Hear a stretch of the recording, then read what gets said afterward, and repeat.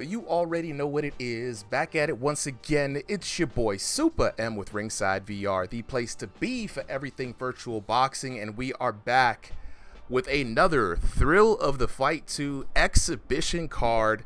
We've got over 30, I think about like 36 of the top boxers here in the Ringside VR Discord. Everyone who has going to be showing up today on stream has already signed up for tonight's card. I already see the chat hopping in, you know what I'm saying? King RJ saying, let me join, you know what I'm saying? Reaper21 asking how we can play. All right, look, we got some good questions coming in here, chat. So we're going to actually pop in here in a bit, and I'm going to explain to you guys how to get on to Ringside VR. I'm going to drop some links. So just give me a moment here as we get started. How y'all feeling today, y'all? The game's about to launch here in a little bit, man. Are y'all excited about the Thrill of Fight official launch that's about to drop? You know, I am, man. I've been getting back into the game finally, just instead of just watching these fights, and dude, I think it's gonna be an exciting to get like a whole new wave of players. I'm really excited about the new players as well, man. Like it's gonna be a lot of new folks coming into the game, a lot of new people thinking they got hands. A lot of new people gonna be like, man, I could do this. They're gonna get their butts whooped. You know what I'm saying? Pork in the chat saying, yes, I am. You know what I'm saying? Yeah, squad's ready for the game, man. Launch is gonna be lit. You know what I'm saying? How am I? Shoot. I'm doing pretty good. Feeling great. Feeling good. Feeling good. Feeling great. We just launched the first tournament of the season last week. It was a banger tournament. I'm going to be dropping videos from that tournament this week. So be on the lookout for that on the YouTube channel. And overall, man, like I said, just excited for what's about to pop off in the next couple of weeks. I'm going to take me a nice long little week-long break. You know what I'm saying? Spend time with the family. And then I'm going to really, just like with Solly, I'm going to try to jump into the game more. So you're going to see the old man throwing some hands. I'm going to get my butt whooped. I ain't going to hold y'all. You know what I'm saying? Enchanted Pork was good, was good. Q20 was good. All right, let me get that code for you. Anybody? Manuel T, what's up? What's up? We got some folks. Shout outs to folks in the Discord chat too. Jules Rules, all the homies out here. You know what I'm saying? Feeling really good. Q20 with the sub. Thank you, bro. Thank you. Yeah, every sub counts. Every sub helps. So we're trying to skyrocket the channel so we can provide more VR boxing action. But first, speaking of the channel, though, let me get you guys into the Discord real quick. Now, hopefully this link works. You know how this is, TikTok. So for anybody who wants to get in on one of these cards, moving forward, so every week 3 p.m. Eastern Standard Time in the Ringside VR Discord, we run a sign up for the card for Sunday, right? Sunday 3 p.m. Eastern Standard Time, right? Join the Discord, number one. All right, so if you want to fight, join the Discord, and then 3 p.m. go into our events channel, hit / sign up, fill out the form. You're in if you're one of the first 30 boxers. If not, we got 10 overflow that may or may not get into a fight, but primarily being used for subs. Like tonight, we're going to rock a little later than usual. We got some of the overflows with us here. And then if you're beyond 40 for that week, you can't get in. But we got Thursday night streams for Crossing the Void. Those are going to be some King of the Hill matches. We've got a lot of people in here. You know what I'm saying? Manuel T said, I wish I had a VR. Bro, man. Yeah, definitely. You got to get in. It's a lot of fun. Q20, how long have I been playing the game for? I've been playing this game since the game came out. And I've been playing VR boxing games even before that, right? Before people even knew about Thrill. We played a lot of different games. But that's the reason why the channel was started, because it was like, all right, I'm just an old dude, you know what I'm saying? Old school for the old fools, throwing old hands in foreign lands. But there's a lot of people in this game that are way good. So what I try to do is showcase that new talent to you guys. And speaking of, let me go ahead and get the code to you, Solly. Got the lobby set up. Yeah, okay. We're going 3-minute rounds for each fight today in the hotel venue. I'm going to miss the hotel venue in a couple of weeks. I'm very excited to see the new venue that's about to pop off. So let's see here. We also got a question of Jay Baca wants to commentate. You cool with that today? I'm cool with Jay Baca coming up here and commentating. Jay, you did a really good job on Thursday. So for the 3 commentators that I called out on Thursday, you guys are more than welcome to hop up on in here. I think you guys all did well. So, ladies and gentlemen on the chat, sometimes you'll hear different voices other than myself. You'll usually hear Solly as a co-host. Oh, Q20, am I good at the game? Brother, no, I'm not good at the game at all. I'm not even going to lie to you like that. You know what I'm saying? I get winded real fast. This is why I bring other people onto the game. This is why y'all seeing the better people. You know what I'm saying? But speaking of the other people, we got Jay Baca, one of our usual fighters here, is going to join us up on the mic. Solly, you have the code. Let me know when you get those guys I'm sending that out. Nice. Getting everyone in there. I ain't gonna lie to you, Q20, bro. I'm buns at this game. It's all good. Hey, but that's what it is, though. It's a game. What the good part about the game is, even if you're buns, hot cross like me, you know what I'm saying? You can still get in there and get some fitness in. You still meet a lot of really cool people, and there's a lot to learn, right? There's some people out here who really be throwing hands. They really be in the gyms, and they come home and then they dish out digital pain to the rest of us.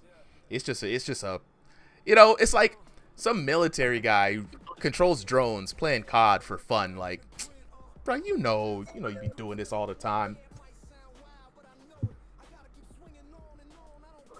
All right, so we got our first fighters up. Who do we have in? Let's see. I need Tank in the blue corner and Bizarre VR in the red corner. Is that Tank right there, Gaming King? I think so. What's up? What's good, Jay Baca? Okay. Not much. How you guys been? Man, I've been good, bro. Been really good. It's Yep. gonna be the last card for me for the week. I'm not gonna be here Thursday or next Sunday, and I'm really glad to see that the people who signed up for this week we got some good people. And we only had one mess up. Sorry to Bodie. You got to fight Excel. It is what it is, bro. Yo boy changed his name to Yogi 2.0, and I'm like, who the fuck is Yogi 2.0? And then I end up putting him in the wrong chat. So it is what it is. It is what it is. I believe in Bodie tonight, though. Yep. Both these fights are very short. Hey, go ahead. random lanky dude, appreciate it, bro. Appreciate it. You know what I'm saying? So Reaver21 says, wait, do you type / sign up on the Discord? Yeah. So, man, I wish I could show y'all. So in the event sign up channel, you go there, and in the little type bar, as soon as you type in / sign up, you'll see the sign up command pop up from the text bar.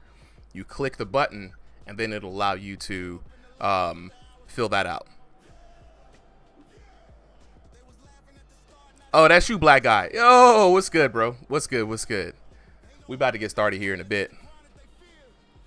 We already got a lot of love in the chat, a lot of love in the channel. We are waiting for Bizarre VR to make it to the stage. That is Bizarre VR. Gaming King is Bizarre VR. Oh, Gaming King is Bizarre VR. Oh, I see Tank to go. Here we go. Let me switch the. Yeah. Let me assign to red corner. Okay, we got our first boxers of the night. You already know how this goes. 3-minute rounds in the hotel stage. We're gonna start the night off real easy. Jay Baca, Solly, you guys go ahead and take it away for the first round of commentary. Whenever these boxes are ready, chat, I'm gonna let y'all know when we about to start. It's really cool, man. We got some tail of the tapes. You know what I'm saying? All right, first boxers are ready. We are gonna go to the tail of the tape.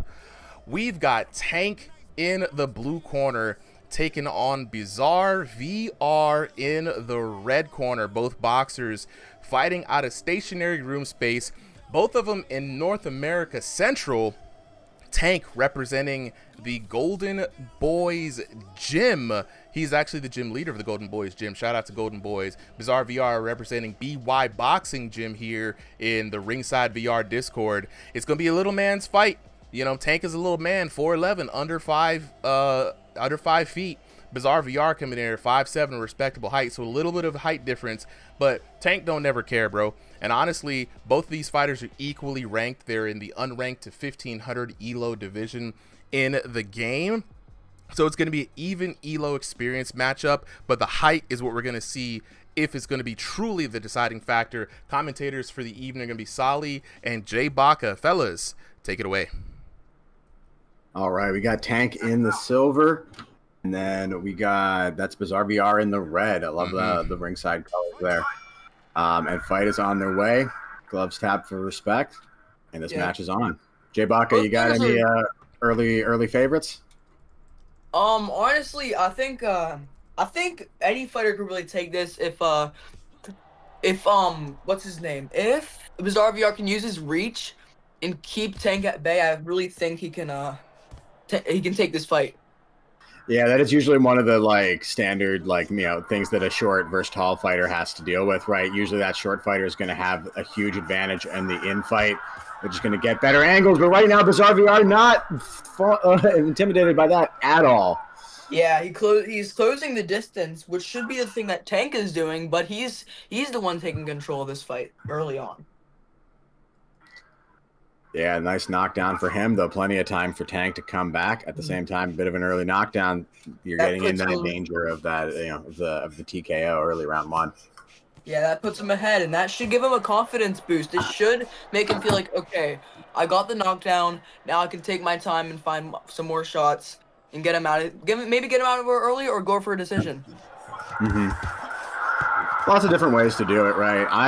Personally, when I'm fighting the shorter fighters, I really like to stay on the back foot, right? Really work the jab. Basically, at no point am I engaging without throwing, that first probing shot. And there he is again. Beautiful combo. Uppercut.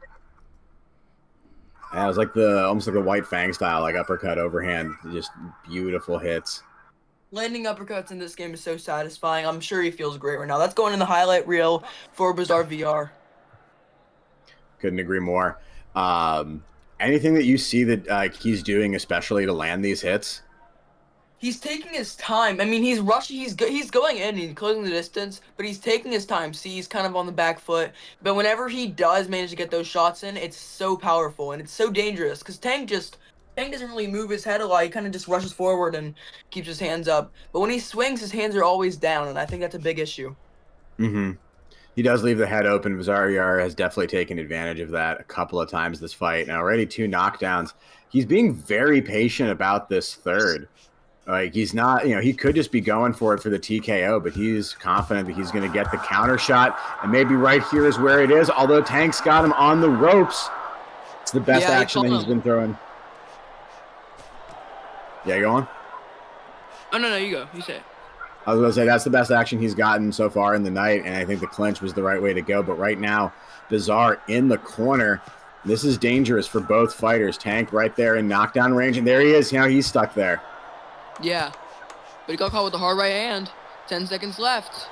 Tank's pouring it on. Oh! He was stuck. Great hit by Tank. I don't know what happened there. Bizarre VR just kind of slowed down a little bit towards the end of that fight. I think he should have stayed with the aggression. It was working for him. But now this round is still going to go in his favor, but Tank getting an important win on the scorecard and a moral victory there. Potentially early adjustment round. And so speaking of which, Jay, what do you think that Tank has got to do, or maybe that he was already doing, to make the adjustment to Bizarre? Well, I think he needs to keep his head off the center line when he throws. He needs to close the distance, keep him.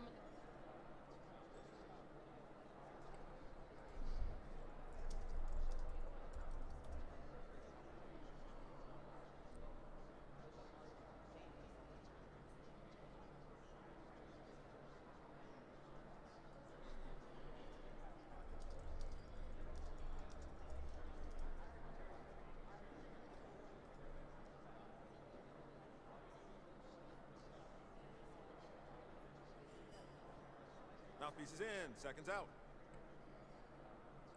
Okay, get ready. Box on. Landing right in the precision spots. Tank's definitely thrown a greater volume of punches, so on the damage it could be, closer than it looks. But I think Bizarre VR still has this match in the bag. He just has to stay a little more active than he did at the end of round 1. What do you think, Jay?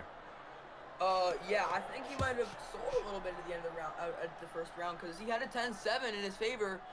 Now he has a 10-8, so this could be anyone's match now. For sure. And it definitely, even if it isn't, even if Tank still had a chance to win the match before, right? This gives him more options, right? He doesn't have to go for that TKO. He could just, start winning on the scorecards. But there it is, Bizarre VR, beautiful hook combos. Left hook. Yeah, that was nice. Yeah, every single time that Bizarre throws, he always lands. I think he should just continue to do that. No, I totally agree with you, right? Like, he's been playing defensive, but I don't think he has to, right? Like, as long as he's staying in the outer or mid-range, he's, you know, got the better quality of punches, and he's throwing again right there. A little stylish dance. I love that, too. Spin around. You can look for a TKO here. I don't think there's any danger coming back in most likeliness, unless he just goes on the fence again. Are you saying no? He's not going for the TKO. We'll find out. He might get it anyway. Yeah. He's got a lot of time to work with. He wants to fight as long as possible. Till it's time to shine. Yep. Acknowledging the commentary. Oh, but he got caught there. That was a hard right hook. That's the thing about it, right? He did the same thing in round 1, and if he just lets Tank take free shots on him, even if he's being defensive, right? Eventually, the punches will land. He'll get caught in the corner, and he's going to get knocked down. Yeah, see right there, he got caught with a big hook. Multiple of them. No, but at this point, he's just trying to work on his defense, right? This has become less of a match for him and more of a training session. Tank's got to do, you know. There it is. Those are the kind of shots that are going to make him have to respond. Oh! Right hook over the top. Or Tank, though. They landed hard. Yeah, and I think Tank's been throwing good punches, right? But Bizarre has that better understanding of this new patch and of the new damage system. You know, there's just I think it's really that, right? He's just keeping his head totally still and open up there.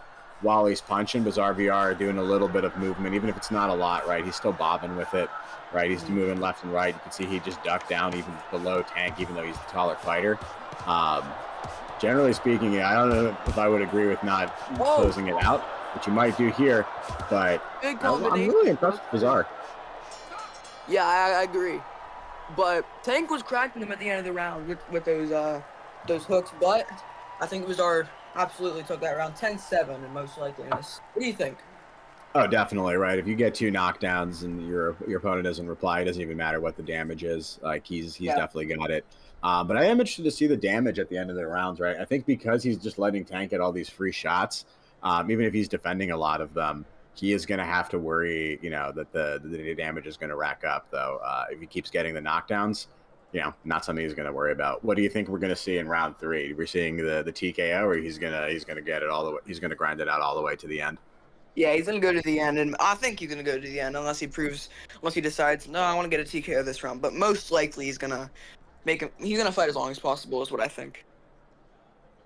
Yeah, Tank saying he's feeling sick in the chat, but only got 1 more round to work. If you can't, you know, don't push yourself. But you know, if we see you bend over, we'll know why. Yeah. All right. I actually fought Native Diaz and he threw up, so I understand. Listen, people underestimate this game. It is enough of a workout, and it really is. It's one of those things where it's a body weight workout for cardio. It's a shadow box. It's as hard as you want to go. So like, if you want to try as hard as you can to win your fight, you'll exert yourself. Yeah. Yeah. We see it time and time again. Oh. I mean, they're hitting each every single time they hit each other. The crowd always reacts.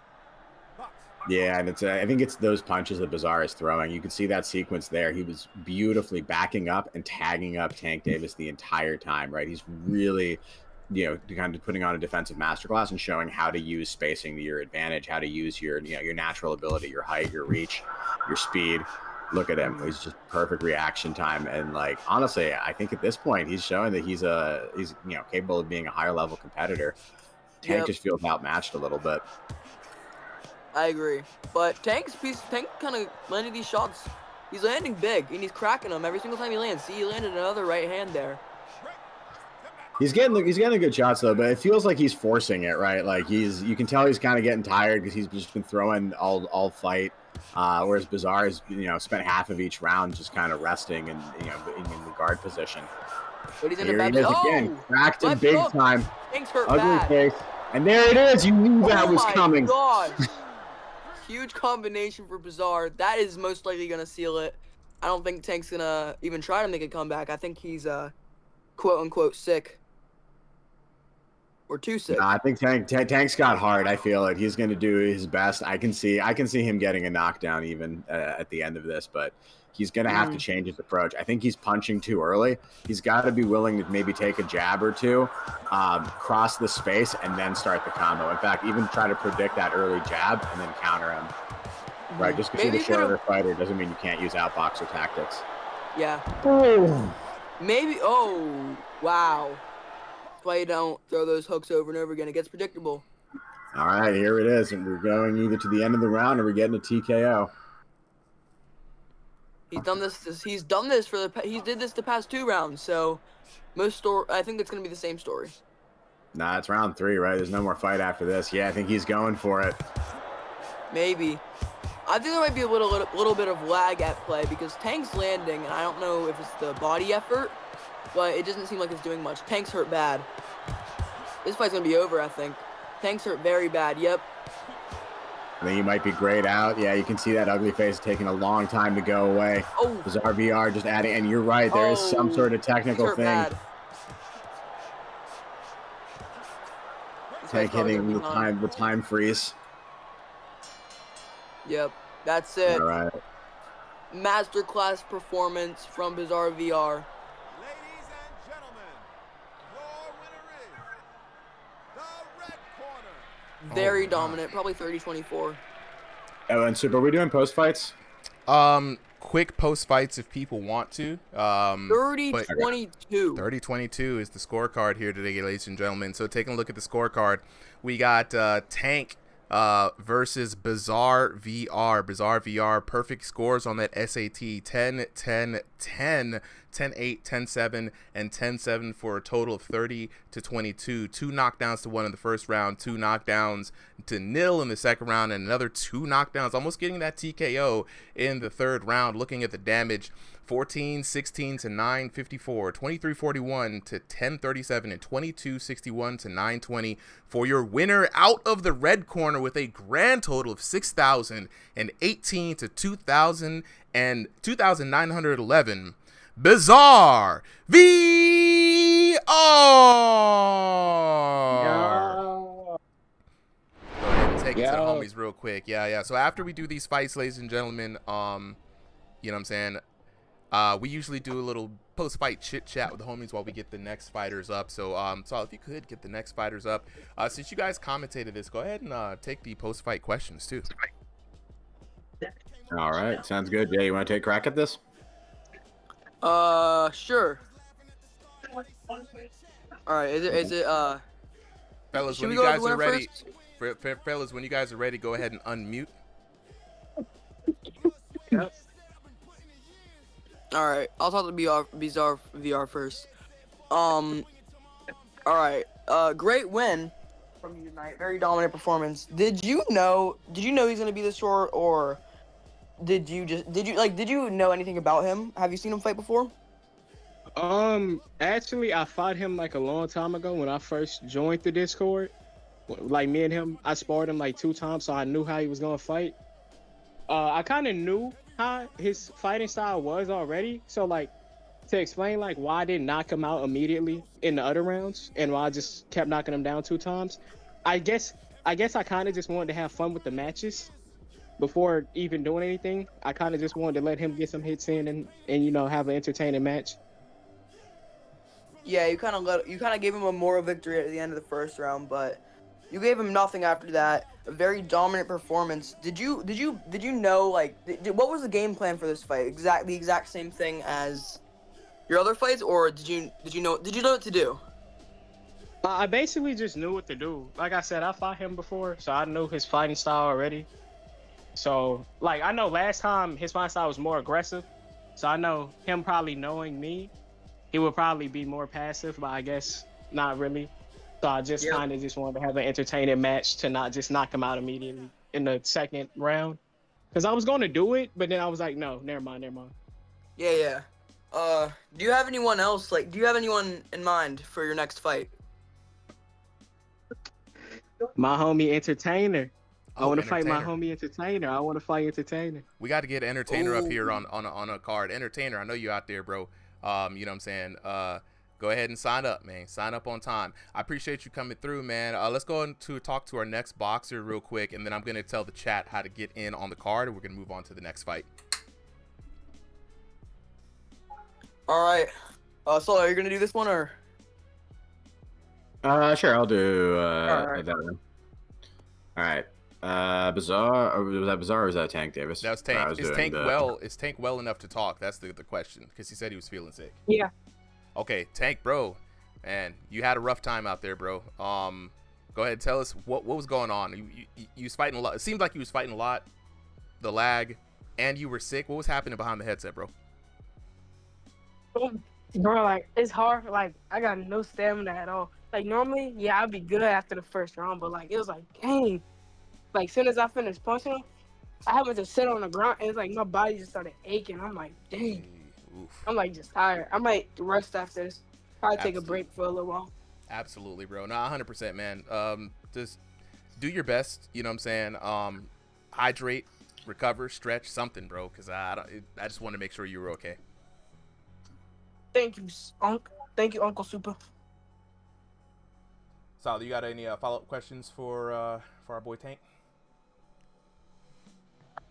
No, I just want to say, would you want to rematch after feeling better, or you feel like you want to take some more opponents before challenging Bizarre again? Rematch after I get better. I'll probably be better by next week. Okay. All right. Just to remind everybody, next week will be a break, so there will be no stream on Sunday. There may still be an event. It depends on what the refs will want to do, but I will be out of town next Sunday, so big bye week before the game drops. So up next, we should have Charles Dubronx Oliveira versus One Eye Willie, or now goes by Will Brewer. Oliveira is in the blue corner. We are waiting for Will Brewer. So I'll be right back. Give me like 30 seconds. I got you, bro. Will Brewer, yep, it's you next, bro. I see you in the chat. Now, while we do that, I'm going to talk to the homies. Welcome back, Q20. I hope you're ready for some more fights. For everybody wondering how to get in on the action, it's very easy. All you got to do is join the RingsideVR Discord. If you need a link, let me know. If you are on one of our channels, if you're on YouTube or anything like that, if you're on Twitch, the link should be in the description of the channel. If you're on TikTok here, we will be dropping that link to you. Just all you got to do is ask. So these fights are exhibition fights from the members in the Discord who are constantly fighting to improve and get better. If you're trying to just jump in on a stream, check us out on Thursdays for Crossing the Void. We usually do King of the Hill or team battles then. YKE, and with the link, yeah, bro, I got you. We're waiting for our next fighter to hop on stage, dropping that Discord link in the chat. Go ahead and join. What's good, Old Void? Looking forward, man. We got you in on the card, bro. So looking forward to getting your fight on, man. Hopefully you can make it home in time. If not, don't worry about it. You're already on the card. So just let me know if we call you and you're not home yet. I'll just move you down. Will Brewer, let me know if you got the code to jump in, bro. I DM'd it to him, so you should have it. Nice. All right, bet. We'll see you when you get here, Old Void. Matthew Norman's asking, what is this? Well, Matt, this is VR boxing. We are playing a game called Thrill of the Fight 2, a VR boxing multiplayer game. And in the RingsideVR Discord, it's a Discord of like 3,000 almost people dedicated to VR boxing. A lot of people like to compete in this game. So we put together exhibition cards, tournaments, and general events for the game. So tonight, we're waiting on one of our boxers to actually make their way up to the ring. Up next, we're going to have two boxers, One Eye Willie, a.k.a. Will Brewer, taking on Charles Dubronx Oliveira in three-minute rounds of virtual reality boxing. Matt, have you ever seen virtual reality boxing before, bro? Are you familiar with it? Oh, yeah, it's nice, bro. It's nice. I mean, we got tail of the tapes. We got cards. We got post-fight interviews. You know what I'm saying? I'm just wondering now, Will, what's taking so long, bro? You might not have realized that he was up so close. Oh, he says he's ready. We got to see you in the match, bro. Check your DMs. Check your DMs or check your message it could be requests. a DM from me. Yeah, if you don't have one from me already. Oh, Void with the rose. Appreciate it, bro. Appreciate it. Unknown says, how can I join for one of the tournaments? So Unknown, first things first, bro. Soup, you gonna post this fight on the channel? Yeah, some of the fights I don't get to post on the channel just because there's so many fights. This week I'm gonna be posting the tournament fights primarily, and then the week that I'm out, I'm gonna be posting the fights from this stream. But all the fights live on the VODs on the YouTube channel, so definitely check them out there if you want to catch those fights and they haven't been posted individually. Oh, Void with some hearts too. Appreciate it, Brody. Appreciate it. But yeah, Matt, stick around, bro. Usually we have the fights running much quicker than this, but we've got one of our fighters who's having a bit of a difficult time joining in. Will, if we don't hear from you, we're gonna skip this fight. So just so you know, bro, look for that link. Wooshi, what's good? Merm says, I want to fight. Hey, Merm, all you gotta do is join. Oh, Brady, yeah, we do EU fights. Some of our really good boxers are in EU. So how the EU fights and stuff works is basically when there he is, we see him. There's Will. Yo, what's good? Prod says, do I have permission? Permission from who? Who I gotta get permission from? Let me know, Prod. Who you think I need to get permission from? All right. For this, we got the fighters locked in for this next one. Chat, I'm going to let you guys know how to get in. For those who are just now asking, especially the EU fighters, please stay around after this fight. We're going to get ready for the next fight. Solly, go ahead and join me up here for commentary. We're going to be rotating between myself, Solly, and Jay Baca tonight. I'm going to go ahead and move on to the tail of the tape for our next fight. We got Charles DuBronx Oliveira versus Will Brewer. Charles Oliveira in the blue corner, Will Brewer in the red corner. Both boxers fighting out of stationary play space today. Will Brewer fighting out of North America Central. Charles Oliveira fighting out of North America East, right? It's going to be an even matchup, 5'8", 5'9". Will, we got to remind you, got to type that in correctly, brother. And it's going to be very interesting because Charles is coming in at that 1501 to 2000 ELO range, and then we've got Will Brewer, aka One Eye Willie, you know what I mean, coming in unranked to 1500. So Solly, it's gonna be very interesting. Even though the fights are lower ELO, they always are very interesting to see because, like we always say, styles make fights, not ELOs. Honestly, put that on a shirt. Like that's just so true, right? It's in, you can always tell a lot about a game if it has that variety or if like sort of everyone at the top is using the exact same style. And here what I like about it, right, is top to bottom, a lot of variety of styles work. Ooh. And right now, DuBronx is doing that work. Early knockdown for him. I mean, one eye Willie need to open both eyes, to be honest, bro. He got to keep an eyes on them hands. Because this boy Charles DuBronx Oliveira, the original Oliveira, he out here, he means business, bro. Do you think he's going to survive, One Eye Willie? He's going to survive all 3 rounds? I mean, that's not a good early indication of it, but I do. Well, there we go. I'm just going to say no. Gonna take a little safe bet here. Wow. I mean, talk about a quick night. I mean, Oliveira looked like he got someplace to be today. He's not mincing words. He's not going to drag this out. He's looking for a stunning TKO victory. And one of the cool things about the TKOs here, we try to do a little something special for the folks in the Discord. We're going to be posting TKO fights up in shorts here in a bit. But man, boom! Big right. Boom. And down lightning goes fast. One I don't Eye even Willie. know if we're gonna get a scorecard. I'm gonna just hit R just in case. We're hitting R on God every time around. It's the previous fight. All right, hold on. Man.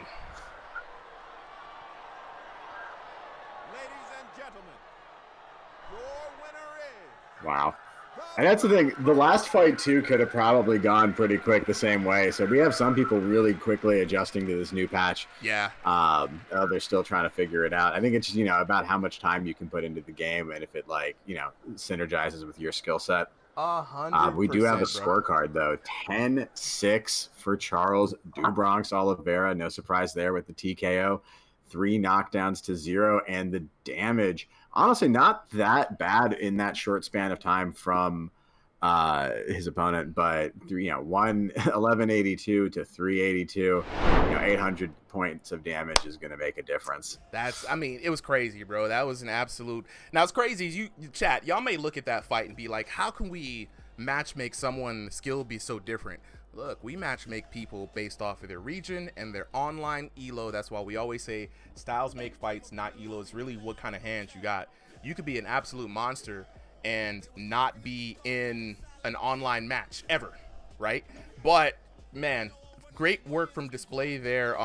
We're gonna go ahead and talk to the homies real quick. Fellas, where y'all at? Because this right here was crazy. I need to talk to y'all about this one. Yo, what's up? Yo, what's good?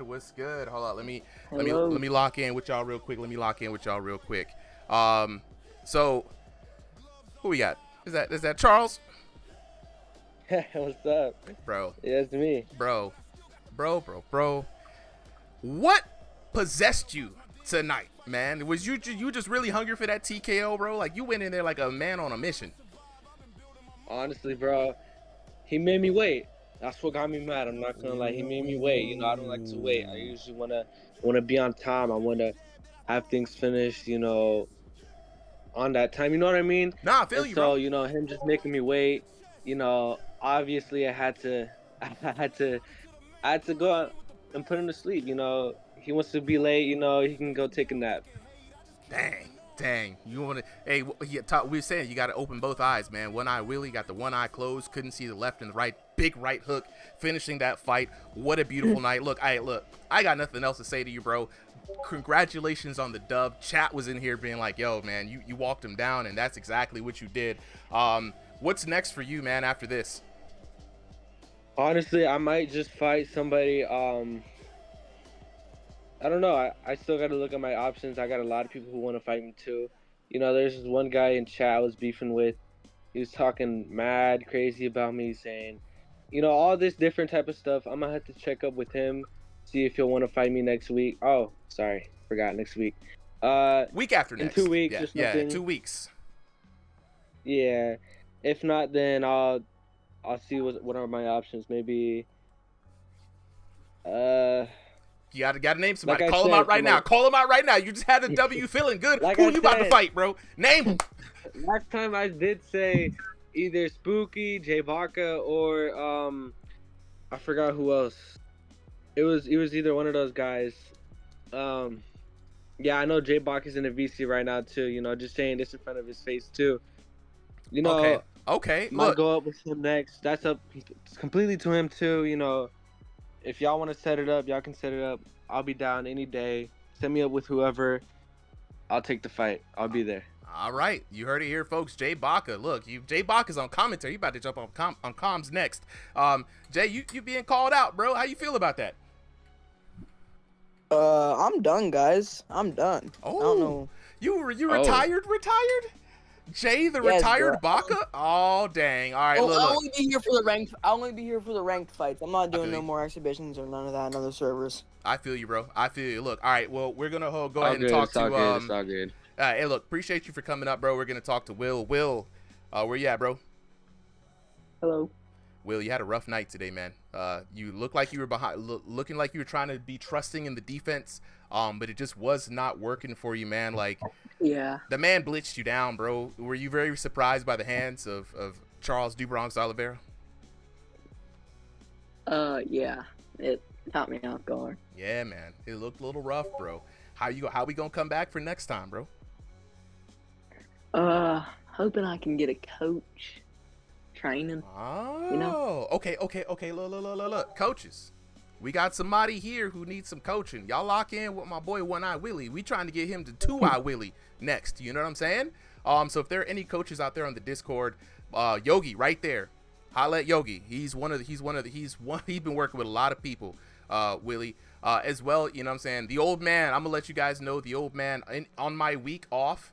I'm going to be playing the game a lot more often, just trying to get my cardio up. So I'm going to be doing a couple of rounds a day for some of you people who don't have hands. Not none of you killers. Okay, I don't want none of you killers coming out here. All right, I'm trying to get a workout. And so, you know, if you guys are trying to work out a little bit, just holla at your boy. Appreciate you, Willie, for coming through. We're going to go up to our next fight. We got Trip versus Landon Wolf. Also, Boxing Era Tony. Yes, you can absolutely get up here and commentate, bro. Tony, let's bring Tony up on stage real quick. Sure. Yeah, let's bring Tony up on stage. We can work him in. Right. So, Tony, we'll get you in. Yeah, you got to be in the audience for me to bring you up on stage. Yeah. Trip said, "Train me, Super M." I need training, bro. What you mean? I commentate real good. I don't got the hands. I ain't even gonna hold y'all. All right, so Jay Baca, me and you, we gonna commentate real quick next, right? So let's go ahead while we get Boxing Era Tony up here. And Tony, remember, we're gonna get you in the next fight to commentate. You know what I'm saying? So we're gonna go to the tail of the tape for the next fight. We in the blue corner, we got Trip taking on Landon Wolf in the red corner. Both boxers representing BY Boxing. Shout out to Coach Bloob. You know what I'm saying? Both fighters fighting here out of room scale. Same thing with the region, but fighting by way of North America East, 5'9" to about 55 inches. I don't know what 55 is, bro, Landon Wolf, but you a monster at this point if you 55. You know what I'm saying? But what's crazy is that this is going to be a 1501 to 2000 elo range for Trip, and about a 2001 to 2500. So a little bit of a league up for Trip. Trip punching a little bit above his weight here today. But like we said, we got to see what those hands do. So far, the elos have been right. Jay Baca, how are you feeling about this fight, bro?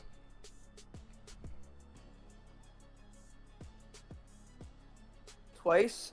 He's a very good fighter. He's very fast. His room skill is a bit small though. I want to see how Trip adjusts to that though in this fight.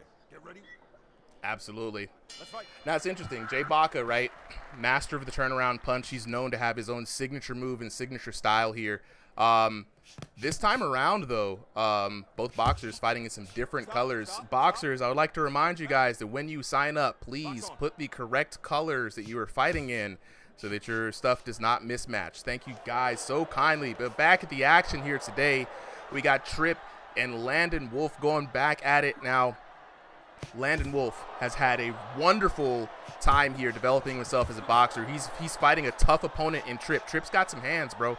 Trip's quick on the reflexes. He's got a good jab. He snaps it out there. Really strong right hook. But we know Landon Wolf, he's got some solid defense of his own, and he's got that signature turnaround punch. He has not been able to land it and make it work in this new version system, but we about to see how it goes, Jay. In the first round, we like to call the discovery round. Yeah, who do you got for this fight? Who would you say is gonna win this most likely? Yeah, it's interesting, bro. Like, honestly, I think that it's a good even matchup, but I'll have Trip edging it out just a little bit, right? But I got to go for my boy Landon Wolf because I'm still wanting to see a good turnaround punch knockdown. I believe the body effort system makes it work, but hey. Oh, Dang, and as soon as I say that, boy, Landon Wolf in the purple trunks gets walked down. Yeah, we can hear you now, Boxing Era Tony. All right. Just even John more... Silva, this is not Boxing Era Tony. This is Trip versus Landon Wolf. Landon Wolf in the purple trunks. Sorry for the mismatched colors there in the graphics. Red, step back. I fought Trip before. Yeah, what's been your experience with fighting Trip? He's really like he moves a lot. Like he's really fast. I mean, it's really hard to hit him because his movement is just crazy. He moves so much. And movement's very important in this game, right? You know, you can't really depending on your headset, you can't really depend on the gloves for defense. Even with the glove, defense upgrades, it's better just not be there, right? Create an opening for yourself and keep your opponent running and circling around. That's exactly what Trip is doing right now. Yeah. Honestly, I didn't think Trip was gonna do this good. I thought Landon Wolf was gonna edge it out, but he's doing amazing right now. Mm-hmm. Oh, Ooh, big another shot right there. hook. Big shot landed. That one woke Landon Wolf up. He's gonna have to respect Tripp's hands. But Landon's firing back. Now, what I'm noticing about Landon, though, he's not quite finding the range in a lot of these punches, and it could be because of Tripp's movement, but also that, like, Landon is really having to respect Tripp's hands. Oh my gosh, he got hurt by another right hand by Trip. He must have some crazy power. I told you earlier, bro, that right hook from Tripp, you got to watch out for it, man. I've seen that thing do a lot of work recently. Chat, for those of you guys who are watching first time for VR boxing, let us know how y'all feel about this action, bro. I got to lock in with y'all real quick, you know what I'm saying? It's been really, really, really fun, really good seeing these two boxers fight, chat. If y'all let me know. This is the time for y'all to let us know how y'all feeling about the fight. Also, what kind of advice do you have for both of these boxers? I mean, Jay Baca, we've already seen the first round already. Landon coming up a little short. You know, Tripp having a wonderful round that round. What would be your advice for Jay Baca coming in? Oh, what would I say? Yeah. For Tripp or for Landon? For Landon.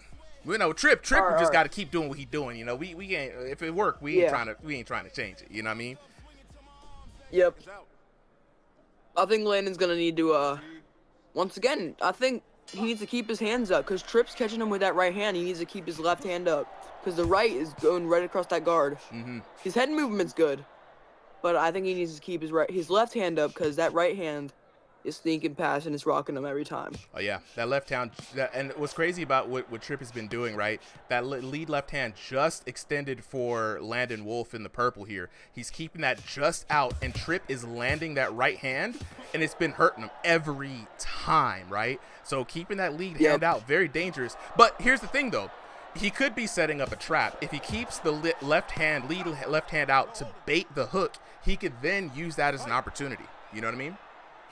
Yeah, but it looks like he's having a much better round here. He's doing better than he did last round. He's landing. Yeah, he's keeping in movement, and he's stepping out the way, you know what I mean? And what I like about the second round in this 3-round format is we call this the adjustment round, chat. This is the round where you've already seen what your opponent can do, and you got a whole minute to think about it, like, you know, how can I change it up? What were his tendencies? Where's that going to – because the winner is most likely not going to change their strategy. You know what I'm saying? Yep. They're going to continue to do what they're doing. If it works, don't. If it's not broken, don't fix it. Oh my goodness. Both fighters landed there, I think. Ooh, Jerry Games with the follow. Appreciate it, bro. Geo man, of course I remember you. The demon guy. Where you been at, bro? Nice head movement by Tripp. I just want to say, I've been noticing in this round, Landon, he's still getting caught, but he's not getting caught as much, and he's also been able to land more on Tripp. He's also been hurting a lot more this time. Yeah, Landon's doing a lot better in this round, bro. Like, he's really, like, taken all of the things that happened in the last round, and he's not repeating the same mistakes, right? And Tripp is having a hard time landing that right hand now. It's because of that increased head movement, to be honest, man. He's making himself a bit more of an elusive target, and this is what you want to see, right? And I like the fact that even though he should pull that left hand back when he sees the hook coming, like offering that up on the plate and saying, all right, giving the opponent a target really minimizes a lot of where they could hit because they're going to want to hit.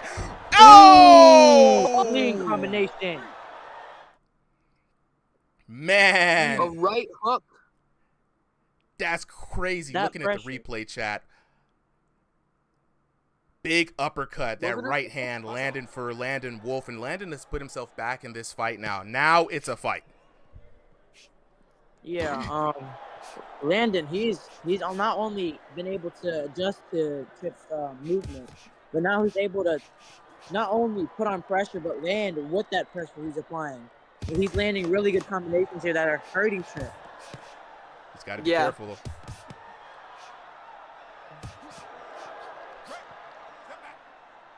Alien, we're on Tripp versus Landon Wolf. Yep.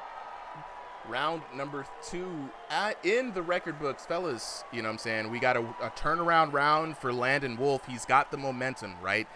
When you have the momentum, it is his time now. It's his round to win. right? But if you're Tripp, you've seen the adjustment from Landon Wolf.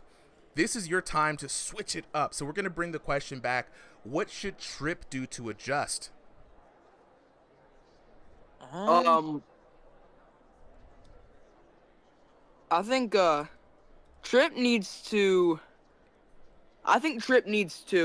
He needs to do what he did in the first round. I think that since Landon Wolf has been more he's been more comfortable getting in there and letting his hands go. I think Tripp needs to kind of make him uncomfortable, kind of faint a little bit, not make him feel like he's in danger all the time, make him uncomfortable. I think that's what he needs to do. Yeah, good observation on the feints. One of the things we don't see a lot of in VR boxing is we see a few people make use of this, especially when someone has nice head movement. They're moving in anticipation of what threat you've shown them so far. And if you feint, get them to move, and then come in. Oh, big turnaround punch, man. That boy Landon Wolf still got it. Then you can start creating opportunities. Oh, I think he has a little bit of a gray screen, or so it looks. Good that boy Tripp. Oh, he got caught with a big overhand right stepping in. Let's go. Okay, Tripp now on a little bit of a different path. Keeping those hands now low, looking for a bit more head movement. A little bit of a turnaround there. I'm not sure if I agree with keeping the hands down. You know, I always say that even if you got the best head movement in the world, it's going to be very hard to move your head out of the way. He cracked him bad. He cracked him real bad. They're both hurt, I think. Nah, it's just Landon right now. Hurt. Yeah, I think they both got hurt. I think Landon landed that overhand right, and he got hurt, and then Landon got hurt from something else. Another clench. Box on. Yeah, but adding on to what Super was saying, you don't want to drop your hands. It doesn't matter if you're in the ring with like anyone. Like you never want to drop your hands. You never want to underestimate someone's power, because if you do that, not only are you kind of putting yourself in a state to where you think you can just eat everything, but that also puts you in a state where you're overconfident. You just think, if I can just take a couple of these punches and land a good one. That's not how it always like ends up. Like, you can't just be overconfident. Yeah, Landon's doing a pretty good job surviving here in this third round. He got hurt a couple of times, but he's hurt Tripp also. I think he hurt Tripp again. A little bit of a hand glitch there from Landon. It looks like it's still a little bit messed up. A little bit messed up right there, but I mean, I agree with you guys. Tripp, even despite the hands down, I think this is a ploy to get Landon to swing big. Tripp has noticed that Landon favors that big overhand, and he's actually been using a lot of head movement to counter him based off of that head movement, and it's been working out for him a lot. Yeah. No, I think it's just Tripp's movement that allows him to like kind of fade Landon to throw such big punches out. And by the looks of it, Tripp, he has crazy cardio. Like he's been moving around all over the place, all round, clean combination. Hurt him bad. Tripp's in huge trouble. Landon landed a really good combination there on Tripp. Bad. He's coming back now. Oh, he hurt him again. Landon might get the knockdown here, but they both look hurt.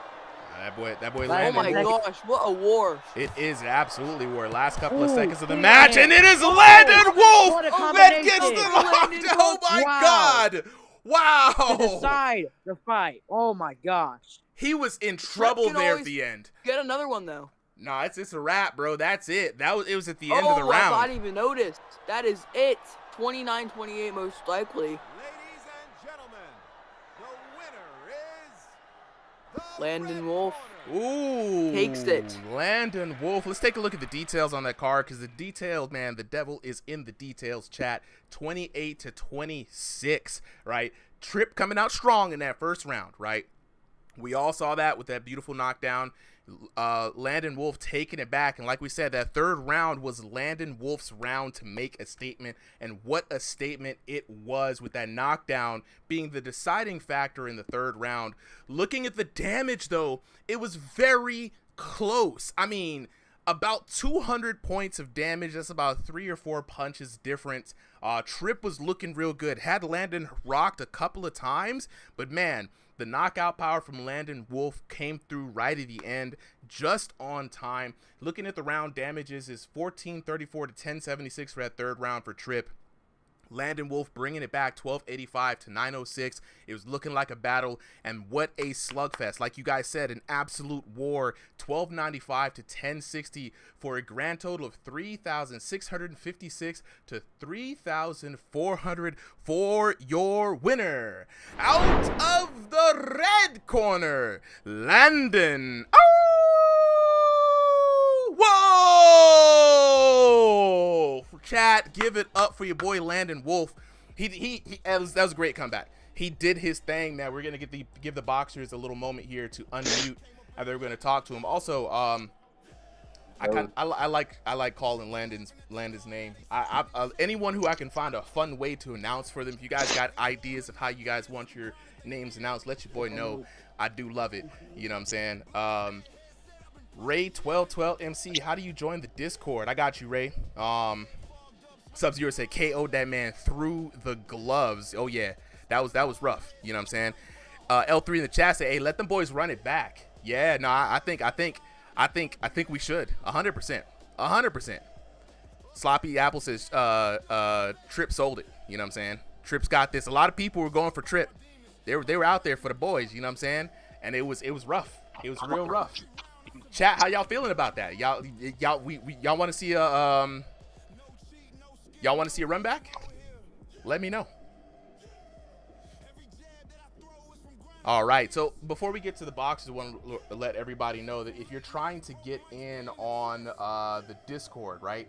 I'm gonna drop a message, especially for you, Ray1212.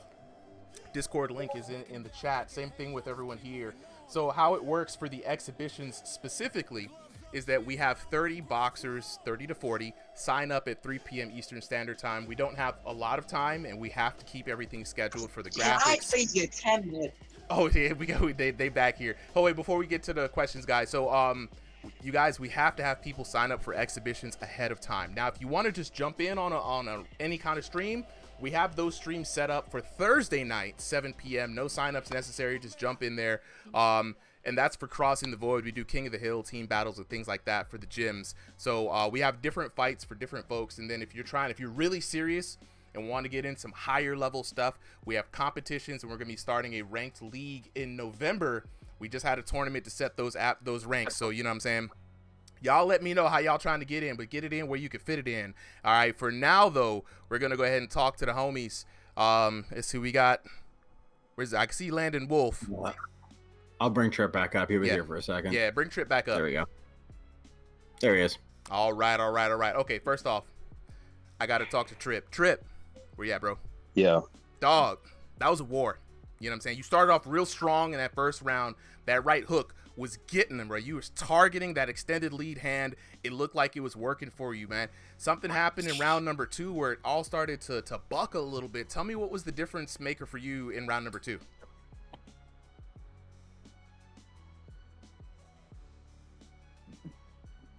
Hello? Can you hear me now? Yeah, I can hear you now, Tripp. Yeah. All right. So what happened round 2? I don't even remember round 2, to be honest.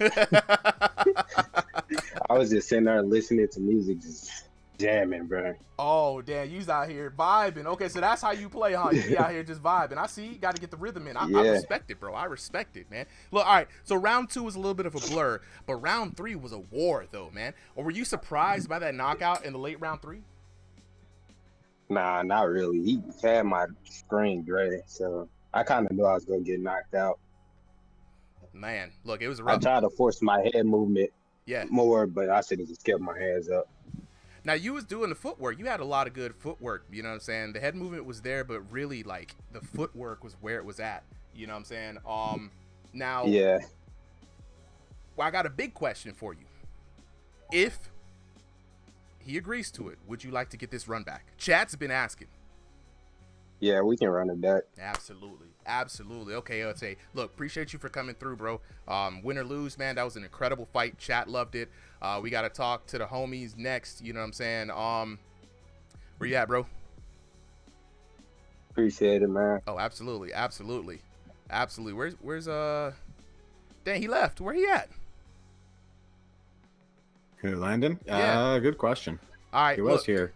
Landon, you was up here. Where you at, dog? I don't think I see Landon. But Landon, if you don't come back up, I just want to tell you, congratulations on a hell of a fight. You did the damn thing. You earned that W, man. Fought all the way through, brought it back. And so now we are going to go on to our next fight. We've got Ember taking on Boxing Era Tony, waiting for those boxers to start up. So, Sally, Jay Baca, you guys go ahead and take this match. For everybody asking to come up, we are only having specific commentators come up on exhibitions, the people who I've told specifically they can come up. Outside of that, we're not having any more people coming up. Prophet, what's good, bro? Looking forward to what's come. Yeah, man, it's been some good fights so far. Been some really good fights. So we're about to have a rematch. And so for everybody wondering, when we do these rematches, when you sign up, and again, apologies to Bodie. I messed up. Yogi changed his name. Yo boy changed his name to Yogi 2.0. I didn't see it. But usually in our sign-up sheet, you're allowed to select who you want to fight. Type in, hey, I want to fight this particular person. That's how you call them out. If two people pick each other, that's an instant lock. You know what I mean? So be sure that when you're signing up, please, you know what I'm saying? That boy Demon Guy back in the chat. Welcome back, Demon Guy. I saw you, bro. Hey, man, I lost my cat not too long ago, bro. You know what I'm saying? So I know how it is to feel, especially if that was your pet. You know what I'm saying? I'm glad you were back. Hopefully everything internally is good. You know what I'm saying? But yes, next up, let's go to the tail of the tape. Solly, you and Jay Baca, go ahead and take this one. I got you. All right, tail of the tape time. We've got Ember in the blue corner taking on Boxing Era Tony in the red corner. Boxing Era Tony and is playing in stationary. Ember is playing with room scale. This is always a very interesting matchup when you have stationary versus room scale. If you're a stationary player, you're saying, hey, room scale has an advantage. If you're room scale, you say stationary has an advantage. It's going to be very interesting, right? We could talk a bunch about the different parts of like why this matchup is usually interesting. Both fighters now coming in. So Ember fighting by way of North American East. Boxing Era Tony in North America Central. Ember, solid 5'10". Boxing Era Tony coming in at 5'9" there. Both equal elos though, so not an elo mismatch. Both fighters fighting out of that 2,100 to 2,500 range for elo. So this is going to be a very even matchup. The difference, what's going to make the tail different here is going to be that room space going to play a big part into this fight. We got Solly and we got Jay Baca up on commentary. Fellas, take it away. Okay, ready? All right, thank you, Supa. Ember in the black shorts, the white stripe. Boxing Era Tony rocking the blue with the white stripe. And these fighters touch gloves, and they're going to cautiously start throwing hands. Yep. I think Boxing Era Tony, I think it was him, but oh, he just landed a left hook. He's still a knees buckle. That's crazy. That's crazy. That man's knees actually buckled in VR. Got him in real life. Oh, I've had it though. Sometimes you just trip people up and you just catch them and they're like they fall over their own feet or something in their room.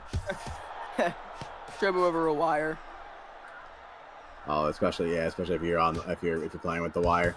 I've seen people play like tethered and like you can't do it in this game. Like you need to have that ability to turn around and not get tangled up by by a 15-foot cable.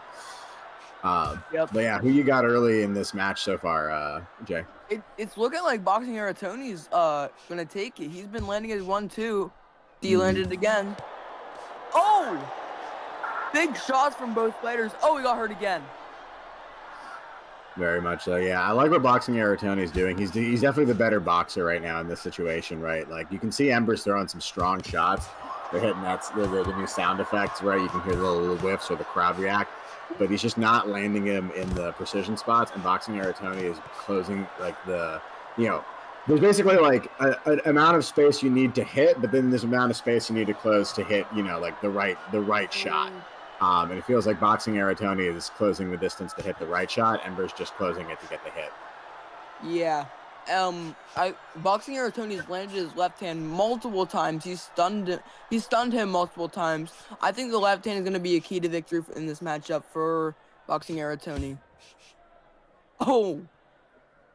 I think so. Any early advice for Ember that he can do, right? Like, if he feels like he's getting. Oh my gosh. Yeah, I feel like he's got to know he's getting the worst part of these exchanges. He's not seeing the ugly face on Tony. Sometimes a little bit harder to see with the bearded characters, but I think it's pretty clear Ember needs to make an early adjustment, or at least just try to, stay upright through this round, not lose too far on the points. Yeah. I think after this round, he's going to need to go back to the corner, figure something out about the left hand. Mm-hmm. And I really like, good thing you pointed out the left, right? Like, I feel like it's one of those shots, especially if you're going to throw a good, left looping jab, it's really a shot people aren't expecting, right? It's, if you think about how, most orthodox boxers stand, it's a little bit in their blind side, right? Like, especially they're holding up a high guard, it's covering that part of their face that would see the punch coming. When you loop it, you get right back around the guard. Yep.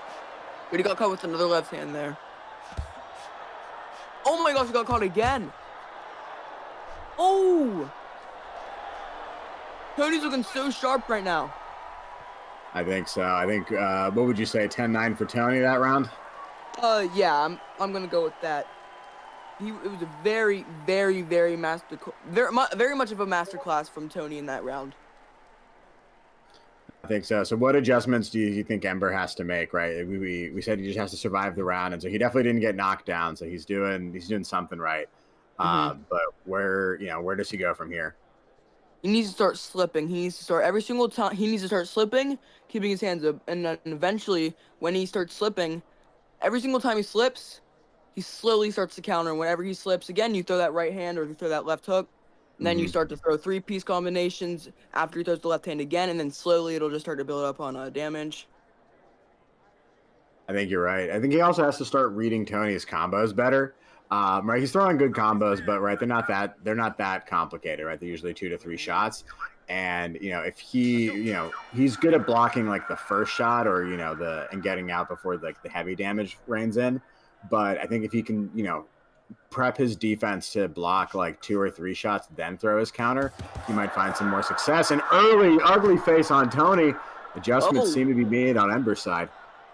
Yeah, but you can't count him out yet. I actually wanted to bring this up. I saw you on the UBA, the audience cams. Oh yeah. We did some shots for them just to get those in, not to ruin too much behind the scenes on how those are made. Yeah, that was funny. I laughed when I saw that. Anyways, getting back to this fight. Yeah, so right now we got Ember, I think, making the right adjustments here. And that's, sometimes it's a bit of a trap, right? If you win that first round, especially if you don't win it overwhelmingly, you go into the second round thinking you don't need to fix anything. You get kind of caught by surprise by an adjustment and you're fighting a whole new fighter. But Boxing Era Tony, I think, has enough moves in the bag to start evening this out. But Ember rocking him again. Ember's making the right adjustment, I think. I think he's doing what he needed to do in the first round. Yeah, and what are you seeing? What are you seeing especially that he's doing here? Well, I see he's throwing the hooks after Tony throws. And I think that's what's getting him the big damage that he wants. But he got caught again. Yeah, I think this is... There it is. I was about to say this is Tony's adjustment within the adjustment round. And I like what he did, right? He just threw higher volume. He said, I'm going to... you're getting used to my pace. I'm going to change it up on you. Throw more than just that 2 or 3 shot combo. And that finally led to his first knockdown. Let's fight. Yep. Just like Tony Ferguson, he's being unpredictable. And that's what Ember doesn't like in this fight. Yeah, absolutely. But I think Ember needs to not get overwhelmed, right? There he goes. He catches him again. What he was doing was working. I think he just got caught off guard by the pace of change of pace. He just needs to know that that's in the bag, and next time just get out of there sooner or, double down on fighting back. Yeah, I think Ember needs to go in whenever he hurts Tony because he kind of lets him go. Definitely. So what do you think the key is that, another good shot by Tony. And I think what I love about Tony, right, is he throws those punches just to the max range. Ooh. And Ember's still trying to, you can see he's trying to dodge him by turning his head. I think he needs to do more just like that, right? More slipping, right? Getting his head totally off the line, not just getting his vital zones out of reach. Mm-hmm. That left hand is so loose, it's kind of reminiscent of McGregor's. He landed it again. Oh! Nice shot from Ember. Yeah, he's getting there. I think both fighters are really starting to read each other, right? And you can see the rhythm and flow of this fight. It's starting to be, kind of like an intricate dance. Both fighters hugging it out. I think it's feeling the same vibes there. Yep. Who you giving that round to, right? So we got the knockdown. It's definitely going to Tony. But, outside of that, who do you think was winning on damage? Damage wise, I still think I actually don't know. You have to think about Ember's damage and you have to think about Ember's rocks because he rocked him multiple times in that round. But so did Tony. 5. Yeah. Tony rocked him like twice, but he still landed more shots. So and Ember landed less but got more counters. So it's all about it's really hard. It's hard to tell. Right, you got this battle of quantity versus quality. Whereas first round, I would say it was all in Tony's favor. This round, Ember definitely hit the harder shots more often, minus that knockdown shot. Whereas Tony was definitely throwing more often. I think quality versus quantity is a perfect way to put it. All right, who you got coming out on top at the end of this? I think both fighters shown that they do have it in them, even though Tony is right now pretty solidly ahead on the scorecards. Yep. I think it's about 20-17 right now, but anything can happen in a fight like this. There is no counting out Ember. He always has that. He always has the ability to come back. We've seen it in his fights with Zenith. We've seen it in his fights with who else did he fight? He fought someone else. I remember. I mean, he's been a regular he came on back the channel multiple for a times. while, right? He's coming in and out. He's, a lot of people have had their little mini retirements. He's had one or two, but he's a good fighter. He's got solid technique. But right now, Tony is showing that he's got a little bit more. Beautiful combo, and Ember just couldn't get out of there fast enough. Yeah, he's in a tough spot here. Yeah, Tony I was gonna say, what's the adjustment he needs to make for round 3 if there is any? Ember's gonna need a TKO. I'm almost positive of it because of that knockdown. It's put him way behind in this fight. I think that Ember eventually is gonna realize I am not winning this fight. He's gonna need to go in. He has nothing to lose, so it's either kill or be killed. And I think that's what he's realizing right now. Yeah, he doesn't have a lot of time to work, but I think what he really needs to do, right, is just put together everything that he's started to pick up in this round, right? Feel out the timing, land those big shots, and instead of landing just one heavy blow, you gotta chain it into 2 or 3, right? That's where Tony's getting his knockdowns in that 3rd shot, that 4th shot. And right now, I think Ember is just not being able to find, good consecutive hits. Yes. Oh, but there he goes, proving me wrong. Commentators curse. Oh my goodness, that was nasty. That was, and it just felt like he dropped his hands there for a second. I don't know what was going on for Boxing Era Tony. He still got a bit of a cushion, but that was a resounding round for Ember. Yeah, that was reminiscent of Anderson Silva. Oh no, and he's taking the pose. That's not good. Oh, no. It's not good. Oh, unfortunate. He gave his full spirit energy for that last knockdown. Yeah. That reminded me a lot. That move was supposed to kill Tony. Yeah. That reminded me of a lot of Chris Weidman versus Anderson Silva, that one knockdown that Ember got. That's crazy. That's crazy that we're going to have to give that. And that was late in the 3rd round, too, so you guys already know when a disconnect happens that late in a round, that's how you lost, bro. DQ. Not sure what that happened there for Ember. Ember was at least working on the moral victory, you know what I mean? So that was crazy. Yo! Ember, what happened, bro? No, I was getting the knockdown, and once I got to my station, it just automatically turned me off. Ooh, you hate when that happens, man. But it is VR chat. Sometimes these things happen like this. We're pushing up on 6:30, so we're gonna have a little bit of a match switch up here. I'm gonna get 2BG up on the stage. I'm gonna give a few of these fights a little bit more time to cook. 2BG. I'm looking at that 8 p.m. You know what I'm saying, time. I'm gonna try to get you in there before then so you can tuck the little one in. But is Boxing Era Tony here? Yeah, I'm right here. Yo. Yeah, he's right. been commentating with us. All right, so Tony, bro, what a fight. What a fight indeed, man. The first couple of rounds you seem to be in full command.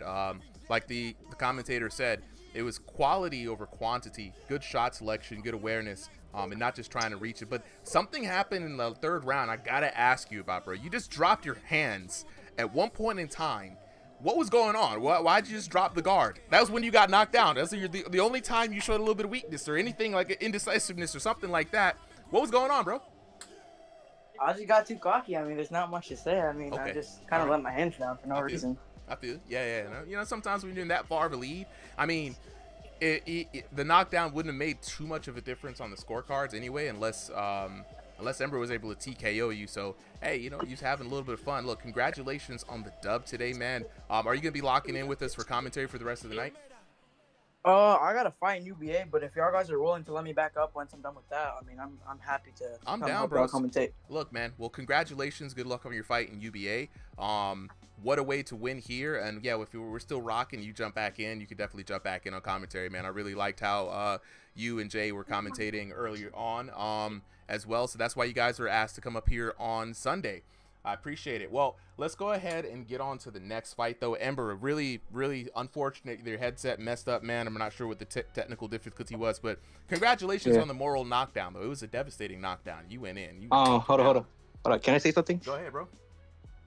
Yeah, it's gonna be quick. To be honest, once I landed that, like, I was in my flow state. Like, that's why I keep dropping my hands down, and I was feeling him. And once I got him figured out, I was like, it's go time. And I hope I get a rematch with him soon, so that we can like settle this. Is Tony still here? No, he hopped off for a second. Dang. I'm not sure Well, why. Next time, Ember, do me a favor. Next time, go ahead and ask for the rematch. You know what I'm saying? Just go ahead and put it down. We'll definitely try to see if we can get you like locked in there. Yeah, I would love to see. I would love to see that one, to be honest. And to be honest, from my perspective, like, I think the first round went to him, and yeah, hold up. I think the first round it was either him or me, because to be honest, I don't really know, but it could be a draw in my opinion, or his split win. So that's why I wanted to have a rematch with him. As possible. I think we need to see a solid conclusion on this, chat. I mean, you guys, you know what I mean? Y'all let us know, but I think we don't like when the disconnect happens. We do have to keep it moving for the purposes of the stream. But yeah, definitely sign up next time. Remember, next week I'm not going to be here. We're going to go ahead and get the next boxers up on stage, though. Can we get Alien and Chip? Appreciate it, Ember. Take it easy. See you next time, bro. Alien and Chip. We got Alien up here, and I'm gonna try to work on the graphics. It sounds good.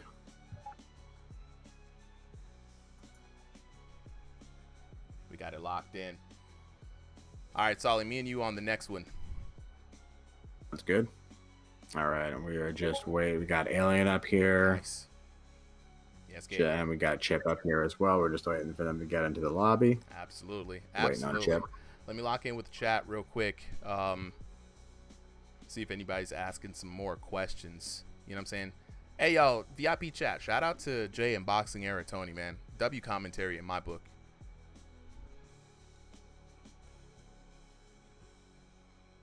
Yeah, we see him in there. You know what I'm saying?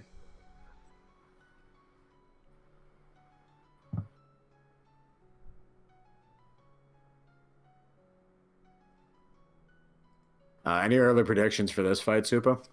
I have not seen Chip fight in a long time. Mm-hmm. And so this is one of those fights where I'm like, I want to really see. I'm very curious to see how V6 is treating Chip. Right. The last time we saw Chip fight, he had incredible hand speed. So much hand speed that people was calling him out like, oh man, you cheating somehow. We had to defend him in the YouTube comments where YouTube is so tough. You know what I'm saying? Callie says, what's this about? Mm-hmm. Callie, this is a VR boxing exhibition card from all of the VR boxers here in Ringside VR. We're playing a game called Thrill of the Fight 2.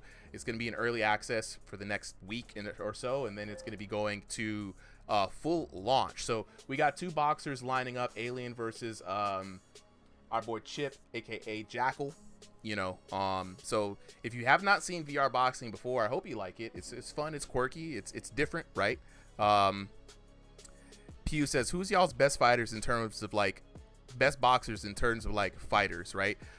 We just had a tournament, so the last stream, the Strongest Under the Headset stream, go ahead and watch that. You'll see the best of the best. I mean, right now, undisputed, it's Killer Cam. Killer Cam is like the best pound for pound boxer, not only in this league but in other leagues as well. So you know what I'm saying? It's been a lot. We've got a lot. We've got, it's on the roster. We have 160, 150, 160 boxers. So, you know what I'm saying? Real size and arm length. Yeah. Knucklehead Studios. Yeah. The game tracks your real size and your arm length. These are not characters that they pick. These are the actual body dimensions. There are no moves. You have to throw actual hands. It also does track your room size and play space, you know? Pew says, very interesting concept. Oh, it is. It's a lot of fun, bro. Like, you know, like,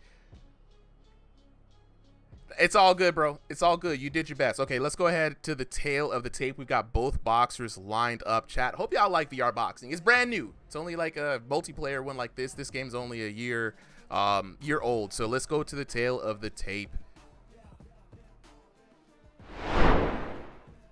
In the blue corner, we got Alien taking on Chip in the red corner. Both of these fighters are fighting in room scale. That means they are going to be using their actual legs to move, actual play spaces.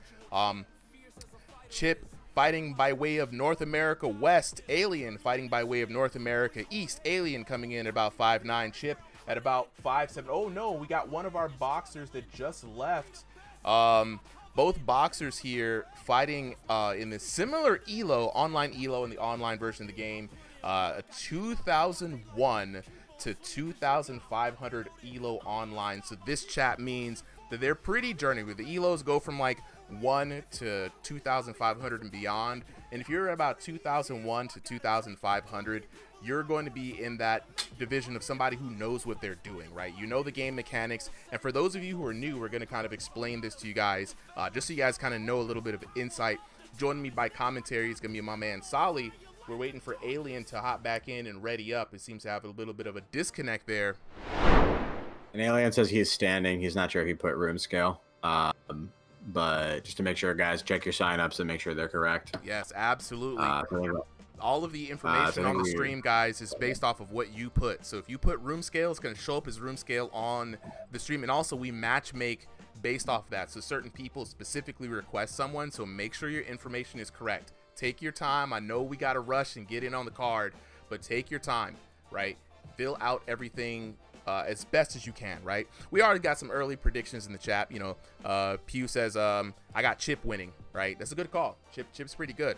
We're not going to discount Alien because, like we said, anything can happen. Anybody can get it on a Sunday. You know what I'm saying? Greg Halfley says, I don't got a headset, sadly. Dang. Hey, Callie, if you want to participate, it's very easy. Before we get started on this next fight, just join the Ringside VR Discord. All of the fights that you see are from members of the Discord. We stream every Sunday for the cards. You got to sign up at 3 p.m. Eastern Standard Time. On Thursdays, more of like an open stream format. We do King of the Ring, King of the Hill, team battles, etc., right? And then on Saturdays, we're going to be starting the official ranked league when I come back in November. So if you guys want to join in, you know what I'm saying? Yeah, bro, if you know boxing, this is a good game for you. All right, let's go ahead and get the both fighters are underway. Let's get this match started real quick. This is going to be an exciting fight. Yeah, if you know boxing, this is the type of VR game for you because it does, the developers of this game really do try to reward good boxing knowledge with how they developed the game in its entirety. None of that Wiimote nunchuck swing your hands type of vibe. It's not as effective as just getting in there and throwing a full good technique hit. Round number 1 underway. Alien in the blue corner, the black trunks with the green trim. Chip supposed to be with the black trunks. Chip, remember, fill out your trunks colors possibly with Chip right now fighting in the gray trunks. Let's see if these two boxers have what it takes. In 3-round format, Solly, as we like to say, this is the adjustment round, and both boxers off to a furious start. Yeah, this is definitely one of our more slugfesty kind of fights. Both fighters throwing with a lot of power, a lot of volume, and, you know, are not afraid to get in there and kind of have a dirty box or, you know, just a full-out brawl. Yeah. But it looks like Chip is getting the advantage of these aliens. Got that ugly face a couple of times. Gotta say, I like his look, right? Thematic, looks a little alien-y, like this is the guy came from outer space, but... He got the Marvin the Martian fit on. He's got the Marvin the Martian colors, Alien. I really respect it. All right, back to the action, though. Chip getting turned around a little bit. And what's interesting is that Alien's got the longer reach, right? So if you're Alien, you're going to want to stand on the outside, really make it really a hard problem for Chip to cross that void. But Chip needs no help. Big right hand landed, and down goes Alien. Yeah, what you don't want to do is just walk into that punch. That's gonna send you to the floor pretty much every time. Box on. Oh man. All right, let's see how Alien responds. Alien did come out strong though. I'm not gonna lie, he's throwing a lot of volume, right? But chat, just so you guys know, in this game, you know, every punch is predicated upon how much effort you throw in, how well you use the technique, your body effort, whether you hitting them on the way they're moving in, so as straight as they're coming in, uppercut as they're ducking, right? And also a little bit of mechanics in with like how many punches that you've thrown, right? So even though we want to kind of avoid people just, again, we mote nunchucking and spamming, so the game developers have done a really good job of really locking in on what happens with a punch, and there's that big right hand from Chip again. Chip looking really sharp. Yeah, he is doing a great job. I think this has been a night where we've seen a lot of, I mean, we had some back and forth, right? But mostly we've seen a lot of like more one-sided performance. But right now, Alien's returning some heavy hits. Not looking to be in that early TKO category. Alien's hurt, Solly. I know it's been an interesting one, right? This round keeps going back and forth, but overall, I think Chip is definitely getting the better end out of all of this. He's just throwing more punches. They seem to be landing a little bit harder, and so even if he doesn't get the knockdown, I wouldn't be surprised if he's up on the scorecards. I think Alien at this point is just throwing the heavy shots, trying to get that counter punch. Yeah, he's trying to overwhelm Chip with volume. Chip, though, very sharp with his aggression. And I like what Chip is doing. He's weathering the storm. He's trying to test out the offensive Alien here. And this is good, especially when you're up on a point like this. You can be able to return fire. Chip is looking really comfortable. Ooh, big slugfest there at the end. I don't think Alien wants to any of this business, man. If you're Alien, you got to focus on surviving this round, coming back, and there he goes. He gets through that round. Chat, make some noise. I want to ask you guys really quick, man. Let's go to the chat cam real quick. How do y'all think about Alien's chances? Early predictions from the chat. Alien's chances of making it out alive. Chip coming out strong. Pew in the chat, I want to hear from you, bro. We've seen the aggression from Chip, the sharpness. We also see that Aliens try to return fire, but man, coming out worse for wear on that, bro. So y'all let me know how y'all feel about the odds in this match. I'm gonna take it back to you here, Solly. Q20 God, welcome back, bro. What are the adjustments you see that need to be made in this next round, Solly, from your perspective? All right, so I think right off the bat, you know, you got to accept that even if you're more comfortable being a brawler, like Chip's gonna win those engagements, right? Like it's kind of happened every time. The worst he got out of it was knocked down, but more often than not, you know, he's the one who's coming out with the ugly face, or it's trading even. So I think he's either got to, you know, adjust to the box if he's got that in his toolkit, or if he is going to continue brawling, right, do it under favorable engagement, right? Try to hit a shot first, then come in, try to get a counter shot in, or just, you know, throw him off his rhythm and get him, you know, when he's backing out or he's tired. Like right there. Ooh, there it is. There we go. I mean, there it is. You did like a Pokemon trainer. You're like, adjust. Alien use adjust. Bam! Super effective right there on the mat. Chat, how y'all feeling about that? We got Clint coming in, rooting for Alien. He said, yo, they're both good, but Alien's got this. You know what I'm saying? Ash Coop, another one of our boxers here, saying, hey, you know what I'm saying? Alien might be shitting bricks, but nah, Alien making that adjustment. Early round number 2, big change and big swing in Alien's direction. Absolutely. I love what he does. And it's really interesting when a fighter comes out of the adjustment round having made some actual adjustments. Yeah. You know, kind of what we want to see. Yeah, But, 100%. you know, now it's Chip's turn. He didn't have to make an adjustment round, but, you know, it depends what he was doing, spending that minute doing. Was he recovering? Was he thinking about what else he could do, right? Like, Yeah. just because you didn't need to change anything doesn't mean you can't think up some other backup strategies. I mean, look, both boxers are going back and forth, bro. I mean, Chip really leaning in that big right hand, right? He's really focusing on. You could see he's like setting up with the jab, but he's really trying to land that right hand. That's his weapon here. But Alien showing that he could still hurt Chip here in this match. But man, Chip's got to lock in, bro. That right hand can't be the only weapon. I mean, it is landing, but if Alien catches on, it'll be curtains for Chip. I think you're right. What's underappreciated in this round, I think, is the defense, though. Right? Chip is really staying alive. He's got his hands low, even though he boxes a lot. He puts his guard up, but more often than not, he's using head movement to mitigate the damage.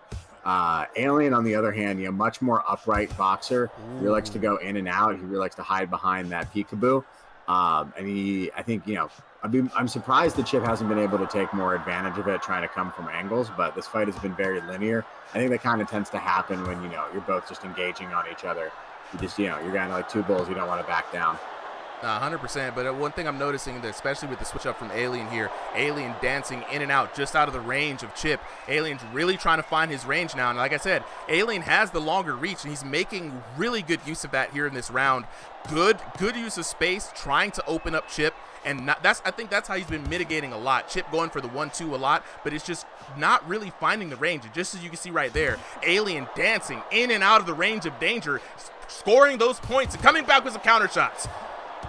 Oh no, never mind! Chip, he found the counter. Oh, it was all going so well for Alien. Taking a look at the replay right there. Look at him dancing in and out, trying to land his own shots, but taking too much of a close step in, and the big right hand has been the weapon for Chip this entire fight, and it's a trusty weapon. Yeah, honestly, I think the mistake that Alien made there, right, is he watched his shot.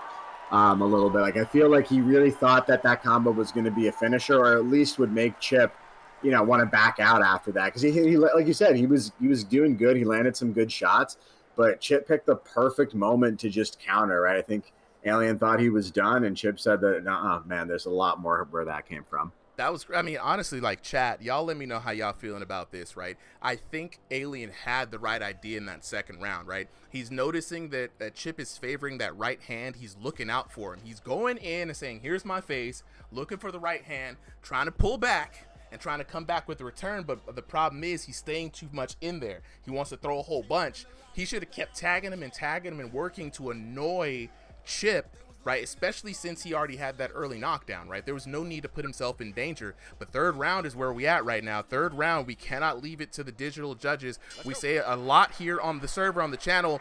The judges are paid in Bitcoin. You got to make it a clean win. But right now, we're underway third round, and Chip is back at it, chopping away at the tree that is Alien. Yeah, right there. He's just throwing those big, heavy shots, right? And I think that he's been mixing it up both to the head and to the body. A little bit more of a headhunter, though, this round. He's got him good hurt. Duck, good slip to avoid the knockout for him. But Alien is looking for the kill. He smells blood in the water. He's going for it, bro. And it's crazy. It's like, so Alien does a lot of his best work on the inside where he can stand and bang, throw those short hooks, right? Chip wants to get that space to come back for the right hand. This is how Alien got that knockdown in the first round. Swarming up Chip. There we go. Landing these big shots. Chip's hurt again. And it's interesting. I wonder if Chip's gassed out. It feels like he's been much more passive in this round 3, right? He's really hiding behind that guard.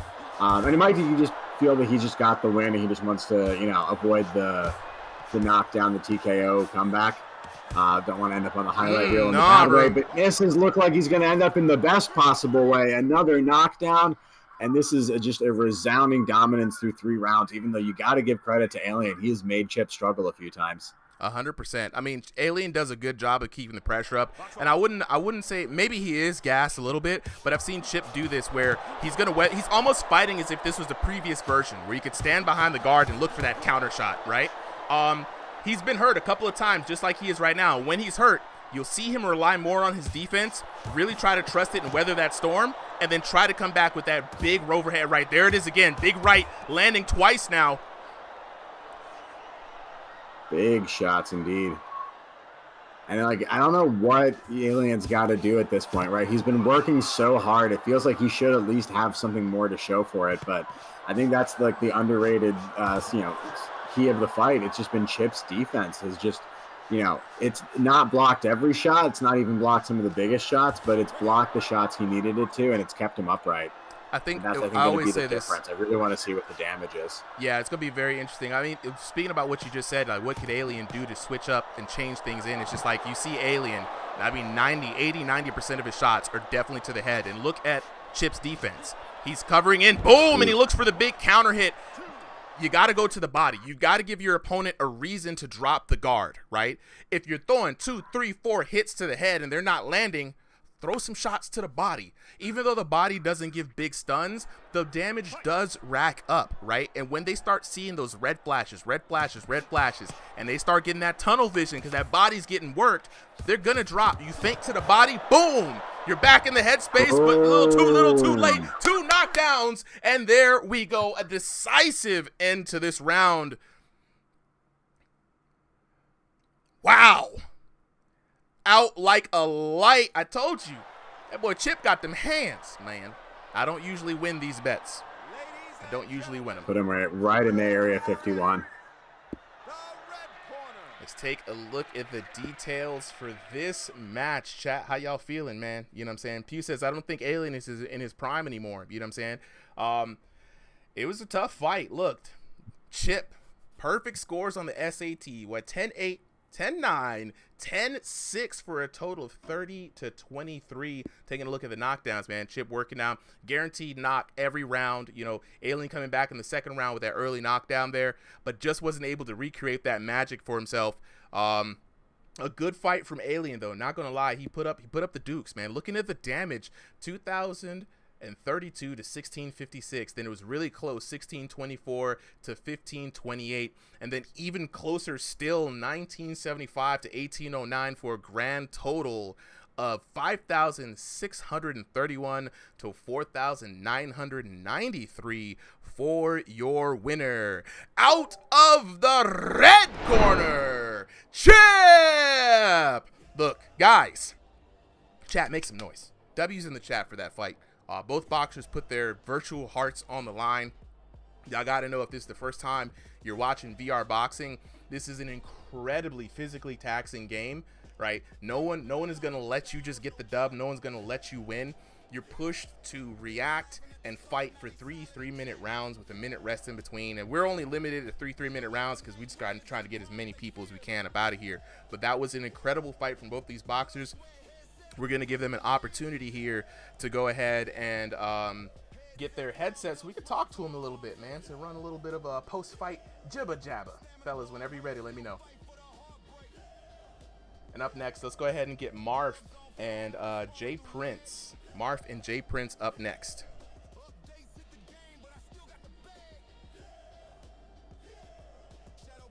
All right, hello, can you hear me? Oh, we can hear you, bro. All right, good. Honestly, I have nothing to say, really. I'm just fucking tired, dude.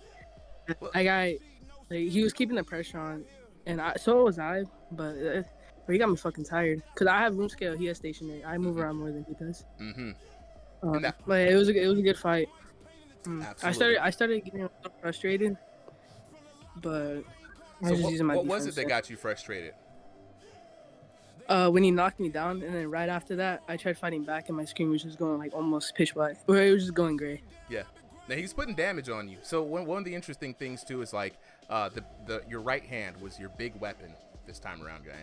It was like you was landing that laser focus. Like pretty much most of your knockdowns came from that. You're fighting an opponent that was in stationary, right? And so for those you guys who don't know, when you're in stationary, you've got a defined space. You're using the joystick to move your character around the ring. at a predetermined speed. When you're in room scale, you got to actually move around within the boundaries that you set, right? So that's one of the things that makes this matchup interesting, right? Your opponent also had a longer reach than you, right? So it's very interesting that you chose the longest shot that you had to kind of go for weapons. Was that intentional, or is just the right your favorite weapon in general? It's probably the right my favorite weapon. Yeah, you was landing that thing. It was laser focused, mink, mink, mink every time, and I was like, wow, you know, it through the guard, around the guard. It's rare, right? But nah, I think you did an excellent job, bro. Huge W's from the chat. You know what I'm saying? Huge W for me. Appreciate you. It's been good to see you back, bro. I hadn't seen you in a while. You know what I'm saying? So I'm glad you're here. Hey, how do you like V6, by the way? Actually, this damage system, I think it upgraded me, to be honest. Yeah. All the other damage systems will do an ass in. So we gonna see you fighting a bit more? Most likely. This Sunday I didn't have anything to do, so I was just on here. I appreciate it, bro. You know, next week I'm gonna be on break, but you know, keep it locked in with me. Beyond that, man, I'm looking forward to seeing you more, especially as we start. There's some new things start being added to the damage system. New patches coming drops, soon. We're gonna have bladed stances. We're gonna have a more strict referee for collisions and clinches, and we got new knockdown animations dropping pretty soon. So I'm very excited. You know what I'm saying? Ladies, man, what's good? What's good? Good fight. Yeah. Who that boy Fire?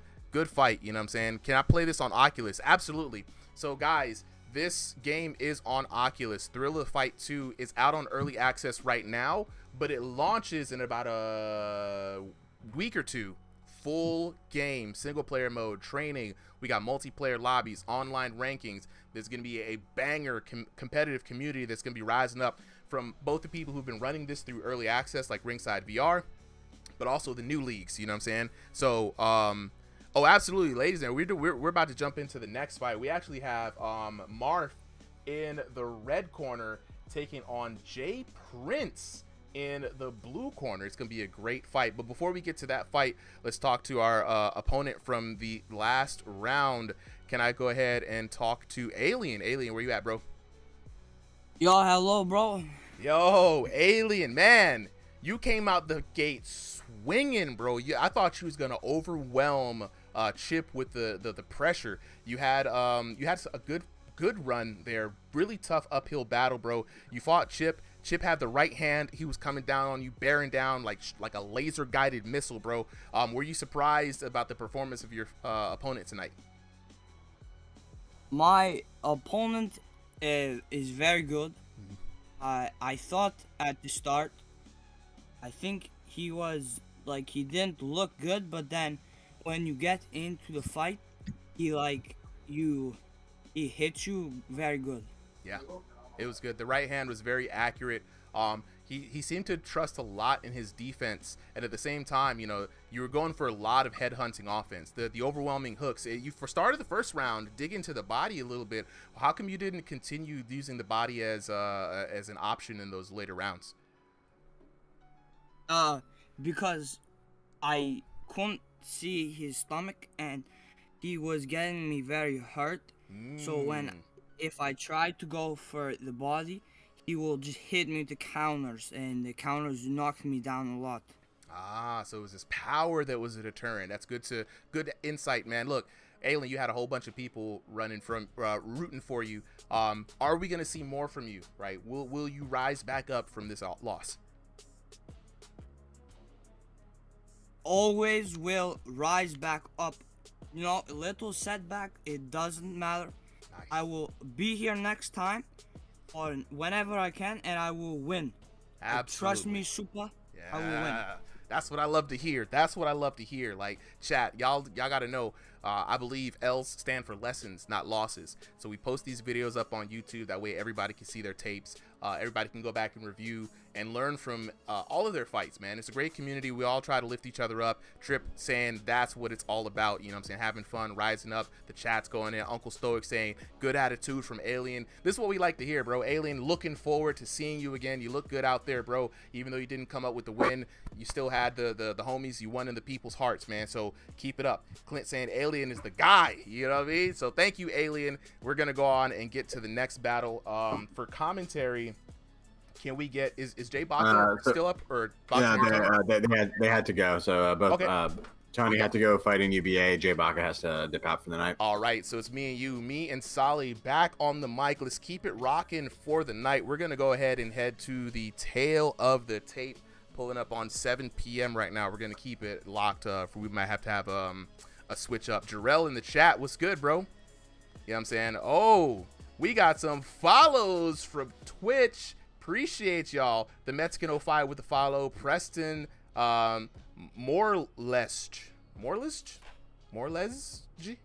Dang, Preston, you gotta tell me how to pronounce your name, bro. Appreciate it, dog. You know what I'm saying? All right, let's go ahead and go to the tail of the tape for the next fight. We've got in the blue corner Jay Prince taking on Marf in the red corner. Both boxers fighting in stationary, so this is going to be a very interesting full ring walkabout here. They got the full length of the ring to work with. Jay Prince fighting by way of North America Central. Marf fighting by way of North America East. Jay Prince coming in at a solid 5'10" height. Marf coming in at 5'7". Both boxers fighting in that 2,001 to 2,500 online ELO range, meaning they've got a good amount of experience in this game. I'm excited for this fight. I'm joined by my co-host Solly here. Let's go ahead and get it on and popping, Solly. I'm excited for this one. Marf is one of my favorite fighters to watch, honestly, especially, not necessarily like the, top of the top, but he's always stylistically an interesting fighter to watch. I mean, I'm going to go for Jay Prince here, bro. Marf in the black and white. Shout out to Marf with the yin yang colors. Jay Prince here fighting with those orange. You got the Home Depot bucket colors. And we're off to an early fight. Solly, just like you said, man, Marf is an excited person to watch.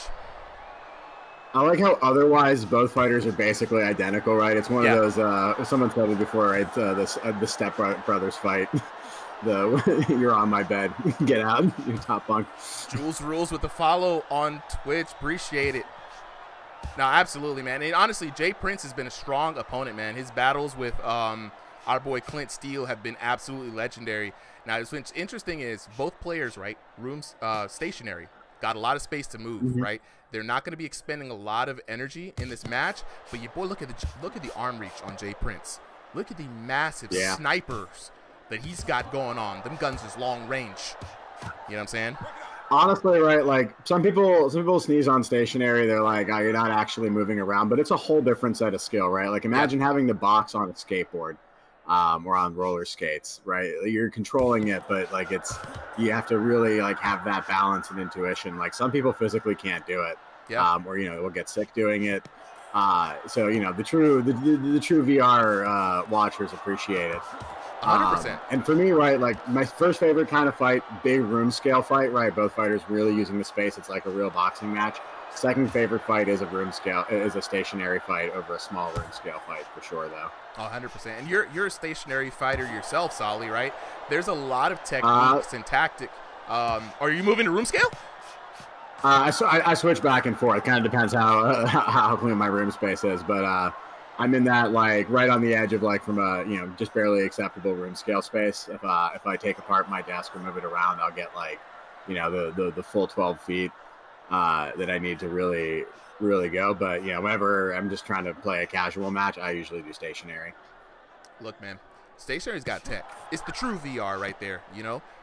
You're not going to get motion sickness in any other place other than stationary. Both these boxers now fighting their way very tentatively in this first round. This is what we like to see, man. Sometimes it's a slower pace, but you could really tell that both these boxers are really kind of thinking about the weapons and strategy that they're going to employ later on in this fight.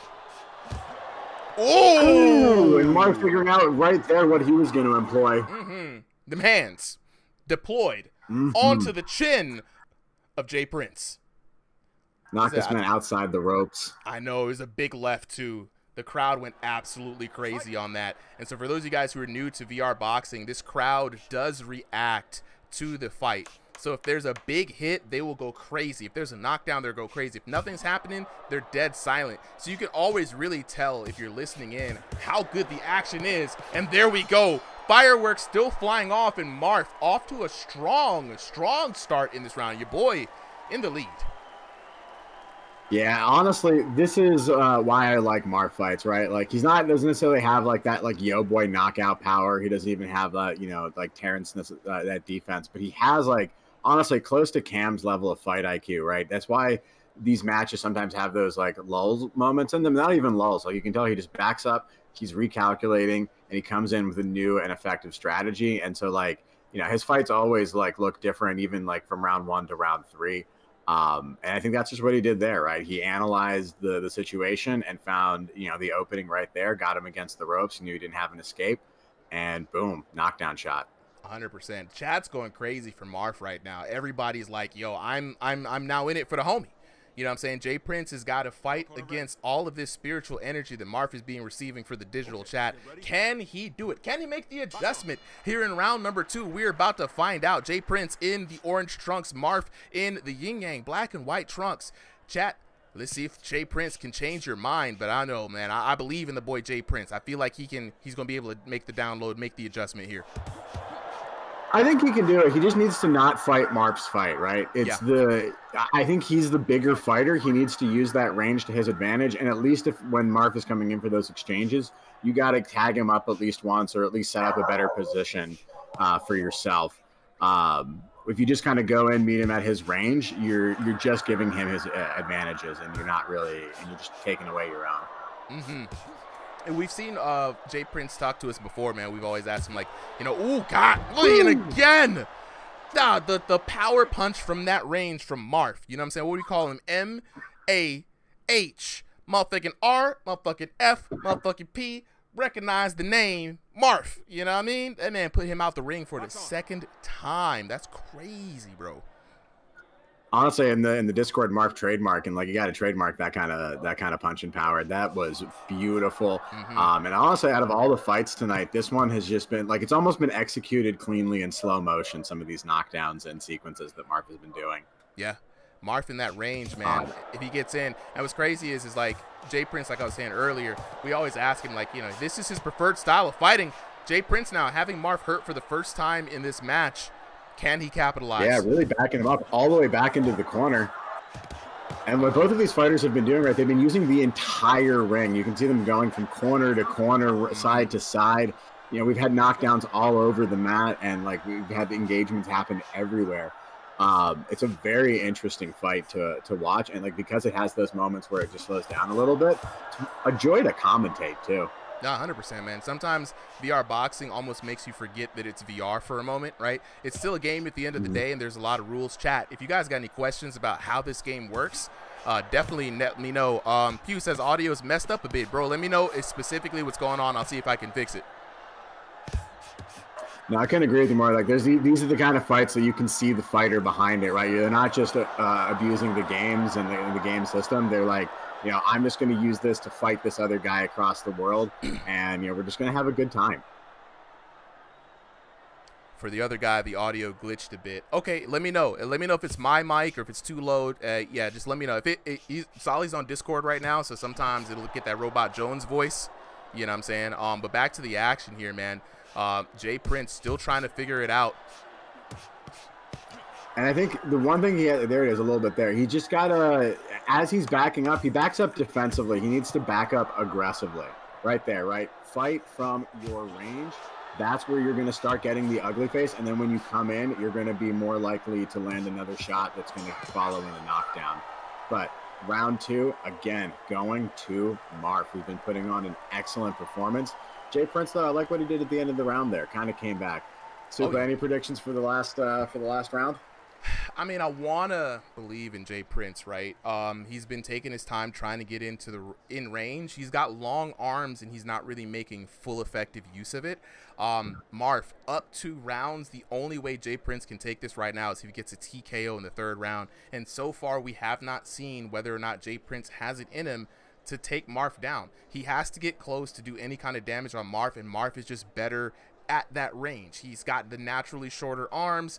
He's got the power behind the punches. You can see him putting in full body effort into those swings, and that's racking up bonus damage for him. And he's very accurate and sharp with those. So I predict that it's going to be very similar to the first 2 rounds. We're going to see Marf most likely coming in here with another knockdown, maybe 2 in this 3rd round. But let's see if Jay Prince can surprise us all here and do what he can to defeat the odds. We're going to have to see here in round number 3. Both fighters going to give it their all, right? This is the last round, and like we're going to see Jay Prince. He's going to either go into that open goalie mode or he's going to come in here with a plan, and it looks like he's got a plan so far. Let's see if he can execute.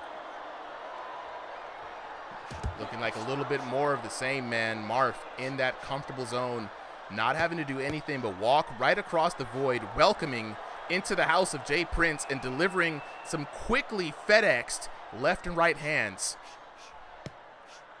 Indeed, Supa, and I think this is going to be the moment. He's got him in the corner. He's been shown, I think, of both fighters to be the one who's utilized the spacing better, right? Like, when they're fighting, they're both throwing good shots, but Marf has been able to force Jay Prince into these, like, unadvantaged situations. Even though Jay Prince is the bigger fighter, I think it's just coming from the fact that Marf is hitting with more power. Yeah. And it's like I said, it's when you have longer arms like Jay Prince and you see how he's throwing those shots, right? He's getting some body effort in, but he's really using longer arms. He should be really relying on some straights, man, or at least throwing those hooks from a wider vantage point to get that swing in and be able to target Marf where he's hurt. And you got to make it hard for Marf to walk up into your space, man. Marf is in your living room eating your cookies. You know what I'm saying? He's sitting on your couch, feet on the desk, and you're not stopping him. Not stopping. He's trying, though. He's hitting with some big shots. I like he started to go to the body a little bit, but it's like you said, right? He needs to start working the angles because he's got those longer arms. He can step a full step to the side and still be in Marf's range, and Marf is now out. And so he's just not like finding the exact spacing, or honestly, Marf might just be taking it away, right? He's using that room space so well, and you can never tell. Like, this is that the forbidden room scale, stationary tech. You can step in your space. You got to probably about 2 feet in any direction, which is a good step and punch in any way. I mean, if you can, if you back up and move your room space, you can get a full extra lunge, or you can get an extra. If you stand to the edge of it, in the other side, you can get a full escape. So it's really hard, to see what they're doing based on how you're moving. Let's go. 100%. Had to check in on the chat real quick, but like I said, man, a little bit more of the same in the 3rd round. Things have slowed down quite a hair, but Marf keeping that advantage, man, not giving up a lot. Jay Prince not able to find what he needs to do, and Marf still landing that big left hook, man. And you can see, man, he's trying to take Jay Prince's head off with each one of these hooks. That's that body effort system kicking in real big. Absolutely. I think he's just trying to put out, like a good finale performance, but in the end, Jay Prince surviving round 3 fully upright. Marf, though, I think going to take that victory resoundingly. Absolutely, and a well-earned win from Marf. Chat, give it up. Let's take a look at the scorecards here. Marf, again, wonderful performance. All perfect records, man. 10-8, 10-8, 10-9 for a grand total of 30 to 25. Taking a look at those knockdowns there. Marf getting 2 knockdowns, 1 in the 1st round, 1 in the 2nd round. And looking at the damage, pretty competitive, man. 1668 to 1281. Then it drops a little bit for Jay Prince, 1215 to 939. And then 1849 to 1062 for a grand total of 4,732 to 3,282 for your winner. Out of the red corner, M to the AHR motherfucking F-Bizzle Marf. Ladies and gentlemen, make some noise, make some noise. Big congratulations for these boxers here, man. Again, very taxing game, very emotionally driven. You throwing hands. Every shot you throw technically misses. It's competitive shadow boxing, as we like to say. But yo, chat, let me know how y'all are feeling about that fight. Everybody was going for Marf, so everybody's parlay was real good. Let me go ahead and drop this update for the homies real quick. We're gonna give a moment for them to unmute and then get up on stage. Before we get to the next fight, though, we need to get after this fight. We need to get actually maybe even before this fight. Hold on there, Clint. we got to get 2BG into a fight. He has to put his kid to bed, man. So we gonna let the old man. And I got some DMs coming in. Solo Liability saying, "Hey man, had a question. Kid Yogi, yeah. Before my fight, I want to get them trying to get their fight. Oh yeah, 100%. We about to get him up in here real quick. So appreciate y'all fellas for the understanding. Let me see here. All right, so if we can get Yo Boy and 2BG, let me go ahead and get these guys out of here. Yeah, we're gonna get Yo Boy and 2BG up. 2BG has to take care of the little one. You know what I'm saying? Appreciate it, Solo Liability. Yeah, definitely was keeping up with it. I'm gonna go ahead and update the scorecard here. So we had an Alien versus Chip. Chip won that one via TKO, correct? There was the end, or no, that was just a regular win. And then we have Jay Prince versus your boy Mark. Mark taking that pretty convincingly. And so up next, we're gonna have Yo Boy versus 2BG, match number 22 here. Nice. And while we get that matchup underway, let's talk to the homies real quick.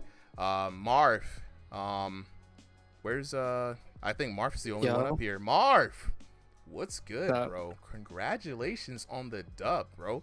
You was looking real strong out there. I'm not even gonna hold you, man. You had an opponent when Jay Prince, right, had the longer reach, bigger stature, little David and Goliath battle. But you came out the gate swinging, man. Your stature might have been stalled, but your attitude is 7 feet tall, bro. You came in here, you was swinging, bro. How were you feeling when you were you intimidated at all by the height factor, the reach factor difference? And what did you kind of do to kind of get past that? No, I wasn't really worried about him, cause like I've been over this past few weeks, I've been like working on like how to get better on the game, so I kind of adapt to people like fighting like over like my height, so I got used to it. So yeah. Hey, that you did it very well, man. V6, the way you throw your punches, it looks like you were just the big clotheslines, the big haymakers of hooks, man. That body effort system must be clocking in, bro. I'm assuming V6 is pretty good to you. Yeah, it's pretty cool. I like it. Oh man, you look really good out there, bro. I just want to say thank you. It was terrifying to see you work. You put in the work. You did your thing, bro. Anything you'd like to say before we get on to the next fight? Nothing really. All right. Just moving on to the next. Absolutely, man. We'll keep it going, man. Appreciate you for coming through. Also, Jay Prince, I noticed that you had to go. Thank you. Good games, bro. You know what I'm saying? That was one hell of a fight. Looking forward to seeing you back here next time. All right, so we're gonna go ahead and move on to the next fight. But before we do, right, I want to remind you guys a little something, right? We got a promo out here. Last time we gave these gloves away for the winners of our card, we have Deadeye VR Boxing. They're a sponsor for the channel. We got a little bit of a promo code going on. If you guys want to get your hands on a pair of these gloves, they are great for Quest 2, 3S, and Quest Pro, right? VR boxers are swinging blindly, essentially. You've seen the clips. People will bust up their knuckles, hit their TVs.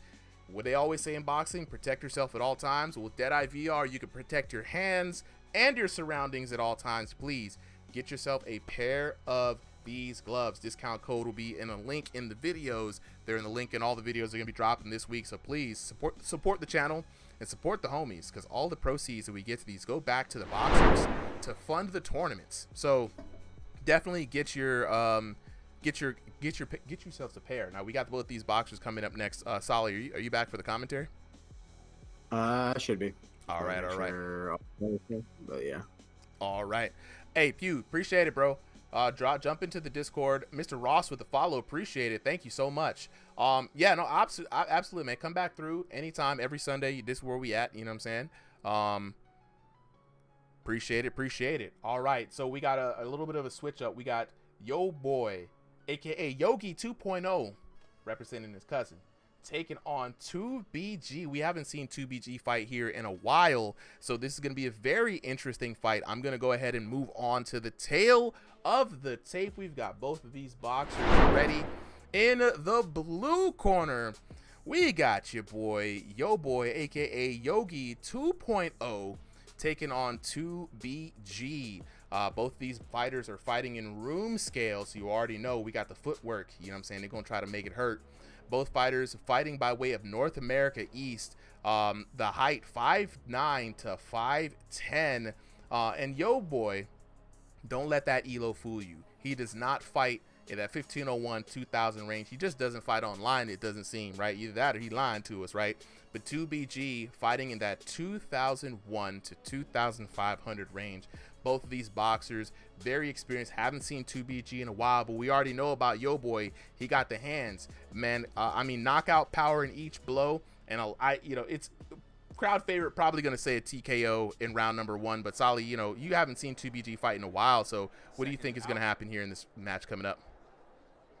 I mean, it's hard to root against Yo Boy, man. He's just the man with the knockout power, and I think channeling the Yogi energy, might even be a power boost to him. But 2BG so far starting strong and giving him some challenge. I think doing exactly what you need to do against a fighter like Yo Boy. Move around, do not be a sitting target. Yeah, I mean, 2BG fighting a little bit like Contour, man. Using the full room scale that he has available, right? Striking your opponent, circling around, getting out of the way, not allowing them to get return fire, making yourself an elusive target. And this is something that you got to do against somebody who has the power puncher like Yo Boy, because he really only needs 1 or 2 good shots. Yeah, there he is. I think that's what it's going to come down to. Can 2BG keep up that pace, and can Yo Boy, if he does, can he land those precision shots that he does for knockdown? Oh! Yeah, there he can. Never mind. Answer that question. I told you, bro. He only needs a couple of clean shots. I mean, the minute you stand still to land a shot, it's a wrap, right? I've watched this man hit the heavy bag in the game. Chat, I gotta let y'all know. Out of 100 damage, if your punch can score 60, right, and the damage is scored by velocity, wrist alignment, body effort, where you hit, my jabs, right, land for about 20 or 30 if on a good one. Yo Boy consistently hits for 60, and that's enough to send your character stunned, flashbang. If he gets a good hit, just like he is right now, 2BG trying to weather the storm. Too little, too late, down goes 2BG. And I think we might be seeing another round 1 TKO, and add another one to Yo Boy's pile. I mean, he is definitely the the Deontay Wilder style, just power puncher of the league, of the server, 100%. And a lot of people say, hey,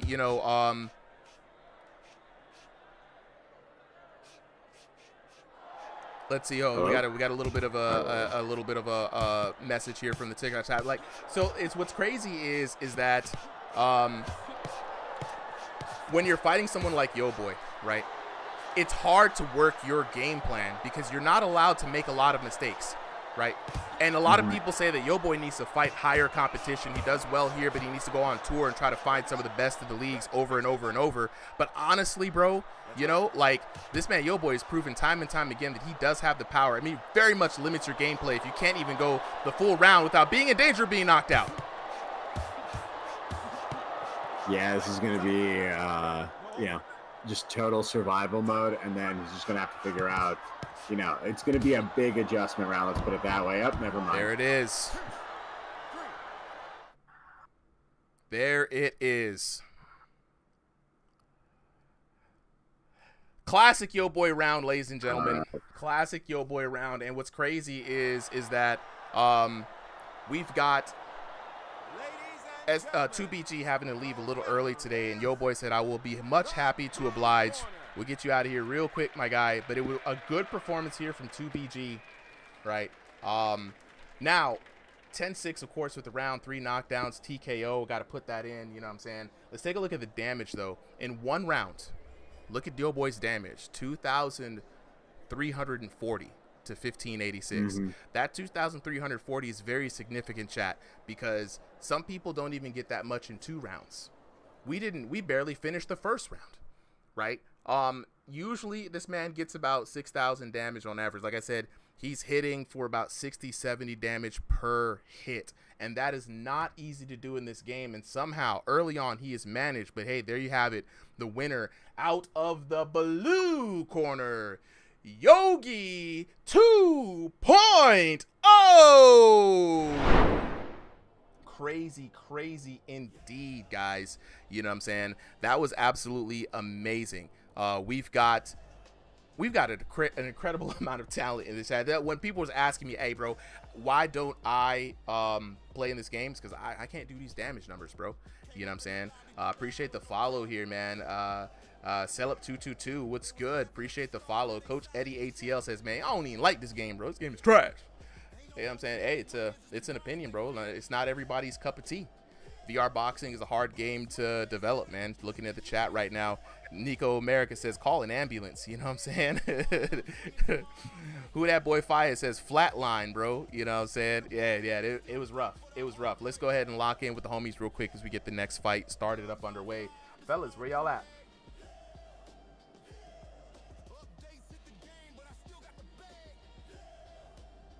What's up? What's up, man? Yo. First, let me go talk to 2PG, bro. Bro, it's been a while, man. I ain't seen you in a hot little minute, dog. How you been? I've been good. Busy. Getting a little sleep. Yeah.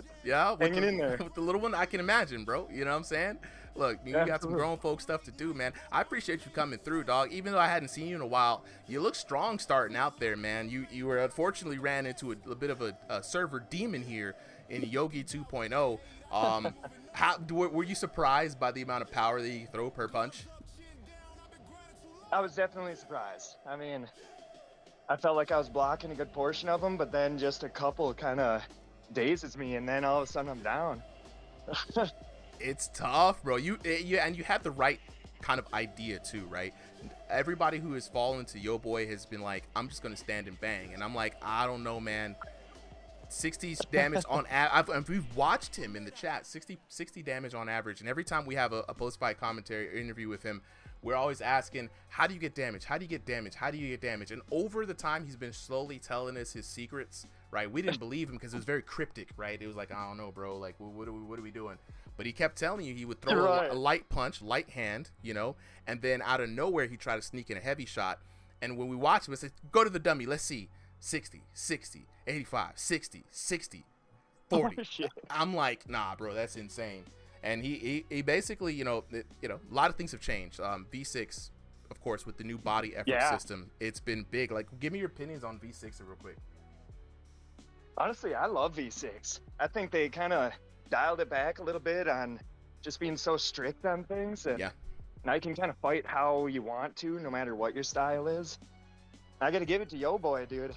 I mean, you can definitely throw hard, and I just can't do those small room scales. I feel like I'm fighting in a closet. It's tough, bro. Next time you get up in here, I would love to see if we could get you in with like Contour. You and Contour have a very similar style. Maybe you were forced to play like that due to the short room scale, but being able to work the angles an X instead of circling around the ring, get in on your opponent, circle around, back up, out, work it. I mean, that's how Contour fights, you know. And so it'll be very interesting to see how you two match up. Hopefully next time we can get you a different matchup in here, man. But I'm glad we could get you in. You know what I mean? I'm glad we could get you in here before you had to tuck in the little one. As always, bro, whenever you have the time, you know what I'm saying? Please come through, check us out, man. I'm looking forward to seeing you here again. Absolutely. I appreciate it, fellas. You know I'll be back. Oh, absolutely. Absolutely. All right, let's talk to our winner for the night. Yo, boy, where you at? What's up, Super? Bro. As always, we don't even need to ask you anything anymore, bro. I got another question for you, man. Well, first off, congratulations on the W. You know what I'm saying? But one of the things that I wanted to ask you is a lot of people say you got great power, right? But they think you don't have the experience, right? They think you haven't fought enough top tier talent. What do you say to those folks out there who have that kind of doubts about your skills? I'm gonna be a little honest. I think they're right. I haven't been really fighting some good people. Not at the moment. I fought Tornado. That's kind of the only person I fought in the exhibitions, right? So who would you shout out then? What kind of if you've cleared out all the competition, who's the high level person for you that you would like to fight? I don't know, man. I beat a lot of the top 16 people. You have. I think I'll call out Blue. I'm gonna just say that. Ooh, well, Clint out here saying Cam. He got Cam in all caps. He said, "Look, you want to go for top 16? Go for top 1. All right, you know what I mean? Like, go for Cam." Now, Bloob also. Bloob has been up there. Blue's been throwing hands, right? You know what I mean? Bloob, where you at? You know what I'm saying? Yo boy want to see you. I'm surprised though, bro. You didn't even you weren't in the tournament, man. We was looking like at you. We had you favored to take it all the way to the grand finals, bro. It was my mom's birthday and it was taking all the space. Gotcha. So I couldn't really join in. And that's 100%, bro. No, I totally understand, man. Look, we're gonna have when I come back in November, we're gonna be looking to lock in with the more serious competitive players in mind. So, man, looking forward to seeing how you clash. Blue, Cam, if we can make it happen, DM them, have them show up on the next exhibition. Let's see if we can get that fight situated, bro. I'd love to see to put all of the doubts to rest, man, and kind of show people on the server that you got what it takes. You know what I'm saying? Celeb says, if I join, do I have to use voice chat or be VIP? How do I join the Discord?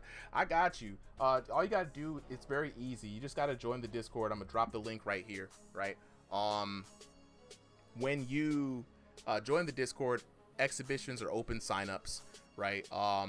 You only have to have Discord. You don't have to appear on voice comms if you don't want to. You don't have to use your camera to show your fight if you don't want to. These are all like optional, right? We just like to give folks the opportunity to talk after the match. It's been something that people have been asked for a long time, and I do like to oblige. You know what I'm saying? I got you, bro. I'm gonna drop the link to the Discord in the TikTok chat right now. And so there we go. Just join the Discord. Every Sunday we do this. We got signups. I'll talk to one of our reps in the Discord. They'll let you know how to sign up. And then, oh, interesting. Absolutely, absolutely. Okay, we're gonna go on to the next match. We got in the red corner, Clint Steele taking on Ash Coop. It's gonna be an interesting fight coming up here. So let me go ahead and take it to the tail of the tape. In the blue corner, we've got Ash Coop. We got Clint Steele in the red corner. Both boxers fighting in a room scale space. Ash Coop fighting by way of North America East.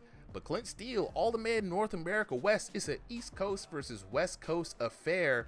Ash Coop coming in at 6'0", the taller fighter. Clint Steele fighting at 5'7". Both boxers fighting in that 2001 to 2,500 elo range. Clint Steele, though, coming a little bit out of retirement here, semi-retired Clint Steele. He's been trying to figure out this new damage system for a while now, right? A big guy, power puncher. He says he's been dealing in the dark arts for this match. So I'm going to be very excited to see what those dark arts are for Clint Steele. All right. Oh, sorry, Super. I needed to let you know. So we're changing this fight up a little bit. It is going to be Ilya Topuria versus Clint Steele. Ash is out, and Drakenator didn't respond. So, interesting. Dang, I wish I would have known. I would have been able to update the fight there. So this is not going to be Ash Coop versus Clint Steele. You said it's Ilya Topuria. Yeah, Ilya Topuria. All right, hold on for a second there, because when we make changes like that, we definitely have to update the card as all the graphics are linked to it. So go ahead and do some solo commentary while I do some triage here. All right, gotcha. It's if you look back, get them back together. So right now we got Ilya Topuria in the white shorts. Clint Steele in the black shorts. And I think Clint doing a good job early on in this match so far. Right now, Ilya is doing some good work. I like the movement here. He's taking some big leaps, but he's got to be careful to get out just as quickly as he can get in. Clint right now is rocked. and trying to just survive out the rest of this round potentially. Ooh, coming in with a big shot, coming in, moving to the body now too. That's what I like about Clint's fighting style. It's very active, it's very aggressive, and it always comes at you from different angles, right? He sometimes goes to the body, sometimes goes to the head. He'll throw hooks, he'll throw uppercuts, right, like he just did there. He doubles up on punches, which is like a really, it's honestly highly underrated tactic that I feel like a lot of people don't always do. It's boom. Unfortunately, though, not going to work for him when Topuria has that kind of counterpunch power. And Clint dropping fast in that moment. All right. Back into this. Let's see how Clint adjusts to that knockdown. So far, he's still got some time to work with here. It looks like Topuria is trying to get a repeat of what he just accomplished a few seconds ago. Both fighters clinch up. And I think really what's interesting is Topuria is using really good outboxing here, right? He's not letting Clint come in here for free. He's always tagging him up with jabs. He's not letting him stand for free either. He's just always putting some kind of pressure on him, and he's shown that he's got the knocked out power, so Clint's got to take it seriously. And then honestly, when you're dealing with that, right, it can just really interrupt your flow. You're just not able to think. You have to constantly worry about defense, and you can't really string together the kind of combos that you want that Clint has been known for. He's got these beautiful knockdown sequences. But right now, I think Ilya coming out of that match looking at really strong.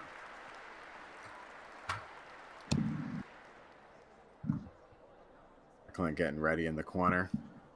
I like seeing what the different fighters do in the corners right now. They, you can see them either, stand still. Sometimes people get drinks, and then people put down their headset. And, you can see their body contort into that weird stance. But I like the, kind of what Clint's doing, right? Just stand kind of like the way you're a boxer, right? Just loosen out. Same thing that Topuria is doing, right? Like you throw a few air punches, adjust your headset if you need. Take that moment, recover, get comfortable. So going into round 3. I think we have Topuria here with at least the moral advantage, if not the outright victories on the scorecards as well.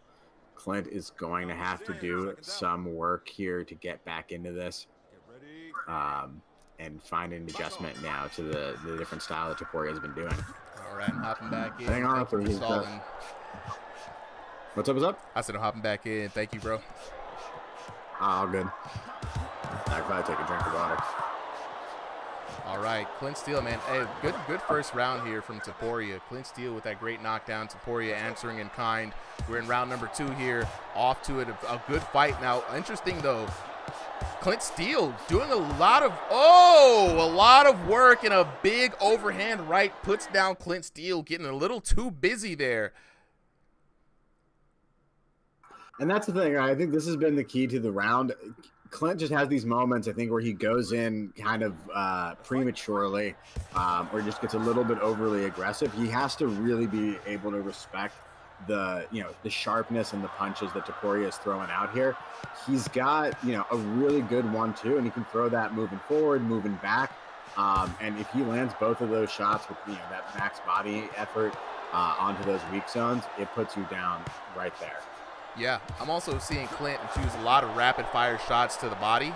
We see him do that time and time again here. That maybe the dark arts he was talking about. Topuria is hurt. One good thing about Topuria is he has very good defense with his hands, right? He's been able, every time Clint shoots something out, there it is. He adjusts with the defense and then looks for the counter. So Topuria mitigating a lot of that damage from Clint Steele. I got to see Clint Steele start making the adjustment here, showing a little bit of old Clint Steele with a little bit of this new. I'm not really sure how well that. We're gonna have to talk to Clint after this and see what the inspiration was by these new body shots. I think you're absolutely right. But right now, Topuria, I think, is just looking to close this match out. Although Clint finding a big shot there and looking to capitalize on it, going to the body, going to the head, changing levels really effectively. Topuria, though, putting on the solid defense he's been showing all match and just surviving the worst of those punches. 100%. Ooh, big shot there coming in. And Clint has managed to hurt Topuria a couple of times. Ooh, but Topuria walking him down. It just goes to show Clint, up and coming, rising star, had very promising, very promising going into this fight. But sometimes people just make a very resounding debut, and you never know who's out there. It's a big game. It's a big world. Yeah. A lot of people have headsets. Topuria is new out here too, man. Topuria is really sharp with those shots. He doesn't show a lot of volume, but when he lands for sure. Couldn't agree more. Shoot, ooh, another couple of big shots there. Clint Steele taking a lot of damage. Returning fire, though. Topuria hurt. And the big right hook. Down goes Topuria. That's why you can never count Clint out. I love watching his fights, man. He never gives up, and he's always got something in there. 100%. Let's lock in with the chat real quick. Peter says, this is pretty cool. Is this a self-learning program? This is a competitive multiplayer VR boxing game. You could use this to learn if you had a good training partner, but a lot of the times people out here just throwing hands with each other. Tesco in the chat. 2-tap Tesco. What's up, bro? Saying, yes, Clint. Rooting for the homie. Yeah, Clint actually asked to fight Tesco today, but Tesco's got a new job. You know what I'm saying? The man's out here making that IRL money. You know what I mean? So shout out to Tesco and a big community member chat saying, Clint out here landing. Clint has shown that he has the ability to land. If he can really hone in and make those shots count, right? I think he can maybe walk away with this, but Topuria is standing strong in his way, man. Topuria looking very sharp in this. Solly, man, how are you feeling about the outcome of this third round? Honestly, with that knockdown that Clint put out, it could go either way, right? He might have found what he needs, or it might have just been, like a last dying light before Topuria snuffs it out. Clint I think Topuria is going to go up a gear. If Clint can handle it, there might be a TKO in it, and I think a victory for him. Otherwise, I think this match is going to Topuria.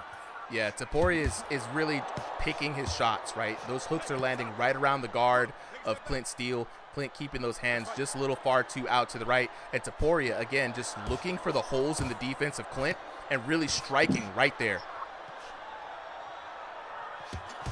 Exactly as you're saying, and this is being an interesting fight. Both fighters just have so much technique, right? You can see Clint's always moving around, working the angles, but Topuria has just been always able to stalk him down. It just feels like there's no safe zones on the ring until he lets up on his volition.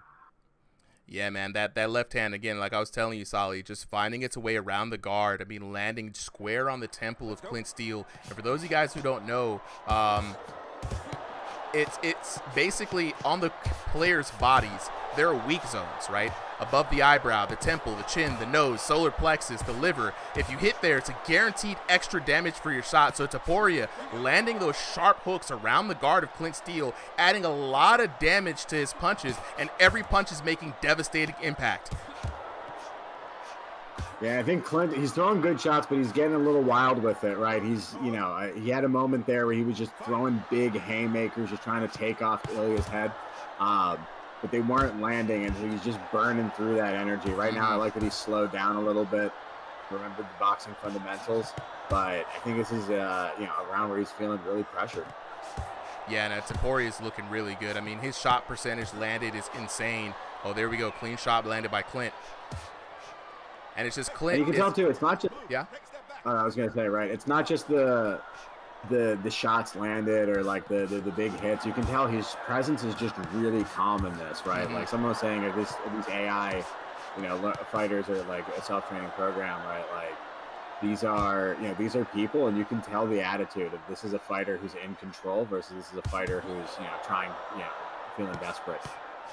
Yeah, Clint getting a little too aggressive at sometimes, but it's interesting that in the VR, the simulation, Clint's IRL weapons are not quite as in tune when they're in the game, right? So Clint has still been on a mission. Follow his YouTube channel. He's been trying to figure out the damage, really kind of analyze. Oh, and the left hand, landing again. Topuria has been finding that left hand all night. Taking a look at the replay, look how gracefully it goes right around the guard. Clint right there in the peekaboo. Bam! Sends the young man down. Yeah, this is honestly, if he wants to figure out the damage system, Topuria might be a good person to ask because it feels like he understands it very well. 100%. 100%. Ladies and gentlemen, Good brotherly All right, love we'll there go at on the to end. Scorecard. And Taporia takes it. Taking a look at the details here, and starting out, perfect scores on the SATs, you know what I'm saying? Passed with flying colors, 10-9, 10-8, 10-7 for a total of 30 to 24. It just kept getting more and more dire for Clint Steele as the rounds went on. 1 knockdown apiece in the first round, 2-1 in the second round, and then 2-0 the third round. Grand total of 5 knockdowns to 2. The damage right here, 1506 to 1167. Then he kicked it up a notch, 2114 to 1855, and then finished out really strong, 2004 to 1365 for your winner, for a grand total of 5624 to 4387. Out of the blue corner, Taporia. You know what I'm saying? It was rough for Clint, absolutely, Vectile. You know what I'm saying?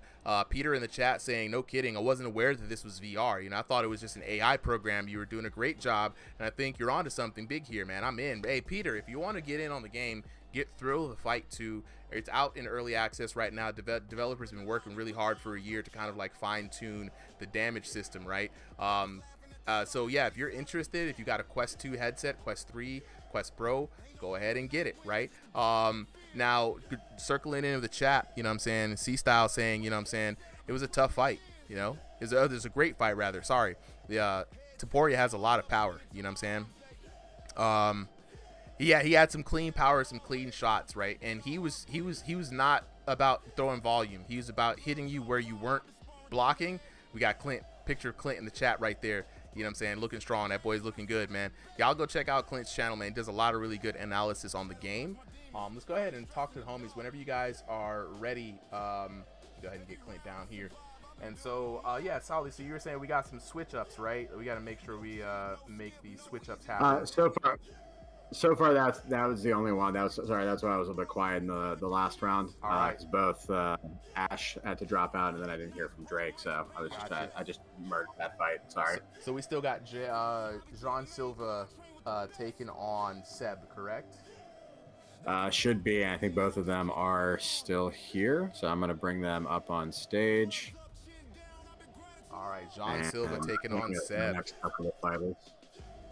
Yeah, Tay said Clint kept rushing in for that power hit and kept getting caught with Takoria's power and going down. You know what I'm saying? Yeah.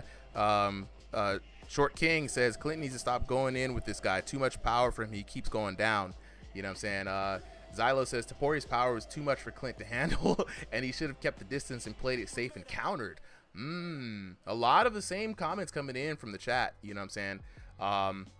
We're going to go ahead and lock in with the boxers as we do after these fights. We like to give the boxers a little chance to chat. So, Taporia.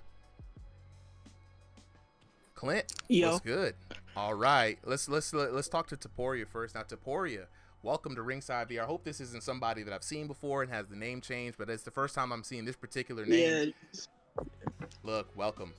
You had a very clean style. You look very calm in the ring there. Congratulations on the dub.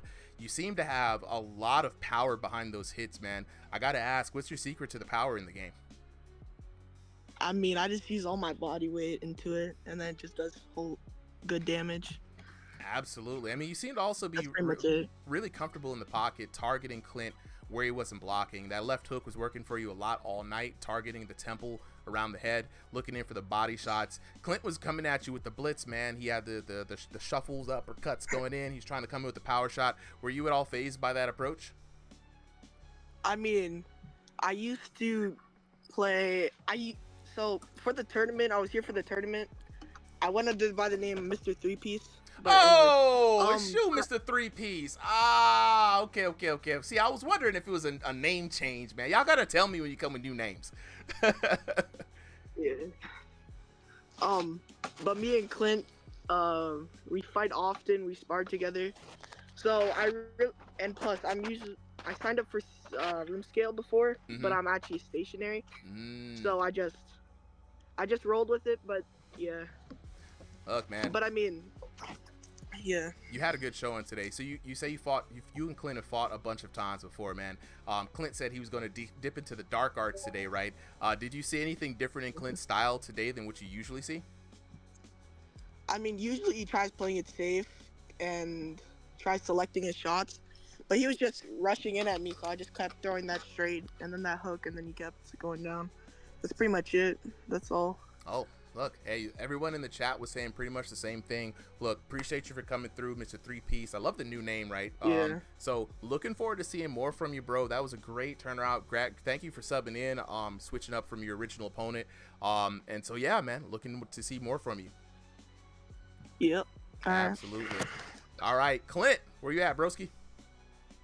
Yo, what's up, bro? Look, your dad's in the chat. Your dad's in the chat. I see it. He said, "Look, keep it up, son. You'll figure it out." Yeah, you two keep sparring and enjoy the game. A message from the pops. You know what I'm saying? So, shout out to Chef William. You know what I'm saying? I hadn't seen your name in the chat in a long time, bro. Hope you're doing really well. So, Clint, man, you said you was coming through with the dark arts today, bro. Was it the rapid uppercuts to the body? What was the dark arts that you was practicing on? I just wanted to see if I could punch the volume and see if I can get my damage up. Yeah. Mr. Three Piece is a really good fighter. I'm actually I've beaten him like I think 4 times. I fought him on my last video, my most recent video, and I actually won with the most damage I've ever done. It was like 3,000 damage, bro. So I tried doing like those shuffles kind of stuff. Yeah. Cause my damage, bro. Like for instance, when I fought Mr. Three Piece in the tournament, I won from I kind of took like a contour approach for my fight. Yeah. Cause I was nervous about my boxing style. Cause for instance, when I throw in the game and stuff, my damage isn't the best and stuff, so I really try to select my shots and stuff. But for this fight, bro, I'm just trying new methods, bro. Each fight I think I'm gonna keep trying new methods until something kind of like, you know, sticks on the wall, bro, and I can kind of use that. But I've been having a blast, bro. I try to make it entertaining and stuff too, bro, with that shuffle, because it's definitely fun to see on VR. But bro, I had a blast with him, bro. Great fight, man. Great fight. Great indeed. fight. The only bad part is that sorry, man. No, the only bad part is that right now, this game, bro, I seriously, and I'm not like a complainer, you know, but I seriously can't box anymore in this game, bro. It's for some reason, it's either I lose or like, I mean, I get caught by something, which is kind of not ridiculous, but I could see it coming and it gets around the guard or something. And, you know, it's okay and all that stuff.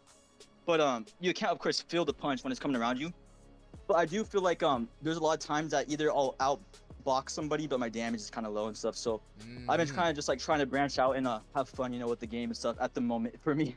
Yeah, no, I respect the fact that that you have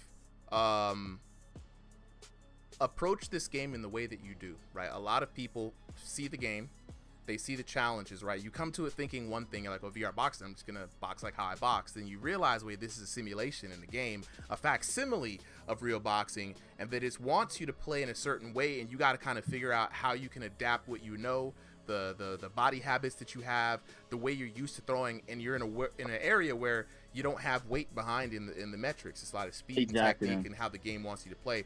Most people hit that wall and say, I give up, this game's trash, right?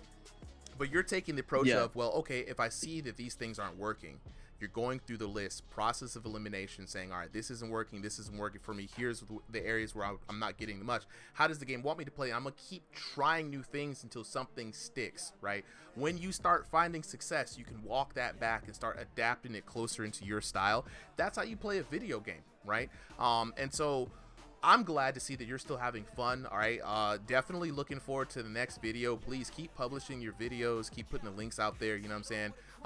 Ladies and gentlemen in the chat, you know what I'm saying? Clint made it past 100 subscribers, you know what I'm saying? So throw the dubs his way, man. Continue to watch his videos. He does really good analysis, really good, interesting content, you know what I'm saying? So, but I love to see it, man. I'm telling you, bro, keep working at it. You're going to figure it out. You're going to figure it out, bro. Absolutely. Thank you, man. Definitely, brother. Thank you guys so much. Thank you, Sully. You guys take care. All right, take it easy, bro. Okay, so we're going to go on to the next fight. So, Solly, let me know, are we still good with the same fight? No, so we're going to have literally last minute sub. So John Silva is out. He had to go last minute, but we have Dante, who just came in, who's at NA East and at 2370 ELO, who can sub in. All right, Dante's going to sub in. Shout out to you, Chef William, man. You know what I'm saying? All right, so Dante, Devil May Cry in the chat, of course. Of course, that's the name. Of course. All right, so we're going to move. I feel like we've seen Devil May Cry before. I forget if he was someone else once. We'll have to find that out later. Yeah, it seems like it's a name. So let me go ahead, and so there will not be a tail of the tape for this fight, mostly because those are based off of the signups, and since Dante Devil May Cry did not sign up. His data is not in our fighter database. So we're going to move John Silva really quickly. Take him down, and then we're going to put in a sub. And this is, he said Dante, right? Dante subbing. was someone else, but he forgot what name he used to use. Oh, so it's just been okay. lost to the history. Okay, for real. Okay, so let's see, Dante versus Seb. Man, I would have loved to see John Silva fight. John Silva was invited here to fight with us, guys, because he did so well in Thursday's King of the Ring fight, man, surprising a lot of us. So I want to definitely give him some shine on this fight today. But we're going to go ahead and keep it rocking and keep it moving. Let me go ahead and update the manual version of this card. And so we've got Dante. All right. Boxing Era Tony, you're back, right, bro? Yep. All right, you and Solly, go ahead and take this one. I've got to work on some updates for the stream. Apologies, everybody, for the mismatch in the shorts colors. We do not have the shorts for Dante, and we are not set up to kind of do shorts colors on the fly. So Zylo in the chat said, I'm going to go 29-28 Dante. He's fresh, and I think he'd have the skill to get through the fight and get it done. All right, Peter saying, I was just reading up on the game. This is a great way to shake off the rust and stay in shape while networking. Brilliant idea. Thanks you guys for bringing awareness. Absolutely, bro. Yeah, we're rocking with this thing for a year, man. We put together a lot of events, a lot of tournaments, grand prizes, building a community and awareness for the game. It's really, really good. All right, Dark saying, who's next? We've got Devil May Cry. Dante in the blue corner taking on Seb. I'm going to go ahead and get this match started. We got Solly, and we got Boxing Era Tony back from his fight. Boxing Era Tony, you did good in that fight, bro? Yeah, I did pretty good. Nice. Yeah, it was close. I feel like I got robbed. He had the second round somehow, even though I landed almost 2 times the amount of punches he landed, but it's whatever. I'll come back. All right. Nice. All right, and this match is underway. So we got the same shorts colors. But we got the battle of the blondes versus the brunettes. Who is who? So they're both in black. I believe that is Dante in the blue corner. I think he's the one in the Dante hair, right? And that's Seb right there. Okay, I know. Seb's got the ponytail. No, I'm realizing Dante, he's kind of cocky right now. I mean, he's kind of just like moving around like Muhammad Ali right now. He's like not really putting his hands up. He's kind of moving all over the place. Yeah, you can tell, right? Again, this is a fighter who just literally came off of the chat. But again, has fought here, forgot his name. Lost to the history books. But, I'm trying to remember if I can figure it out just based on the style. Nothing coming directly to me. It's also been, many patches ago. But I think, the core of Dante's fighting, right, is he takes these big steps in and out and throws these really big punches, kind of from awkward angles. It reminds me a little bit of like an Israel Adesanya, Michael Venom Page, more of an MMA style fighting, or, to go into boxing, right, like a Prince Nassim, but you can't do any backflips.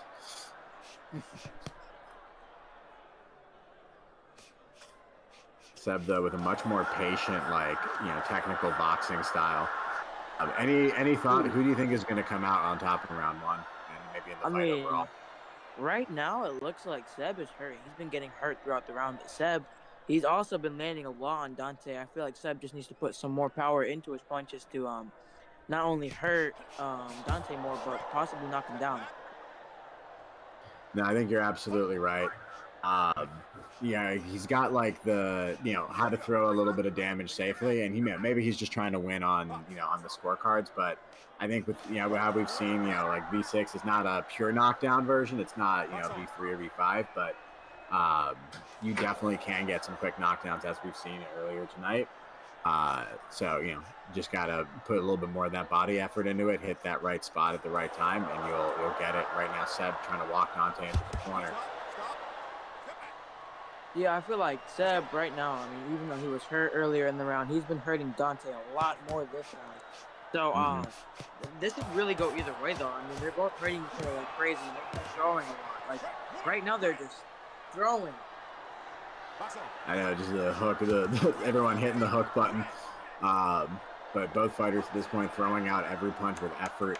And you can see there, I think they might even starting to be getting a little tired, at least for the round, and we're getting towards the end of it. So, both fighters, no reason not to put everything out there. Dante catching Seb at the end there.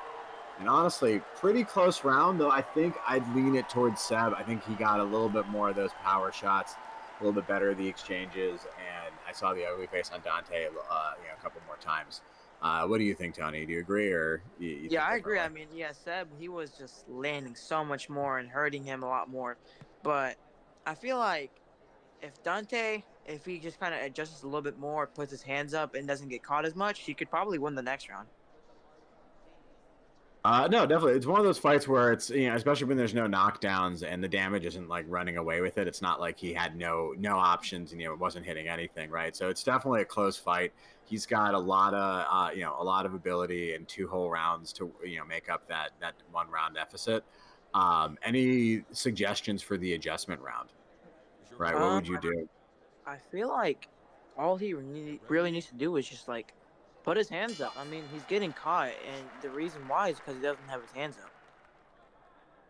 I think it's a good point, right? He's going for the style points. He's trying to get that S rank finish, but right now he's just getting caught too much, and it's interrupting the whole flow state. I think he's just got to go, put up a more traditional guard. This cross guard might be the way to do it, and land some more traditional boxing shots. Yeah. I feel like it's just crucial. No matter, again, like I said earlier, it doesn't matter who you're fighting. You gotta put your hands up. It's not just something you like. You can't leave your hands down and expect not to get hurt. Mm-hmm. And it's interesting, like different versions of the game have emphasized it in different ways. Some, versions of it are just like, hey, if your hands are down, you're open. That's your choice. Other times it's been, damage exaggerated. If your hands are like both by your waist, you'll basically get instant knockdown from any kind of punch.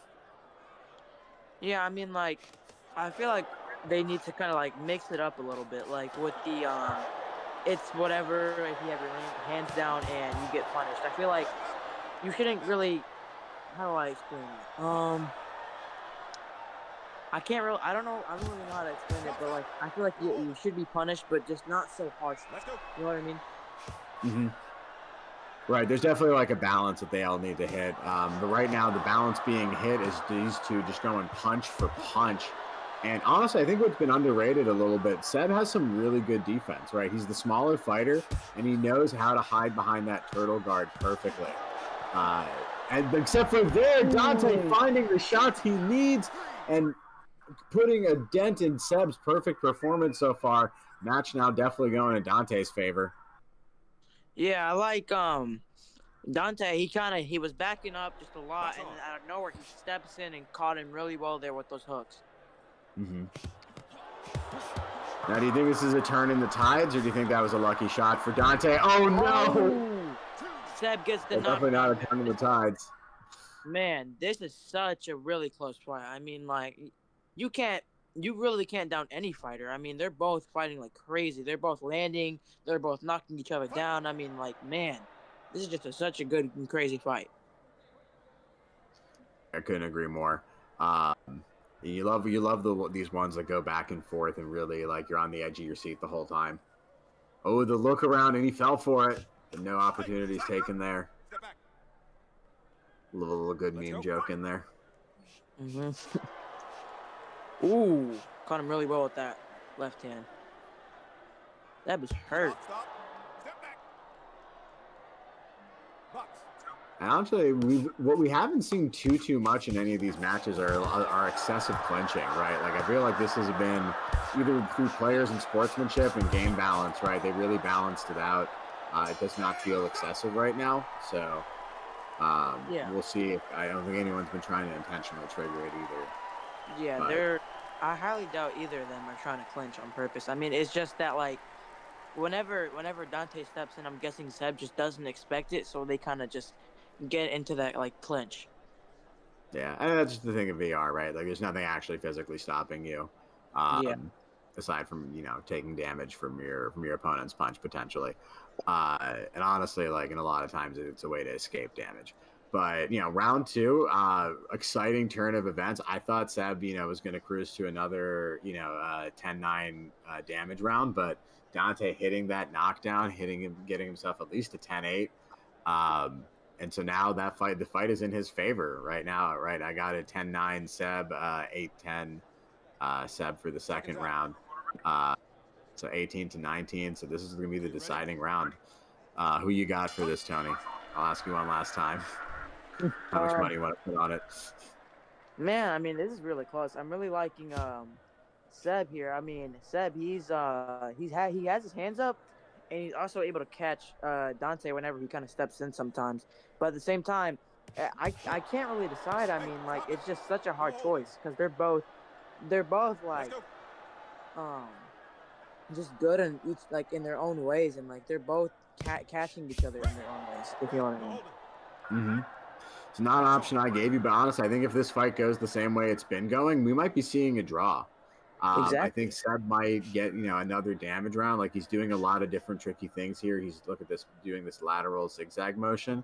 Dante though, not even engaging with it, right? Just moving back, letting Seb waste the effort and space, and just going back to those big shots that he was using in round one.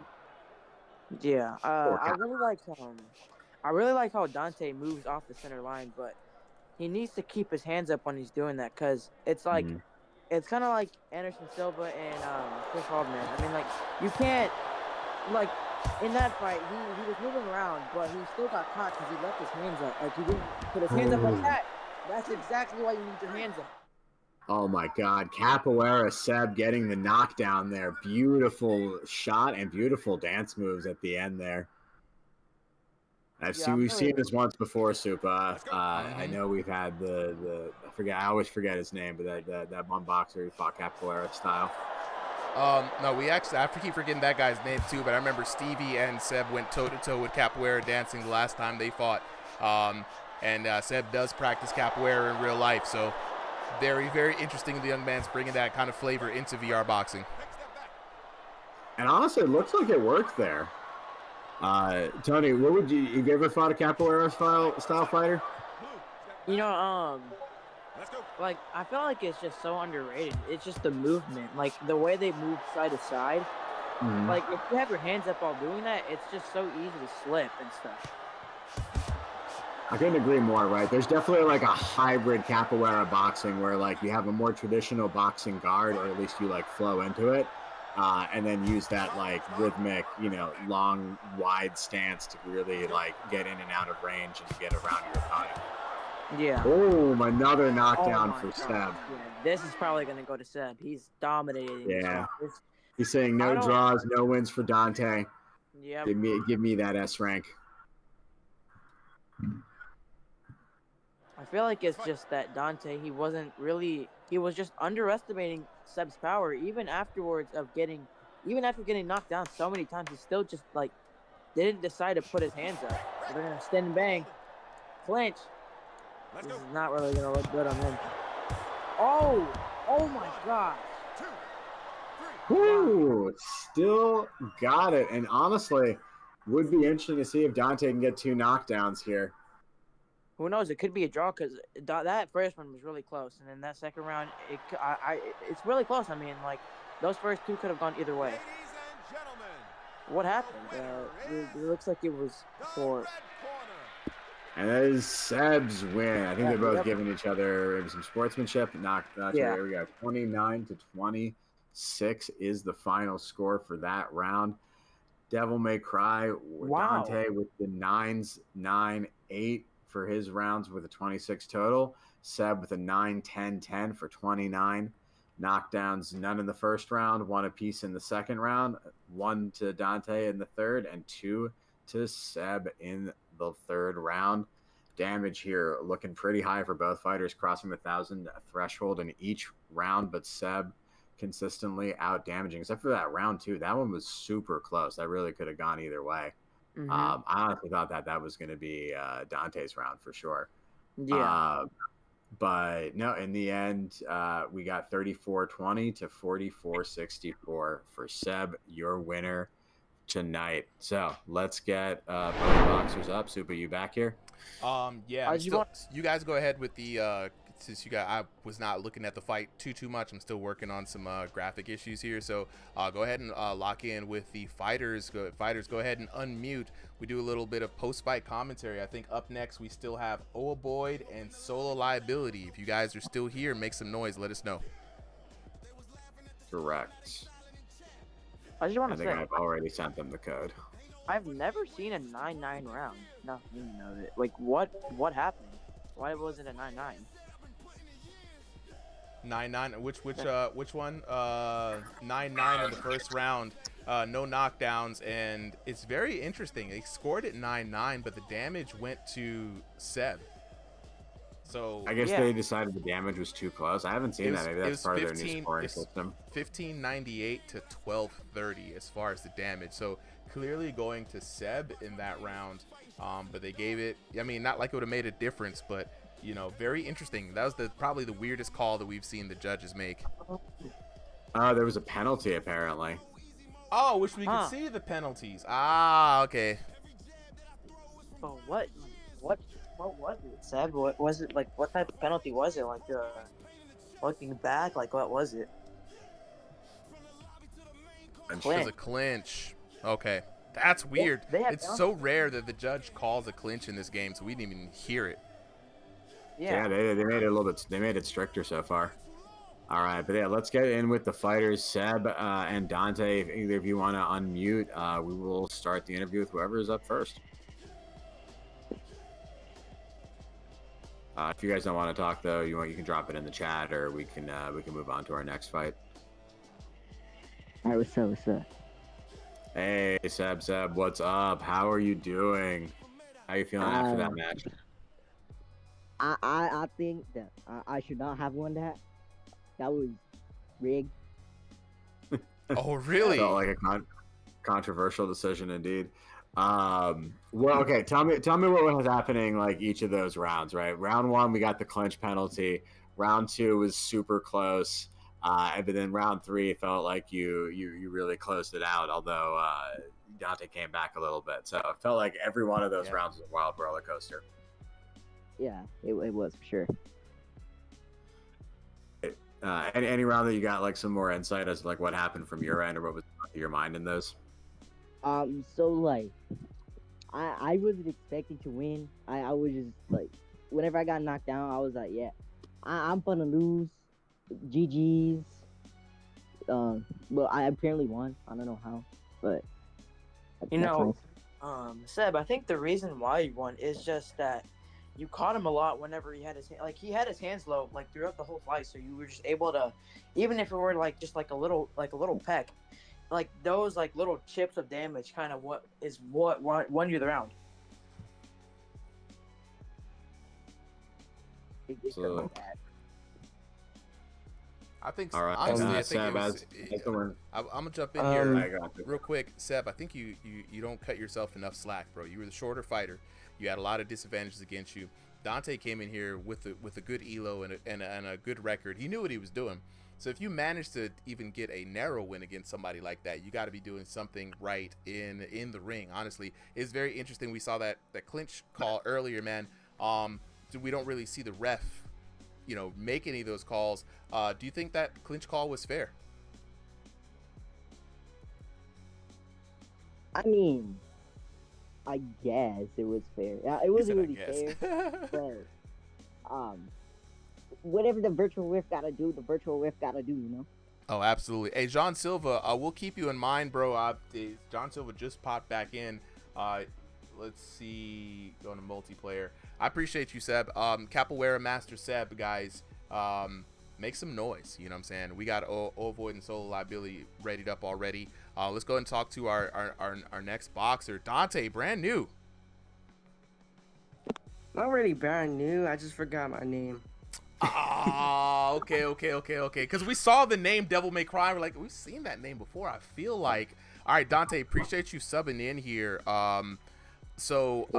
Were you surprised by the little man Seb, right? Yeah, you stepped into the ring, you probably saw the height difference, but I'm about to run this guy down, man. Were you surprised by the outcome of that fight? Like actually, yeah, I was surprised. Now I was super surprised because. Mhm. Oh, never mind. My Now, bad. yeah, I would say, what was the main thing that kind of like, got you really kind of like, whoa, taking a step back?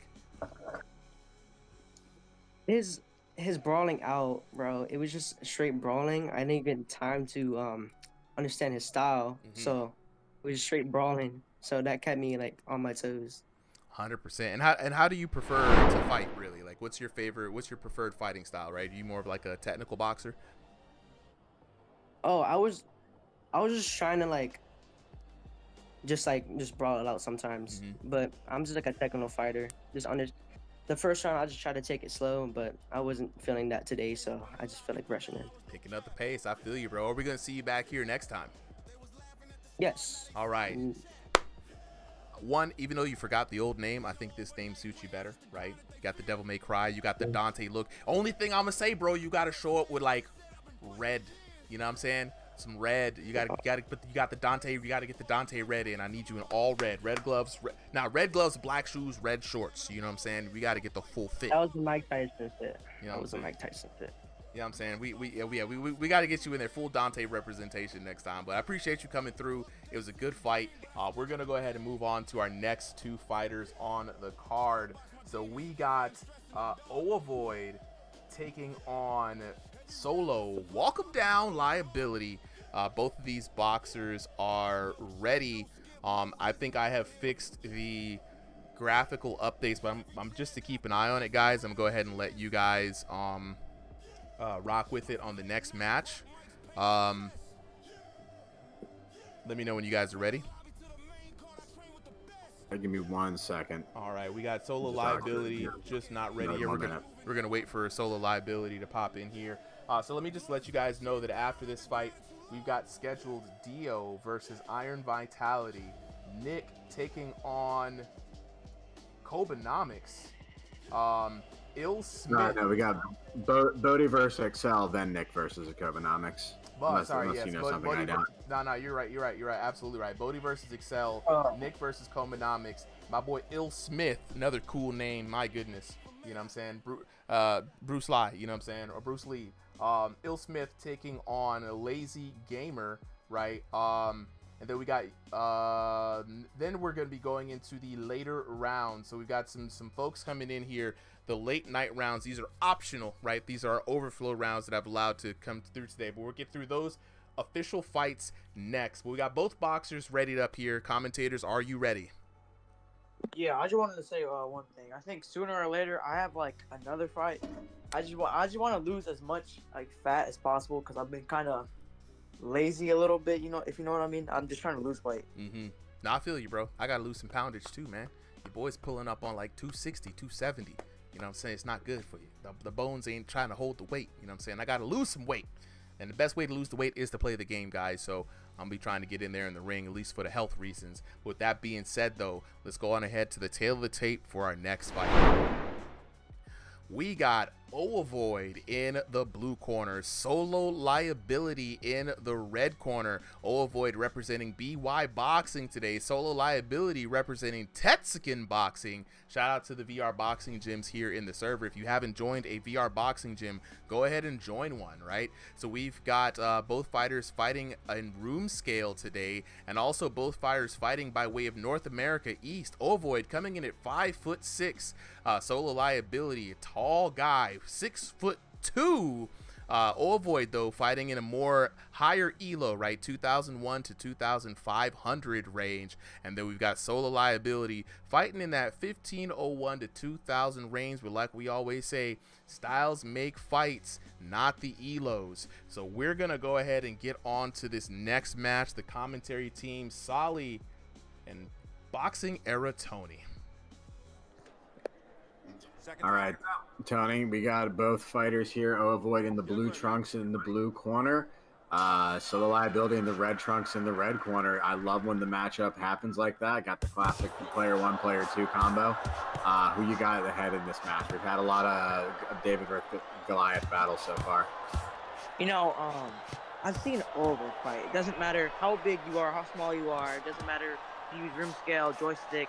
he's always found a way to knock someone down, just Boom. like that. Feels like he's starting to get in that yo boy level of power in school, right? Like people accuse him of being more of a spammer. I think he does it in more punches, but he does, throw them with all of that body effort, and the game has been rewarding him for it. He, showed up really well in the last tournament that we just had. So liability, though, no slouch himself, and I think he's one of those fighters too that has a good fighter IQ, a good mind on him. I think he's going to be able to adjust. And already I like that he's not trying to, just slug it out with Old Boy, who he's already seen can throw crazy punches. He's just hitting 1-2, backing out. You see the same thing? Yeah, like Overboard, it's not someone you want to be in the pocket with. It's kind of like his power, even though he's like not as big as these other guys, his power is still really good. But at the same time, he doesn't want to overestimate himself as well. Like he's still getting caught. Like at the end of the day, the people he's fighting also have power. But wow, great left hand! Oh my gosh. Holy Yeah, that's the thing. You can't take any of those punches for granted. And even if he's not going to knock you down with like every punch, you have to be worried that any punch could be the knockdown punch, right? Yeah. And that's a hard match to do because you just have to be on guard, and mentally you start to get tired. It's like the same as holding your guard up physically. Staying in that heightened sense of awareness, heightened state of reaction can really be taxing on you. And if you slip up for a moment, you just get caught by the high volume that Oboy throws out here. Yeah. His volume is just so crazy. Like, it's not really necessarily spamming. He's like, how do I explain it? He's not really spamming. He's like just putting on a bunch of volume, and it looks like spamming because of how much he. I mean, the devs have said it, right? Like, they took out the anti-spam system. They had that in there. They said that's not what this game is about. If you can throw 100 punches with good form that maximize the damage, do it. And, Oboy's one of those fighters who's going to be rewarded for it. He's still open when he's throwing any of those punches.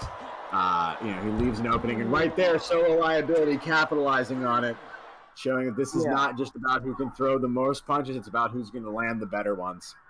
Exactly. Like, I feel like Overboard, whenever he gets hurt, I'm noticing that he does run around like you're kind of like supposed to. Like, if you're hurt, you're not gonna really stay in the spot, but he drops his hands while he does that. He wants to make sure he keeps his hands up. No, I agree with you. It's interesting for Overboard's strategy, right? Like, he's honestly, I wouldn't say he's necessarily the best boxer out here, but he's so efficient in how he uses the game, right? When he's aggressive, he's aggressive. When he's defensive, he just, he doesn't have the highest guard. He doesn't keep it on for the longest time, but he almost, he was doing earlier, he had that rhythmic, like, left, right. Once you read someone's rhythm, you just get free blocks if you know what's coming. Mm-hmm. So who do you have? There, you're on. Yeah, I think right now, I have Overboard this round. I mean, he had more knockdowns, and his pressure is just like, it's so intense. Like, he's just throwing so much, but he's also got to be careful because he can get countered easily. I mean, in the last round, right? It's been more outboxing. It's been more precise punches. It's been looking for the gaps that Overboard is leaving. And he's just walking away from the spam, right? You can't stand there and expect to block every punch, but just get out of there entirely, right? Get off the angle, and then you get to take some free shots while your opponent's hands are.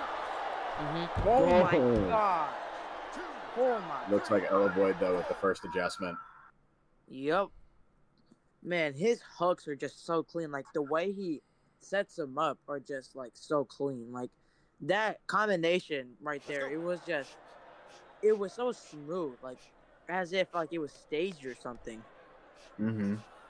You got this like ability, right, that some fighters have to just really, make smooth combos.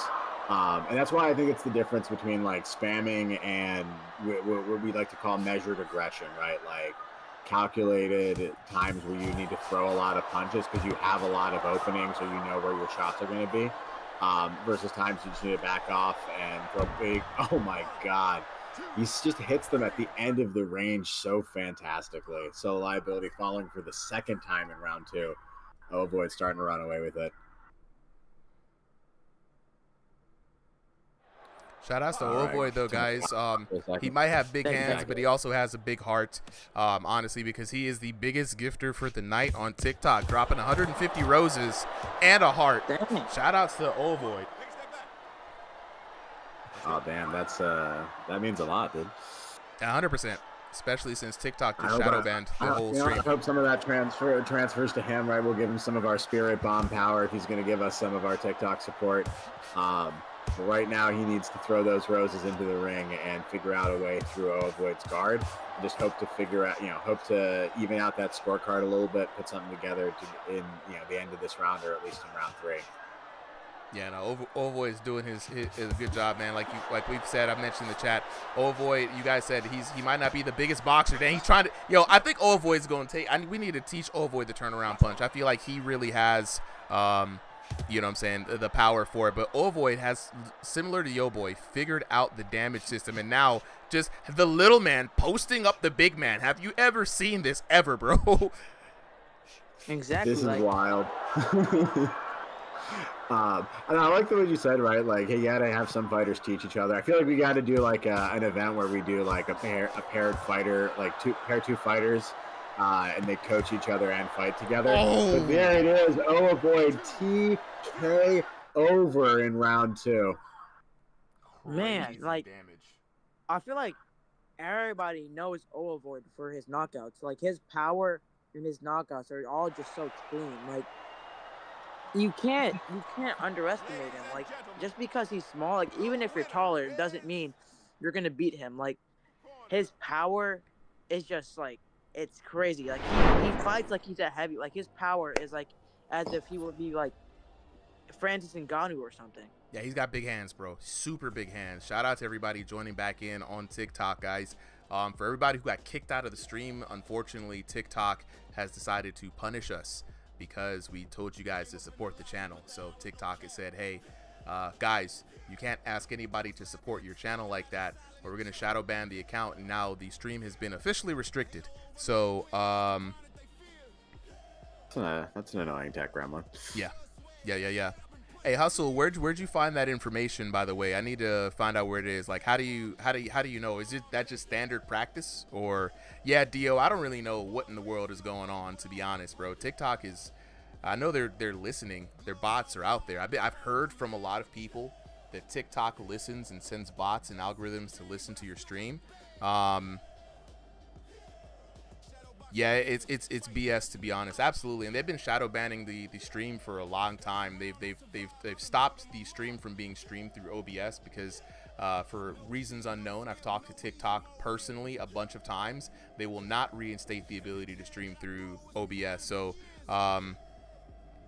yeah, and Andrew Snedden, I found that out the hard way today, bro. I had no idea. Right? And all I said was, support the channel.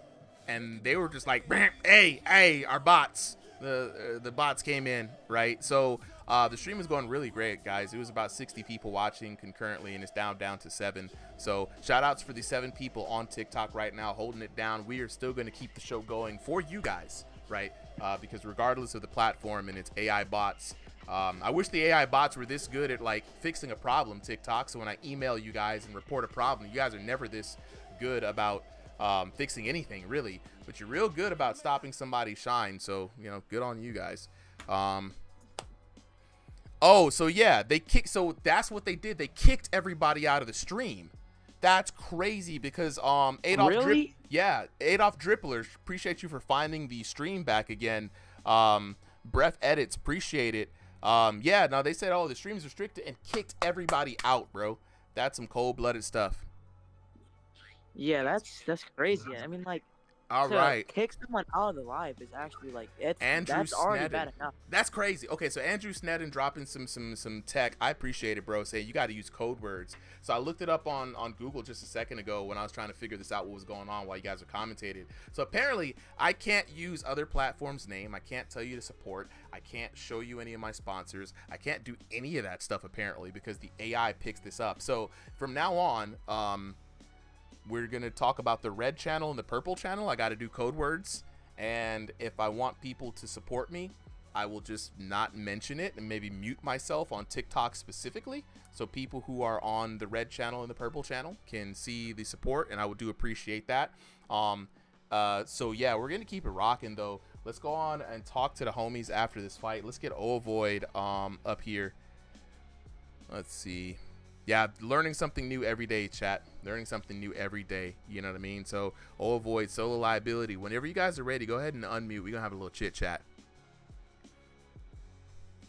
Hustle, yeah, it is ridiculous. I'm not even gonna hold you. I got a week off too, and I'm pretty sure after I take a week off, they're gonna throw the whole stream in the gutter as well. Yeah, Andrew Sneddon, I appreciate it, bro. We definitely gonna figure it out, man. We like I only need to get bopped on the nose one good time, and then shoot, I'm a fast learner. Jackson War, what's good, bro? We got some people following back in. You know what I'm saying?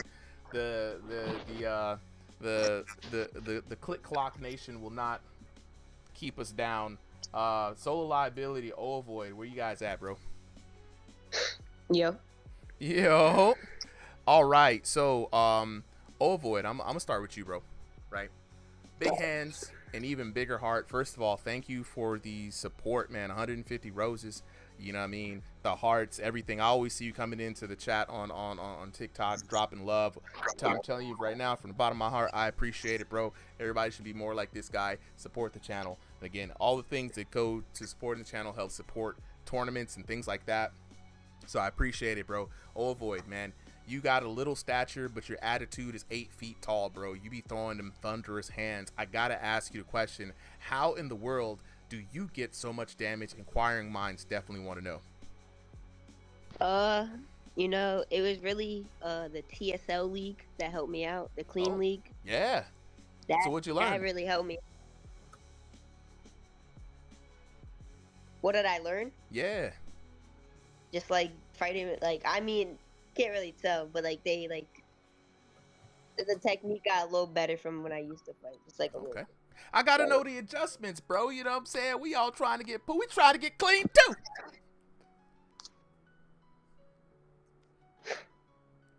Exactly, boy. Quick gatekeep. You know what I'm saying? I got a gatekeeper. All right, he gonna maintain his competitive advantage. He gonna maintain his competitive advantage. All right, I feel you. We not gonna press you too much though. But look, you use that weapon wisely. You wield it to devastating effect, man. Appreciate you for coming through, dog. Congratulations on the W. We gonna figure out how you get that damage. You know what I'm saying? And we not gonna gatekeep. Once your secret is ours, bro, it's gonna be everybody's weapon. You know what I'm saying? But until then, hey, keep the Kamehameha to yourself, man. Turtle Hermit. You know what I mean? But again, though, for real, all jokes aside, Ovoid, I appreciate it, bro. I really love seeing you fight, man. You did well in the tournament. You do well on the exhibitions, bro. So yeah, man. Yeah, anybody you want to specifically call out, let me know. Or if anything you want to say before we head down. I want to call out 1 HP. Okay, 1 HP in the chat. I seen him in the chat earlier, bro. Yeah, he's in there. He's in here. Yeah. Oh, absolutely. Absolutely. 1 HP. If you're trying to make the fight happen, you know what I'm saying? Your boy Ovoid's calling you out. He said he got these hands for you. Coming for you next, brother. You know what I mean? Let's talk to Solo. Walk him down Liability. Solo Liability, man. You ran into the heavy hands and the heavy heart of Ovoid. Were you surprised by the power this little man has? I'm not gonna hold you. Like, yeah, I'm surprised but not surprised, because I'm like, okay, I mean, size really, like, and funny enough, but size doesn't really like make much of like a difference. Neither does like the elo. So for all you know, like a person can have like bricks for hands, you know. But like what I feel like my issue is that considering that he like the size difference. Like I'd be having issues fighting people who are like hella short than me, even on like if I do like casual play. Yeah. Like I don't fight anybody, like I try not to fight anyone below like 5'10" at the very lowest. Cause I'm like I can't be fighting Smurfs 24/7, bro. I feel you. So when you're fighting shorter fighters, right? Is it the fact that you're punching down and it throws off your accuracy that's the biggest kind of deterrent?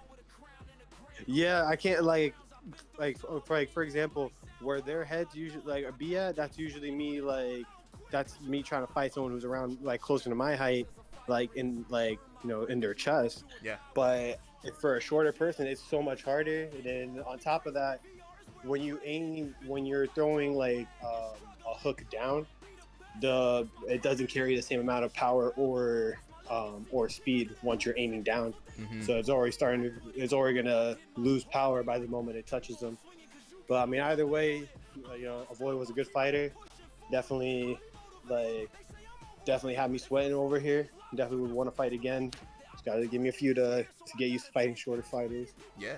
Now, all right, so I got one little thing, you know what I'm saying? Again, take it from an old bum who just bumps his gums all the time, right? We have something that I was taught when fighting shorter fighters, right? Instead of standing tall and punching down, you're absolutely right. It takes away from your accuracy. You're punching at a weird angle. Their head movements, like it makes a greater effect, right? Drop your knees a little bit so you get down to their level, right? And that's the thing. That's what I try to do with him too. And I try to do like my capoeira stance, but it's tough. I guess it wasn't like short enough. Yeah, it's hard. It's absolutely like, tough, damn, bro. But when you're about to strike, drop down so you're throwing a little bit more level with them, and then use your legs, or in this case the controller, right, to really like bait them to come in towards you. You'll notice that Ovoid throws big shots to the head. When he throws those big shots, he has to punch upwards, right? You see what I'm saying? Just like how you have to punch down. So you could kind of imagine the angle that he has to punch at. It's going to come down and below your guard. But if you're lower, he's going to punch a little bit more straight, which allows you to stand up and dodge it, move around it. It's weird in VR, but you got to take every advantage you can, especially with kind of like that kind of update. You know what I'm saying? So that's my only advice, bro. Keep at it. You already know players of all kinds of different heights. You know what I'm saying? But I always appreciate you coming through, bro. No, I appreciate y'all for hosting these, and hopefully I get to commentate soon. Absolutely. Hey, look, we always tell people, if you want to commentate, bro, I am so serious about this. I am open to having more voices on the channel. Just got to see how you commentate. Thursday nights is the best night to come through. It's an open fight night. We usually have King of the Hill, so it's a lot of fights to commentate. I take notes on the commentators, right? The reason why you hear Boxing Era Tony here today, Jay Baca, right? Because they did well last Thursday. At a talk about their styles, I write down how well they analyze. I write down how well they communicate with others. I write down if they got color commentary. Like myself, I'm a color commentator, man. I do reactions, I do quips, I make jokes, I keep the entertainer going, right? It's really good to pair color commentator with an analyst, right? We got a lot of good analysts in here. Shout out to some of our new folks in here. Zylo just jumped into the chat and wanted to be an analyst. So I'm trying to keep a track of a lot of commentators. I want to give a lot of people a lot of good, exposure. So if you're down, bro, just jump in on Thursdays. Be more than welcome to have you. For sure. I'll see y'all on Thursday then. All right, then. Let's go ahead and get on to the next fight. So I see we got a little bit of a change up here, Solly. Yeah, so we're going to have Entertainer subbing in for Vitality. I have not heard from Vitality tonight, so and he's on Do Not Disturb, so we're going to sub him out. All right, let me go ahead and make that change of there. So we just had Ovoid. It's Dio versus Entertainer. Yes. All right, just drop that in there with the change. Let me see if I can update the graphics real quick, and just give me a moment here, chat. Shout outs again to all you guys who are jumping in. Let's go ahead and see if I can make sure that this works properly. It does take a bit of a moment to make these adjustments on the fly, but the good thing about this one is that the Entertainer is one of our registered boxers. I'd like to remind everybody that if you want to become a registered boxer here for the channel, right, it's easier for us to get you in because we already have your information, and right now we've got Entertainer locked in. So Solly, do you want to jump in on the commentary with me? Yeah, Boxing Era Tony had to step out. He says he'll be back later. Perfect. So back to the OG Dream Team. The OGs, man. The old school for the old fools, man. The Unks are back again, and this time we've got Dio taking on Entertainer, subbing in here. Let's go ahead and head on to the tape of the tape. We got your boy Dio Hendricks in the blue corner taking on Entertainer in the red corner. Both of these boxers are fighting now. Entertainer coming in as a sub, so we got a room scale versus stationary battle. You already know Room scale, depending on the size, has the advantage of being able to move more freely, move more faster, get out of the way. Stationary, however, uses less energy, right? They can stand with their feet planted firmly. They can get a lot more power. They never can be caught off angle, right?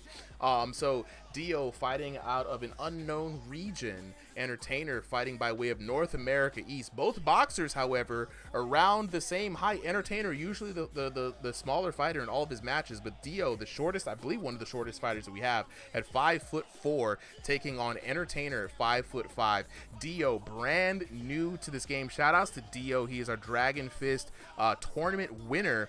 He decided to take on VR boxing as a new game, jumped into the first match he had and absolutely got blown out of the water, said it was a completely different game, but has been trying to fight every day and learn how to play this game. So this time we're going to see how well Dio Hendricks has evolved. He's coming in the unranked to 1500 range. He told me, hey, Supa, I'm getting better. Entertainer, 1501 to 2000 elo, a little bit of a veteran, been rocking with Ringside VR since the beginning. So Entertainer making his way back into the ring right now. Dio affiliated with a gym. So after this, we're going to ask Dio if he definitely wants to join a gym. Of course, Entertainer repping that BY boxing, and we're about to get on to this fight. Seconds out. Yeah, and it should be a good one. Honestly, like we say all the time, and we said it earlier tonight, ELOs don't make fights. It's all about styles. And I love when I know someone comes from another game, because you know they're bringing in some of that style. And they've got it, like a wealth of experience, but there's just like a little bit of a barrier, between it. And you can always, it's interesting to see if they can break through that and glean some, transfer some of that knowledge. Oh, absolutely, man. And what's interesting, too, so like I said, Dio's coming from Dragon Fist VR. Shout-outs to Dragon Fist VR streams on Saturdays. And so, in this game, a lot of people see this and they're thinking, oh, it's going to be easy to play. But this game is very hard on how exactly it wants you to throw these fights. We're seeing a different Dio right out the gate, a little bit more measured, not running in. He has a lot of caution in the experience that he's gained getting knocked out by these experienced VR boxers. Entertainer, though, showing some respect early on, testing the waters, trying to get that range, and we're seeing like a little bit of a southpaw versus orthodox style here, which is something we don't get to see very often in VR boxing. Mm-hmm. And it's also good too, right, when two fighters actually stick to something like more standard in boxing, and you actually can see how this plays out. Because right now, the strategy is the same way that you would deal with this in a real boxing match, right? Get around the guard, get around the angles. You don't really have that like foot dominance or that the physical pressure of bumping up against each other, but it is something to realize, like you might be in for more clinches, for example. Oh, 100%. And already now Entertainer showing that experience here, even though he's measuring up his opponent in Dio, showing a lot of respect. He has those combinations locked in. That's a big early tell of how this fight can go. Dio working the 1-2s. Entertainer saying, yeah, show some respect. Now, what's cool about Entertainer here, he's going to put Dio through the paces, but he's got those combinations, and right there, Dio has got a taste of really what Entertainer can bring to this fight. Yeah, and also, this is a great fight for Dio, all right? Even if he's not ahead in this match just yet, I do think he's grown a lot in every single one of his ringside appearances, right? And it just goes to show you put the time and effort into anything, practice, you will get better. But right now, Entertainer practicing on that jaw, a little bit of percussion right there. Absolutely. And it's interesting, though, you know what I'm saying? This is what I like about this, is that we're going to be able to see what Dio has worked on, like a couple of things we've seen in the chat right now. Dio definitely is keeping his hands a bit low, and normally I would say, hey man, that's a dangerous place to be, but when you really think about it, right, a lot of boxing coaches have said when you're keeping your hands just below the chin, right, they're there protecting the body, and you can bring your hands up really quickly if you're good with hands, right? Shout out to Tay in the chat. Xylo with the roses. Appreciate it. Love the support, man. We're trying to keep the stream alive here. But, we're seeing Dio really stick to the 1-2s, going back to the basics. And this is what I like to see from a new fighter here in Thrill the Fight 2, right? You're not really working on big swings or wild hooks. He's now settling more into, like, trying to work boxing techniques, even if he's not the absolute stronger fighter. And that goes a long way. I totally agree. So I have, after that first round, probably have Entertainer up ahead there. Yeah. But this definitely is still a match well within Dio's range, right? We've seen him throw the kind of shots that get that high damage bar in this game, and that's something that is a little bit dangerous about the newer fighters, right? They haven't mastered the game yet, and so what for like someone like Yo Boy, it's a pretty reliable power punch, and you kind of know that that damage is coming. The newer fighters, they can it's almost like a random lottery ticket. And so like out of nowhere you get hit with a shot that just like hits everything perfectly and just puts you on the floor. Looks like we got a bit of a controller issue. Dio, that controller, that's a dead giveaway in VR games. As soon as that hand starts to stick out in the air, the ether, round number 2 underway, we already know that we've got some VR troubles. Could be a low battery, could be the controller's a little banged up, but right now, round number 2, Entertainer, a little bit of a sparring match here with Dio, going in for the feints. Dio trying to work some techniques.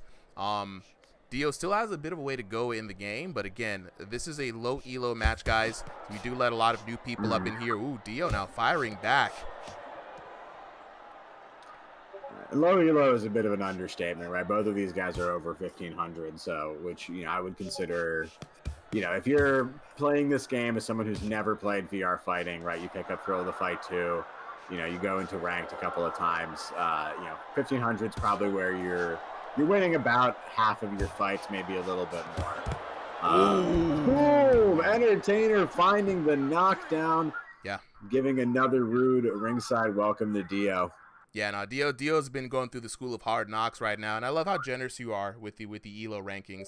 I just barely passed 1,500 the other day, and I'm buns. So like it's I like how Sally is giving me. I feel good. I feel good. Would you say you win about 50% of your fights, or are you a little bit better than that? I think your assessment is right. I think I've won about 50% of the fights. A little less, though, if I'm being really, truly honest with myself. But me and Dio are kind of in the same range where, and I have the same problem that Clint does where I can't find the power in the shots, right? Dio's just new to the game. And what I really want to do is I want to, like, really work with Dio. And I think I'm going to be doing that a little bit this week. Entertainer on froze. Entertainer on froze. Oh, my God. Entertainer, what happened, bro? Even Dio was like, what happened? The winner is the blue corner. Technically, Dio has won. Let's go ahead. Yeah, Scott, I absolutely agree with that. Like, actually, you know what? It's cool, though. Even though it was interrupted, I want to see where that fight was headed, right? We definitely had the 10-9 round for Entertainer. Right. Entertainer was going in there. And look, Dio Hendricks coming in about half the damage of the Entertainer. So even though he wasn't throwing a lot, he still managed to keep out with half the damage, right? And Entertainer was throwing some volume, a lot of passivity there. But very interesting to see how Dio Hendricks was tracking. Let's check in with the homies real quick. Fellas, what was going on there?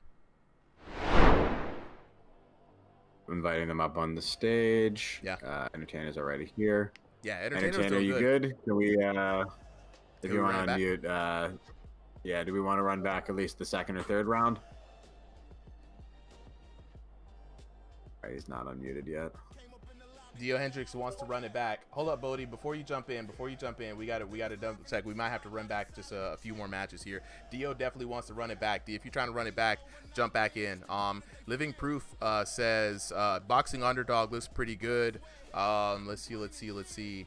Got the usual boxing underdog chat. I wonder how much better it is on tracking. So while we get these boxes readied up, I'm gonna give you the Living Proof. I'm gonna give you the absolute rundown, hard truths about what I think about these games. Now, trust what I say because I've been playing VR boxing games since Thrill of Fight 1, since Creed VR. I've played Era of Combat. I've played Virtual Fight Championship. I've talked to a lot of devs. I got a lot of experience with these games, right?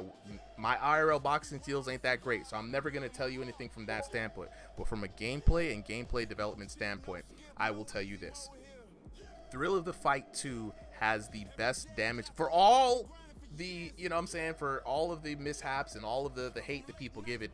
Thrill of the Fight 2 has the most well thought out algorithm for a VR boxing game out there, right? I've talked to the development team personally. I know things that they don't even tell y'all, guys.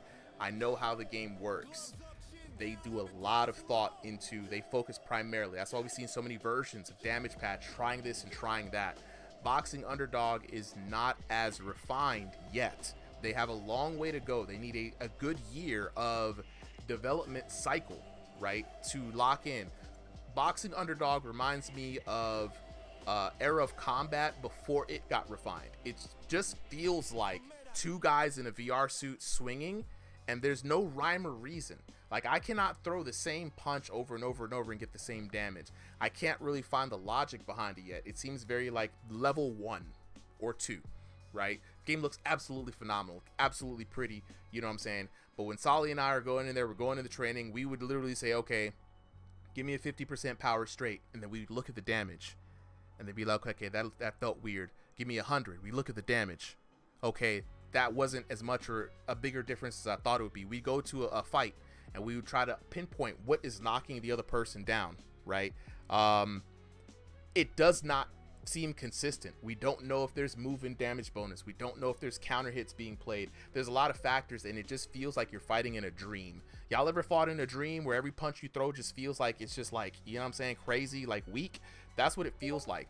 But the team is small, the team is strong. I believe in Weddish and the team. I believe that over time they will be able to refine their damage system, their hit registration, and it'll be something wonderful, right? Do not count Boxing Underdog out. It's in the name. They are the underdogs right now. Scott says, after a fight, where do you go to talk to on Discord?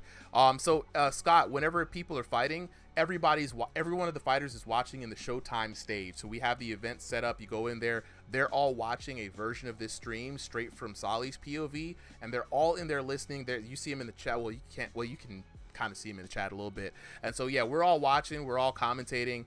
You know what I'm saying? All right, so Entertainer's back on. Dio Hendricks versus Entertainer. We're gonna run this back one more again. We're gonna give them 2 rounds, right? Because that third round ended literally halfway through. So we're gonna give them 2 rounds, right? And then we're gonna start this match.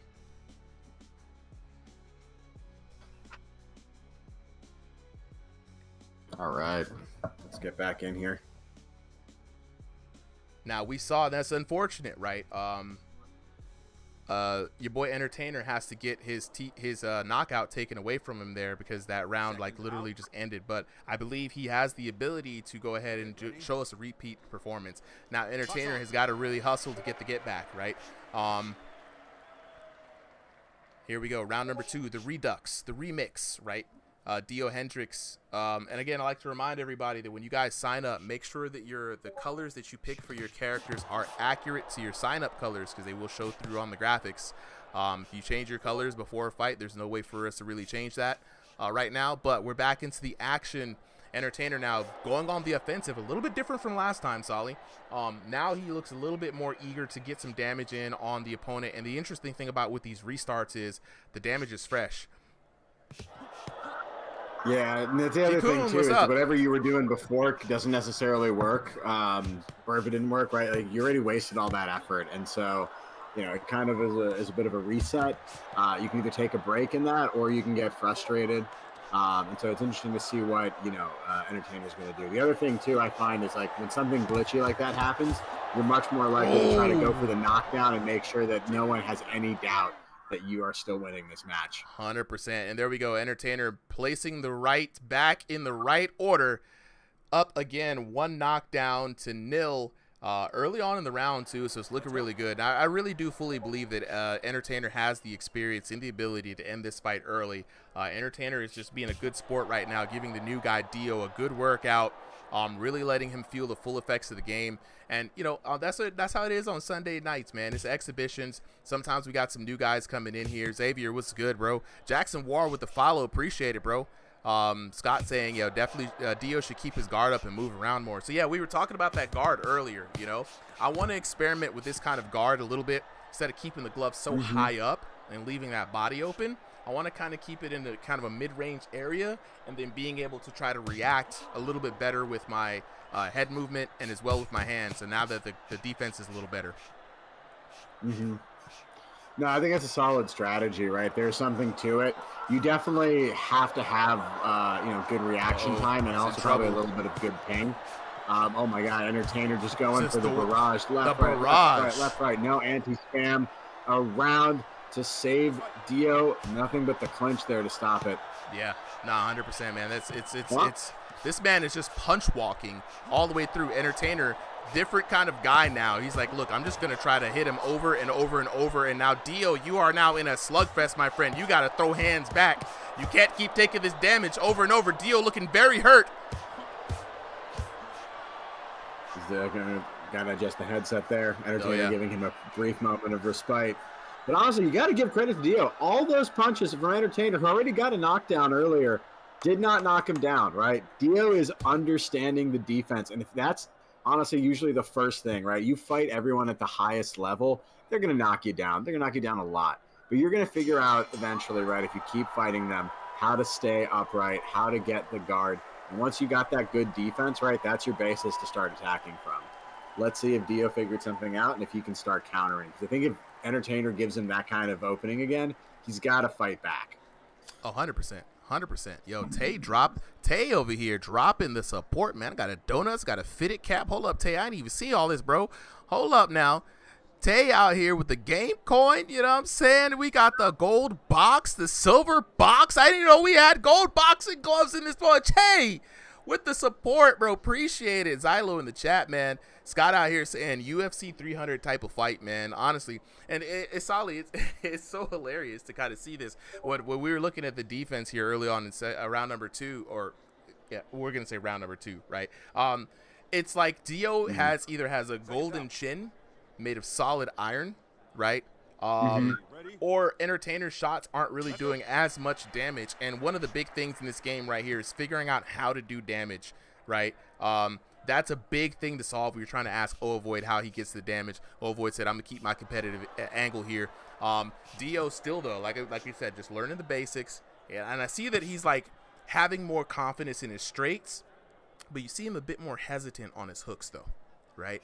And that kind of hesitancy is the worst thing you can do. It's better to follow through with the punch, return to the guard, because when you stop halfway through, now you're wide open. It's like just opening out yourself, you know what I mean? I agree. This is going to be, this is now here he is, right, with the hands down. He feels much more comfortable in this match, and I don't know if it's because he's tired or he's just trying to switch the pace up on Dio, but, not throwing out that big barrage that he was earlier.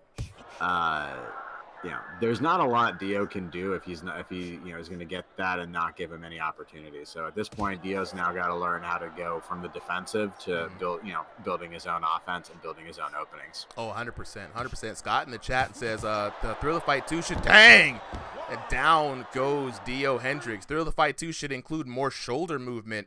I agree. And in the current PTC, they're actually working on bladed stances, so the game is able to detect which hand is the lead hand, and if your left is in front, it'll blade your stance more to that way, and if you switch to the right being to the front, it'll blade your stance the other way. It's going to do wonders for body shots, right?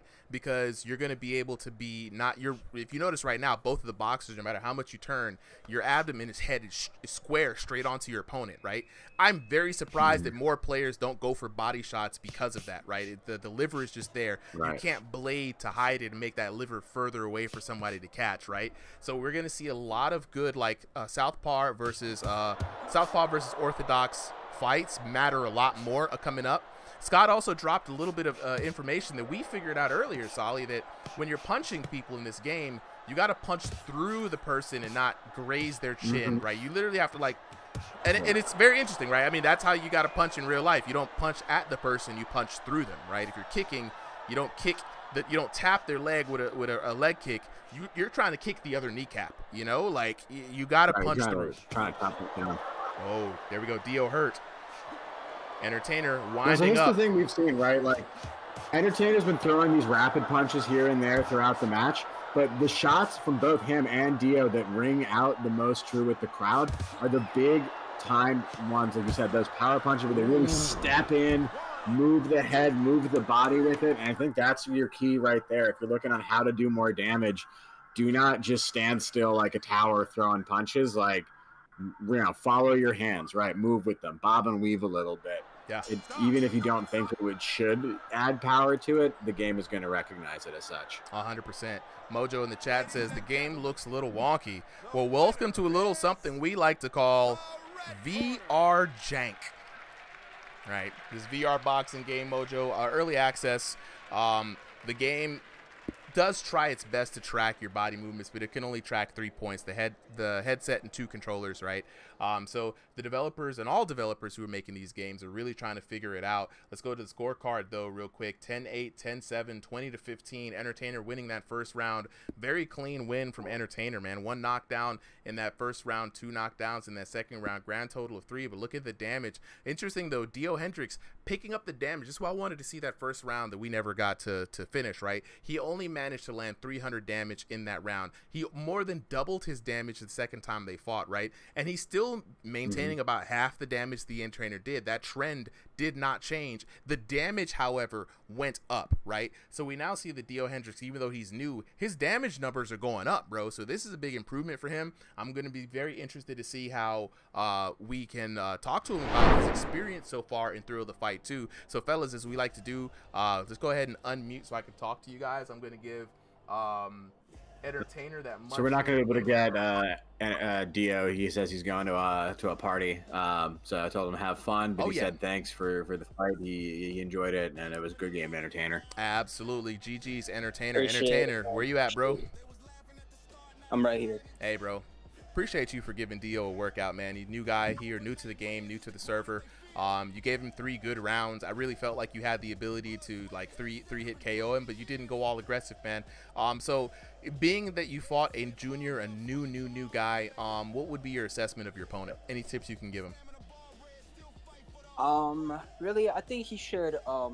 He's doing pretty good. I mean, I kind of like knew that he was a bit of a beginner, and I had more experience than him. So that's why, like, second round and third round, I didn't really go all out. I was trying to, give him that experience of like what a real pressure fighter is, what a counter fighter is, and how a person uses their combos and how they cut off the ring. So that's what I was trying to like, give him a little bit of a turn, so that way he could like get out of the corner and use the ring to his advantage. But I think a little bit of pointers that I could give him is he should work on setting up jabs. To use his jabs a lot more.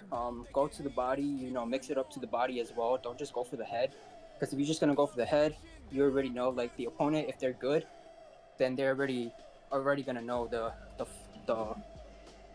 flaw in your fighting stance. So yeah. I think he should work on combos. Working on his distance, his stance, his range and everything, angles, footwork, head movement. He should add those into his arsenal, and I think he'll be a complete fighter if he trains on those. Absolutely, man. I think what we need to do with our boy Dio Hendricks, man, if anybody out there wants to work with an absolute new guy, Dio Hendricks is a good prospect to work with. He's still playing the game, still, still working at it, very new. I think I'm going to be playing some games with him just to help him understand how the damage system works, working on it with the dummy. Yeah. I definitely want to see his growth. I will say that this time around he came in looking different. He at least tried to work on the 1-2s. I was personally saying that he has to have more confidence in his hooks. We were saying, hey, even if you think it's going to miss, bro, still throw that thing, because you don't want to stop halfway. I did see him like second and third round. He was hesitating with his hooks. That's why I started throwing, hooks to see how his head movement would go, throw jabs and crosses to see how he would react. But I think if he's down to train, I could help him a little bit too. Give him some pointers. That'd be great. I think he'd be a good person to teach him some of the basics, man. But appreciate you for coming up through. Appreciate you for subbing in for Iron Vitality. Of course. We're gonna move on to the next fight. We've got Bodhi taking on Excel. Now, Dark, what is your username? What is your boxer's name? Yeah, Scott's saying, yeah, there's a sign-up section. We've got the card right here, Dark. I see you in the chat. Where you at, bro?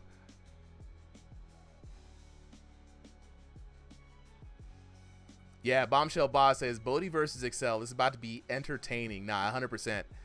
Oh, yeah, okay. Let me check the fight card.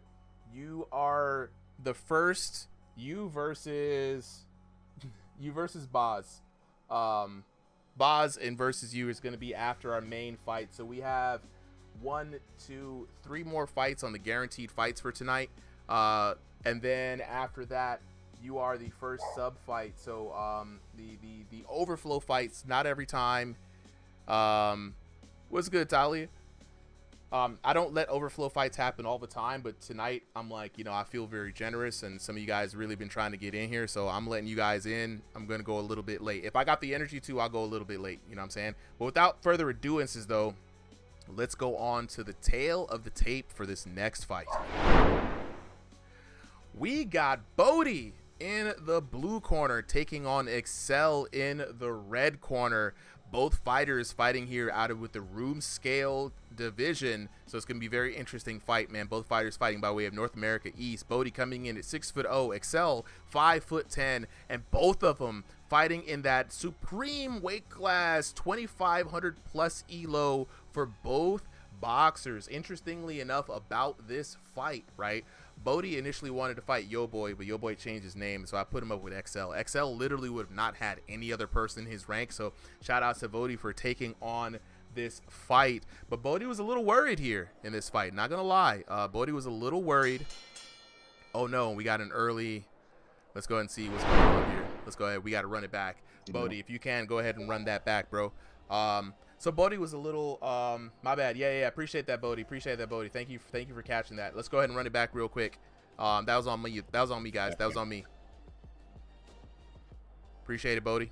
Scott, yeah, Bodhi's up in here. You know what I'm saying? Now, Bodhi has been able to knock down Excel in some other leagues now, but he's begging Excel, please don't three-piece me, bro. Don't give me the 3-piece and the dry biscuit. You know what I mean? Hey, I'm not begging Excel anything. That's what it looked like in the I chat. didn't want the fight to end super early. That's what it looked like in the chat. It ended in the first I'm round. gonna build up the drama. You should have. You're lying. Donald says, has Jake Paul fought that Tank dude yet? Pake Jaw is injured right now. Unfortunately, Pake Jaw really messed up his finger like very badly, so he will not be fighting for a long time, guys. So Donald, we were wishing Pake Jaw a speedy recovery. Hopefully he can get back into the game, and this is why we have VR boxing gloves that I'm not allowed to mention on TikTok anymore. So let me go ahead and start this match over. Bodhi in the blue corner. Mark says, what did you think of the Fabi Wadley versus Joseph Parker fight? What's going on, Mark? I actually hadn't been able to see that fight yet, bro. I've been locked in here with the VR boxing world running the show here, but I got a long list of fights that I need to catch up on. Honestly, chat, we should probably do some watch nights, man, if we could probably get them. Yeah, can we do a watch night next weekend on Saturday? I'd be down. I'd be down for a watch night. If there's any card, I can't remember. We gotta be careful about how we do it, because if they're pay-per-views, you can't just stream them freely. We gotta do the DAZN free fights, bro. DAZN free fights. That's the only way to do it. The only way to do it. Yeah. All right, back into this action though. That we got an early fight. We got to keep it locked in. Excel in the blue trunks with the first knockdown.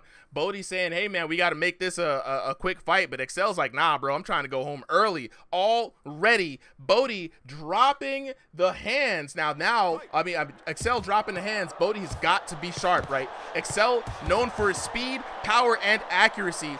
Bodhi's gonna have to be sharp and aware if he's gonna survive this first round. Oh! That is exactly what he needs to do.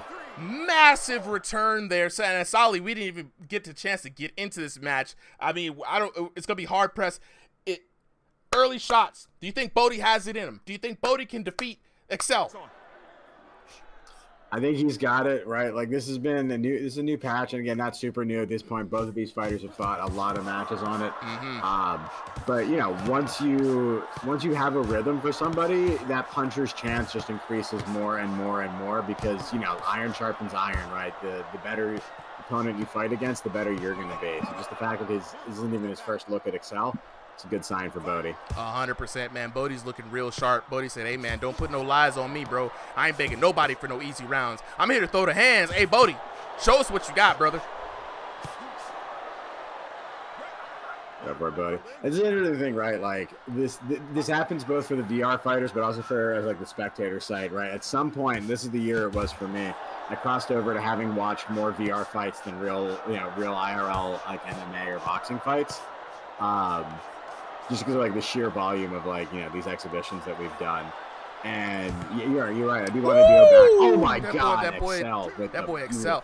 Look, too. Bodie's on life alert right now, bro. We got to lock in. I mean, this could be it for Bodie. There's about 54 seconds left in this match. Excel has a lot of time to work with. Me gusta goose with the high. Appreciate it, Scott, in the chat.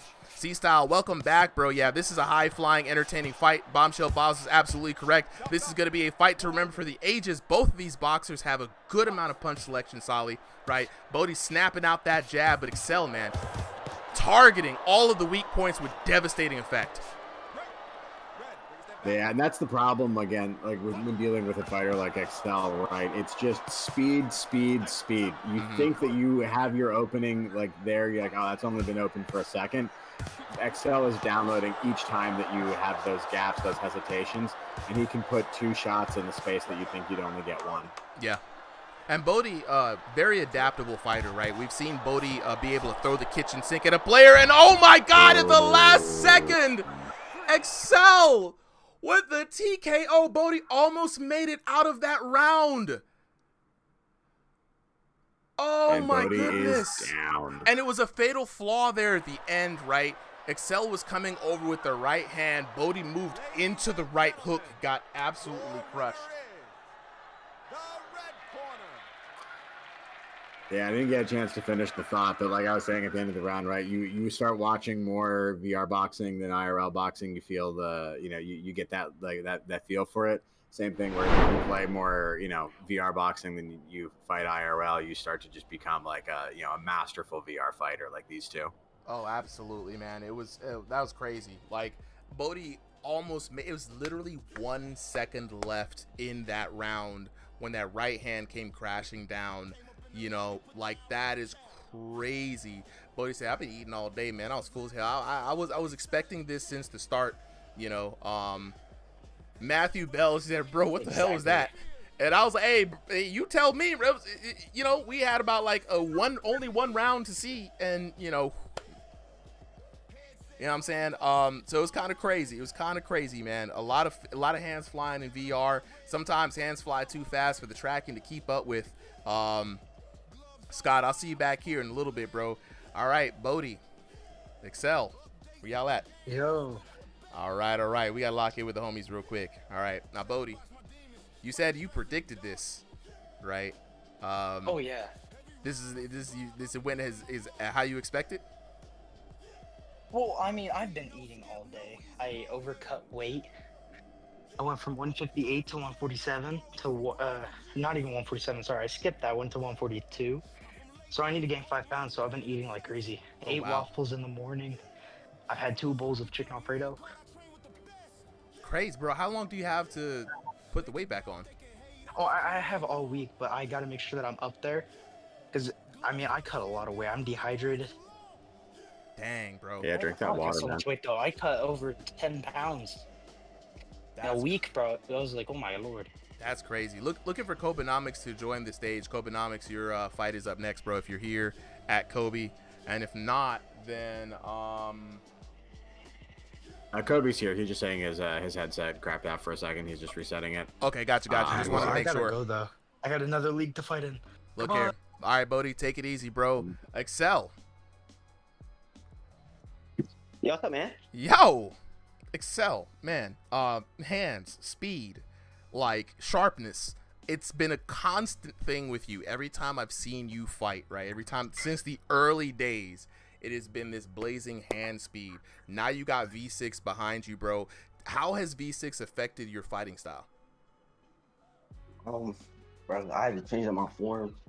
I had to go to room scale. I had to do all types of stuff, bro. So, like it's been hard, bro. But I got used to it. Man, you look good out there, man. I could not tell that you had a struggle with V6. By the way that you fought just a second ago, man. Absolutely crazy. The speed, the shot selection, right? What was it that you had? You said you had to change up your form, right, with the body effort system. Was it a drastic change, or was it just like subtle head movements more with your shot? Like, what exactly did you have to change up? Drastic change, like the way I punch, the way I move, my footwork, everything. Oh, dang, everything. All you So would you say that you had to change for the worse or for the better for your the way you box?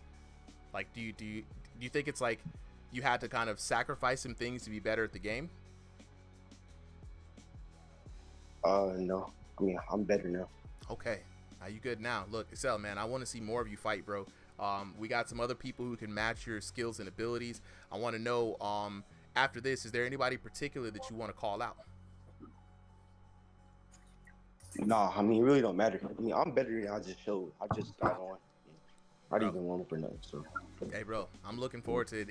We'll keep throwing people at you, man. Definitely love to see these fights, bro. Appreciate you for coming through. Congratulations on the dub, man, for real. Wait, hold on, wait. I'll call Avoid out. I call Avoid out. Oh, you want to go against Avoid? Avoid. Yeah. I hope you're still here, bro. Avoid, we got a real one for you. You know what I'm saying? Speed versus power, right? Which one will prevail? That's the real question right there.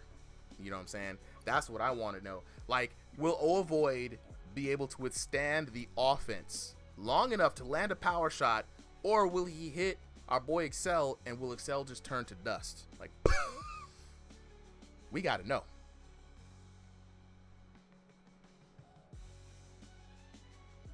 Trent says, oh, Excel kills Ovoid. Easy, hands down. Not even a second question, man. You gotta believe Trent's analysis and predictions, bro. They be spot on. I ain't gonna hold you. All right, looks like we've got Nick going up against Kobenomics. Nick in the blue corner, Kobenomics in the red corner. Now, we have not seen Nick fight in a while. This is one of those old school folks who've come back to fight for tonight's card. I'm going to go ahead and head to the tail of the tape. We got Nick in the blue corner taking on Kobenomics in the red corner. Both players fighting in room scale. Nick fighting by way of North America East, Kobenomics all the way on the West Coast. So we got another East Coast versus West Coast battle. Both of these fighters are equally matched in height, 5'6" to 5 seconds. Kobe having just a slight advantage in height there. Kobe having a monster reach. Nick has been away from the game for a while, so he's unranked to 1500, a lower elo, but don't let that fool you. Like I said, like we said, styles make fights, not elos. 1501 to 2000 for Kobenomics. Now, Kobe has been doing a lot of work. If you check out his Instagram channel, working with his gym, very inspirational. Shout outs to Kobe. But Nick, if I remember correctly, had a very unique style, Solly, more of like a MMA martial arts style. I wonder how how things are going to translate over to V6, and it's going to be very interesting. I totally agree, right? And I think I love the MMA versus boxing style matchup more than any other one, because it's like, honestly, like you get like exactly what this game was for, right? If you're not into boxing, but you want to still like compete against a boxer and don't need to get hurt because of a different rule set, this is the kind of way to test it out, right? Like you'll see it's a different sport, it's a different system. But a lot of the stuff that you have will work, right? Your hand-eye coordination can work, your timing, your spacing. You might need to learn different combos and different targets, but it's definitely, it's definitely a fun journey trying to apply whatever IRL to this game. Oh, absolutely. And it's classic Kobenomics round. Kobenomics has a lot of space to move. He likes to stick and move. He likes to joust in, right? Nick taking a bit of a wider approach, like throwing a little bit more wider hooks in the mix here. It's going to be very interesting. I think this is going to be a very evenly matched fight. Kobe has not had the best of runs, but he's had some very good knockdowns here, and I want to see what Kobe can do against Nick. Both boxers, though, in the black trunks. Nick with the red gloves. Kobenomics with the yellow gloves. For those of you guys in the chat wondering who's who. Yeah, and I'm gonna make an early prediction. I'm gonna put it on Kobe. I think it's gonna be a very even match. But I think Kobe, something he did in previous versions that I'm wondering if he's gonna pull out here. Right, he's got a really fast step-in lunge punch. Right, I almost call it like Ipo's gazelle punch, but he does it more like a straight. He just shoots out in this powerful line, and I think that is going to be heavily rewarded by this new body jab system. You can kind of see him doing it right there. Mm-hmm. No, 100% though. I mean, and Kobe, right? He's got long arms, and Kobe doesn't like to fight on the inside unless he has to. And there we go, putting together a beautiful combination. Kobe using those long arms to his advantage. Can y'all hear me now? Oh, we can hear you. Yeah, we can hear you now, Tony. All right, that's good. That's good. Welcome back. Welcome back. Box on. Any predictions for this fight, Kobe versus Nick? I've seen a little bit of Kobe fight. I've seen him in UBA before. I've seen some of the highlights. He did really well. I like his movement. I like how he just moves around so much. He's able to like escape, like get out of range basically. Mm-hmm. Yeah, he really creates small windows of opportunity to hit him. And that's honestly a good defense, right? You don't have to worry about your guard. You don't have to worry about reflexes or head movement if you're just not there to be hit. Gives you some time to rest, to react, to respond, and to reset.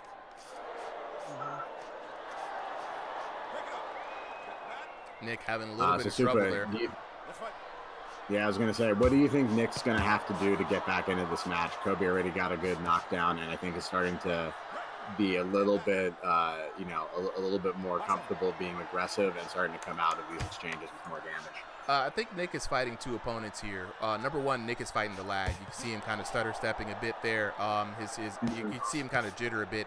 The other two, he's fighting against Kobe's weapons, right? It's all about the weapons that each of the boxers can deploy. Kobe has a lot of room space and does really well leveraging that footwork, right? You can see him getting around Nick getting turned around a bunch, and Kobe's just able to strike him just outside of the distance and initiate his offense, whereas Nick is is finding a hard way to kind of establish his range and establish his game. Right now it's Kobe's pace, and Nick needs to do something to shake that up, to be honest. Mm-hmm. I mean, that's what the adjustment round is for, right? He's going to have the opportunity to fix some mistakes. I think he needs to slow it down, right? He's got this time to rest, breathe, calm your muscles a little bit, and, go back in and, actually see what Kobe is giving you, right? He's a good fighter, but he's not a perfect fighter. Almost no one is. And there's no time that you're throwing a punch that you're not creating an opening for yourself. So if you can figure out what your opponent's going to do next, that's the biggest advantage in a boxing match more than anything else, in my opinion. Absolutely. Round number 2 underway. We got some messages. We got some comments in from the chat. Matthew Bell says Nick is standing up straight and he's an easy target. He's not moving too much. Boxing era Tony, man, what do you feel about that assessment?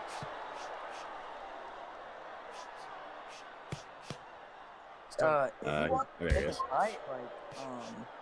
Kobe, he's moving around a lot, dude. I mean, like, he's really hard to hit because he's going in and out, side to side. Like, I don't know if he's watching the same fight as us because Kobe, he's moving around a lot. Oh, he's talking about Nick, not Kobe.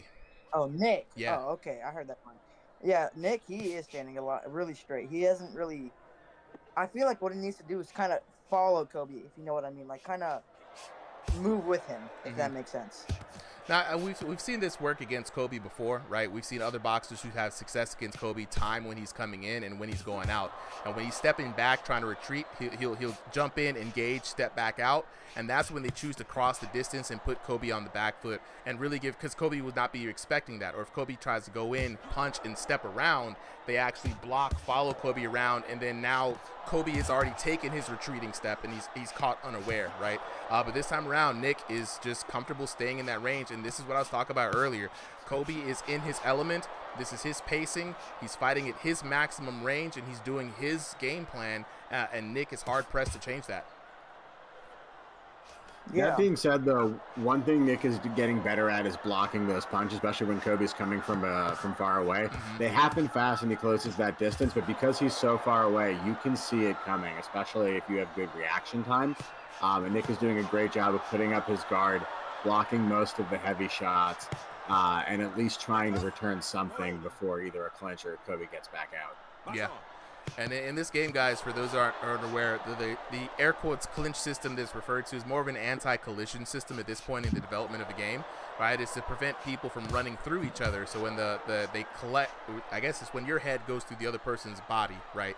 The ref takes a pause, breaks it up, and we have an algorithm that allows you to tell who initiated the collision and give that person a warning or a penalty, right? So, right now Nick is just having a hard time crossing that void, and it's very interesting to see Kobenomics for the first time really being able to use his range. And right there, looking at pulling back and landing with a counter hit from Kobenomics. Kobenomics really in his element in this fight. Yeah, he's not got another knockdown. I think you give credit to Nick for, upping up the defense, but Kobe is, not being as aggressive as he was before. I think he's comfortable, now that he's got that knockdown, just cruising to a win on points. He doesn't have to put himself at risk. And I think it's a pretty smart strategy. 100%. Really quick, though, before we jump in, I just want to let Matthew Bell know, absolutely, this game is Thrill of the Fight 2 on MetaQuest. Matthew, if you're a boxer, this is the type of game for you, right? The developers really try to reward boxing with every change they make.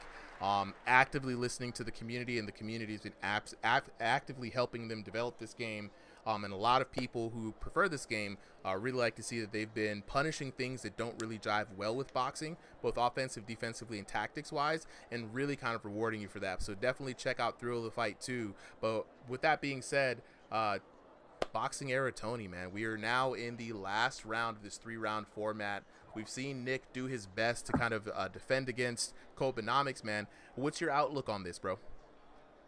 So far, I think if Kobe is fighting, if he keeps fighting the way he's been fighting, he'll probably, he already has it in the bag mostly. I mean, he's won the last 2 rounds, has a knockdown in the first. Something I've been noticing from Kobe is that he kind of baits Nick. He'll kind of stick his head out a little bit and pull back really fast and goes in with kind of like a counter. Mm-hmm. Oh yeah, that's been what I've been noticing as well. Just dancing outside of the range, you know what I'm saying? A little bit of a pull counter that he always likes to put out, and then he switches up the pace. Sometimes he sits back in the pocket, right? And other times he'll kind of come in, But it's very interesting to see that a lot of the times, and I've seen Kobe work with his coach, right? He's been working on these exact same things, so it's been good to see him kind of exploit those new moves that he's been working so hard on in a VR match. Is really fun to see. Yeah. I feel like the only real way to close distance with Kobe is to play with the smaller room scale. It's just whenever you're playing a joystick against a person with a big room scale, it's so hard to cut that distance because with all that space they have, they can just run around basically, if you know what I mean. It's just so easy for them to keep distance, if you know what I mean. Yeah. No, I mean, it is a challenge for sure, but you got to be able to learn how to cut off the ring from your opponent, right? When someone can move around like Kobe, you got to learn to trap them. You got to learn to stalk them, if you will, right? And like Solly said earlier, no fighter is perfect. Kobe has a rhythm and Kobe has a timing when he likes to come in. You got to understand what is the shot that he likes to lunge in on you with. Where does he like to time? What distance does he like to engage? What are his tells? And then you got to counter him, get him a little scared. He's going to back up, and when you do, you got to chase him. You got to step in, right? Nick has been doing a lot of good things, right, Solly? I don't know if you've been seeing this as well, making some subtle adjustments here. We're starting to see him move his head a bit more. We're starting to see him get a little bit more out of the way, and we kind of seeing a little bit of that old Nick format, man. What have you been seeing? No, I see exactly what you're seeing here, right? In this last round, I think he's gotten more comfortable. He's landed a lot of big shots on Kobe, and honestly, the trades have been close to even. I think this is Nick's best round, and I'm really curious to see if the damage in the scorecard shows that. Same, bro. Yeah, there he is. Crowd loving it. Kobe rocked and on the defensive, hiding behind that peekaboo and circling around as much as he can. He's got so much room, scale, space to work with. It's just a challenge to really pin him down. Yeah, and you can see there's been something else that I've been noticing too, that right hook of Nick, it's kind of like a loop. He has one hand up and kind of slings that hook around, right? It's gonna be interesting to talk about how Nick feels about V6, right? V6, again, the body effort system is the big factor here, and while Nick does good with the step-in jabs, I mean, his hooks don't look like they're leveraging the body effort system as much, which has been hurting him because he's been throwing those hooks to catch Kobe moving around, but I just don't think he's getting the big enough reward from them. Yeah, I agree with you. And there it is. End of the match. I'm guessing probably a 30-26, 30-25. 30-26 Look on at that the here. dot there. Shout out to Boxing Air Tony, man. Good eye. We've got 10-8, 10-9, 10-9 for this matchup. Kobe doing a wonderful job there, taking a look at the damage. Kobe having that early knockdown really set him off really well, but he really didn't need it. He truly and truly just kind of outboxed Nick through that whole round. Looking at the damage, though, just like you said, Solly, Nick ramping it up slowly but surely, getting better round over round. We have 14-11 to 630 on the damage, 10-10 to 845, and 1183 to 981 for a grand total of 3,604 to 2,456 for your winner. Out of the red corner, Kobe Nomics. Shout out to those, and Matthew Bell, man. I get a MetaQuest 2, bro, or get a MetaQuest 3S probably. It's about like 250, 260 right now. Get a MetaQuest 3, play this game. It's a really, really good game for those of you who like boxing, you know. Hustle in the chat says, good shit, Kobe. Yeah, Kobe, hard fought round, hard fought win. You know what I'm saying? Viper in the chat. We may not need a sub for tonight, but we'll definitely see. We are coming up on the last official match for the night. Can we get Ill Smith and Lazy Gamer up to the stage, man? But now let's talk to the homies real quick, because I hadn't talked to Nick in a while. So Nick, Kobe, where y'all at? It was a good chess match. Congrats to him, though. Absolutely. Yeah, I haven't played in a while. I've been trying to get better and train on the new update and stuff, the new damage system. Yeah. Still getting used to it. Can't wait for the full release, though, to come out next month, which I'm excited for. Yeah, we got about 2 weeks, I think. It's a pretty fair match. Yeah. We had a good chess match. I love fights like that. It makes me utilize the best of my skills. I mean, he was just sharper than me, let's be honest. And, you know, his counters are definitely better than mine, but you know, I love a good chess match. I don't like when things get too crazy, you know, and too just all wild and stuff. So yeah, you know, congrats to him on that. Absolutely, man. And Nick, once again, I want to say welcome back, bro. Like, it's been a while since we've seen you. So many different versions and changes since the last time we've seen you, right? So I'm very curious to get your opinion. How is the new damage system for you? V6, the new body effort, the removal of the anti-spam, better defense, all that jazz, right? Like, give me your like thoughts. Just be honest with us, man. Just let us know how you feel. Oh, definitely the best update for sure by a long shot. I mean, I was a big V1 guy. I kind of like that. It kind of kept getting worse over time, in my opinion. I don't know how it feels for everyone else, but I feel like, you know, this newest update has gotten it almost exactly right, you know, with not just one hit KO, lucky KOs. Just the body knockdowns are pretty cool too. I wish I got to throw some more body to see if I can get that, but hey, it is what it is. Yeah, but bro. Yeah, so far I think this update is the best so far. I can't wait to see what the full game release is, and yeah. Oh, absolutely, bro. Absolutely. One last thing I'm gonna ask you before you go. How much do you understand the body effort system they threw into this V6? I kind of just skimmed through it. I didn't really like dive deep into like reading and stuff, but I did see the body knockdown like animations and how to like go about it. So I found it pretty cool. If you would like to elaborate, you know, more. Oh, absolutely. I want to drop this knowledge on you, bro, because the biggest fundamental change to the game since it dropped, to be honest. So remember early on we were trying to fight against hook spamming and just spamming people, just throwing these wild shots, landing and hitting on a bunch of times and being rewarded for it. Well, the developers have solved that, and this is the reason why they've kind of toned down the anti-spam system. Now you have this new thing called body effort. If you look on the dummy, you'll see a new little stat modifier, how much that shot landed. There's a body effort modifier. So if you don't throw a shot, so imagine like this, you did it very well, right, when you were stepping in with your straights. If you step in with a jab versus just snapping it out from your hands, you'll hear your boxer go, right? That means you've thrown body effort. That means you've moved your body with the shot, right? So stepping in with your straights, right? Loading up with your hooks. And you'll notice that when you load your hips with the hooks, your headset drops right before the moment of impact. When you step in with your Oh, cool. jabs, your headset moves from the position it started for, it moves forward. The game is tracking whether or not your punches have body effort, right? If you rear back and throw that cross, you'll notice that your head moves in conjunction instead of just throwing arm punches. The more body effort you throw in there, you'll see a multiplier from 0 to 100%. Even when you throw combos, if your combos are nice and with good form, you'll notice that your body moves back and forth as you're loading and unloading that damage, right? The players who don't leverage that and don't strike through their opponents, right, will not be rewarded as much. So we're seeing people now really saying, oh, it allows you to play a bit more with your body and getting in there, right?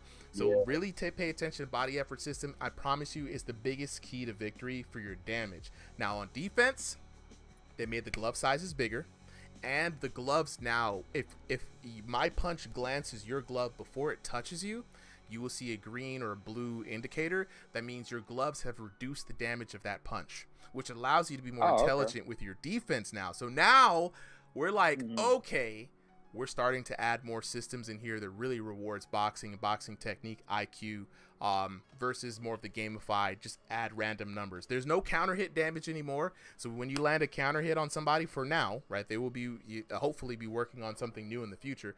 But for now, there's no artificial damage added to your punch just because you counter hit somebody. Now your counters matter more because you landed the timing and caught them unaware. But also, as we've seen with Excel versus Bodhi leaned into that right hook at the end. The damage, it doesn't add a lot of damage, but it adds more damage when you're hitting someone into the punch versus them moving away from it. So these are just some the quick highlight notes to think about, really like what V6 is really, why it's been so fundamental and why it feels so much better, right? So think about that more, man. I'd love to see you hop in a bit here more, man. We're gonna go ahead and get on to, wait, let me see, make sure we don't have I see you, Nick. Okay, Kobe. Before I skip you, bro, you got the dub, man. Congratulations, man. I know you've been chasing these dubs for a long time. Honestly, Kobe, it was really, this was like Nick said, I agree with him. This was a very good matchup. When I saw it was you and Nick matched up, I said, oh, this is going to be a match where they can box. They can actually get in there. This time around, we were able to see you really leverage your game plan, right? Making use of your footwork to step in and step out. You had some pull counters in there. You was out here messing with the range. You know what I'm saying? Mans was jabbing to the body. You was looking in peak form out there, bro. How do you feel about your performance? Man, absolutely. As he said himself, it was a chess match. And, well, after he ate that knockdown, I noticed he had a granite chin. So I was like, all right, well, if he's going to eat everything, I might as well test out what I could do. These, past 2 weeks for me have been all about pull counters, right? If you watch my videos, you'll know about that. But anyway, you saw me trying to implement it in those, in that whole match. And, it worked to the best of its ability. It did. You had the right kind of fighter to work on this too, right? Nick was he was very comfortable staying on the outside, right, which allowed you to, I think, to dictate the pace. You got to choose when you went in on Nick, and therefore you were able to kind of dictate, all right, well, I'm initiating on my time, therefore I can stop short, see where your range is at. Oh, you like to throw this shot here, you'd step in, pull back, and I mean, some of those were just right there, like barely missing. I'm like, beautiful, boom, cross coming back. I was like, oh god, that boy Kobe's having fun. You know what I mean? So it looked really good, man. I really hope we can get more matches like this as the game progresses. It looked good. It was fun to commentate. You're gonna get a lot of good clips out of that one. Can't wait to see the shorts coming up soon, bro. But congratulations to you, man. We're gonna keep it rocking and locked on. We got a few more fights left for tonight, but again, congratulations on the dub. You're looking good, man. All right. Yeah. Thank you. And then before I go, right? Absolutely. My friend told me to do this. I would like to thank Joaquin. He helped me out. He told me to win this match for him. That's about it. Hey, shout outs to the homie. All right, so we're going to go ahead and get on to the next battle, the last fight of our official cards here. We got Ill Smith taking on Lazy Gamer. So Lazy Gamer is going to be in the red corner. Ill Smith is going to be in the blue corner. Let me go ahead and get those graphics underway for everybody. That is fight number 21. Yeah, fight number 21. Wow, we've had a lot of fights tonight. Shout outs to everybody for locking in with us. It's been a lot of fights tonight. A lot of great fights tonight. Platforms. 14th fight. Oh, I'm 21 on the list, but on the card, right? Start today. Hey, look, man. Let me exaggerate. Let me spin tall tales. All right. We don't need to, man. One of the earlier times we did this, I think we had like a 50-person fight card, so 25 fights in the night. That was like 7 hours of screaming. Yeah, it was crazy. That's why we had to reduce it down to 30 people to be honest, guys. When you're probably like, oh man, why is the card so like there's so many little people? It's like we can't stay here and stream all night. You know, I basically spend all morning. I get up at like 8 o'clock in the morning sometimes to prepare for the stream. Graphics, Prophet and I are working on back end stuff to make sure the signups run well. I get you guys signed up. We make the card. I'm running graphics. I'm taking screenshots and photo shots for the tail of the tape. And then we commentate all day. It's a whole Sunday affair. So really appreciate everybody who's been rocking with us, man. We're going to go ahead and get to the tail of the tape for this next fight. Before we do, though, I want to lock in with the chat. BX7 says, hey bro, do you subscribe to Mr. Beast? Yeah, on my personal channel, bro. I'm definitely subscribed to Mr. Beast. He's the GOAT, man. You know what I'm saying? Like this man's content is astronomical. Might as well get him a Netflix show. It Skills says, please more. Oh, we got you, It Skills. We got a really good fight coming up. A.GZ says, hi, what's good? What's good? Locking in with the TikTokers. You know what I'm saying? Yo, good shit, Kobe. Yeah, hustle, man. Kobe did his thing, 100%, man. Young Wealth Builder says, you got to train me. Yeah, the parry system is fire now. Absolutely, hustle. Hey, Young Wealth Builder, if you want to jump in, I'm going to drop a link to the Discord for you real quick. We got a lot of folks in here. If you're trying to get better at the game itself, we got a lot of folks that can help you with that. If you're trying to get better at boxing, we got a few people with some IRL skills. Definitely chop it up with them and see how you guys can kind of lock in and get better. We always believe in iron sharpening iron out here. So with that being said, though, let's go ahead and get to the tail of the tape for this next fight. We got your boy Ill Smith. Oh, one of my favorite names, guys. You guys come up with some good names. Ill Smith in the blue corner, taking on Lazy the Machine Gamer in the red corner. Speaking of those photos that I was telling you guys about, shout out to these guys for taking these awesome photos here for the tail of the tape. If you would like your photo in the Discord, take it for the tail of the tape, just hit your boy up. I try to usually run them on Saturdays and Sundays. They're very easy. It's up to you. We're going to be doing more with the tail of the tape system coming up soon. Both these boxers fighting in the stationary room space. We're going to be able to make the use of all of the ring. Both boxers, though, fighting by way of North America East, and a good height matchup. 5'11" to 5'6". Ill Smith coming out with a slightly taller build. And Ill Smith, 1501 to 2000 range for the ELO. Lazy Gamer just one bracket above, 2001 to 2500. And like we always say, ladies and gentlemen, styles make the fights, not the ELOs. So we're gonna go ahead and take it on to this next fight. Solly, Boxing Era Tony, if you guys will go ahead and take this fight real quick. I gotta double check some things. I'd like to remind all the boxers too, when you guys sign up, make sure your trunks colors are correct and appropriate. Boxing Era Tony, not Boxing Era Tony, Ill Smith showing up with a new fit today. Usually with the orange and gold, but he's wearing white and black right now. Lazy Gamer with the black and white. Let's get it on popping, guys.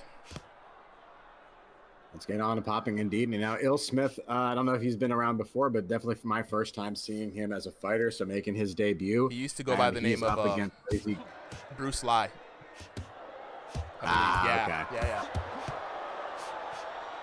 Ringside's got so many different people with so many different names. You guys got to just pick something and stick with it, right? Like, I know it took me a while to find Solid, but like, honestly, what makes it work is just like continuing to use it and just seeing other people like call it and cheer for it. It's how you build your fan base. Oh, 100%. Yeah. It's like the artist formerly known as Prince face. No one cares about that face. Or the Snoop Lion face. All right. Anyway, back into the match. So, Tony, any predictions? Have you seen either of these fighters fight before? I've seen Lazy fight a couple times. I've never seen Ill Smith fight though. He's looking pretty clean. I mean, he's been landing a couple straights and a couple hooks on Lazy, but Lazy's also been landing the same amount, if not more, than Ill. Yeah, I think so. Honestly, this has been, after all the fights that we've had tonight, this has been one of the more measured and just patient battles. A couple of shots exchanged there, but really it's a very gentlemanly bout, right? It's like they're almost taking turns. Old style fisticuffs. Any early predictions for this one, just based on how you're seeing their fights go? So far I'm really liking Ill's like his guard. He's been blocking most of these shots, and he's also been able to land some on Lazy.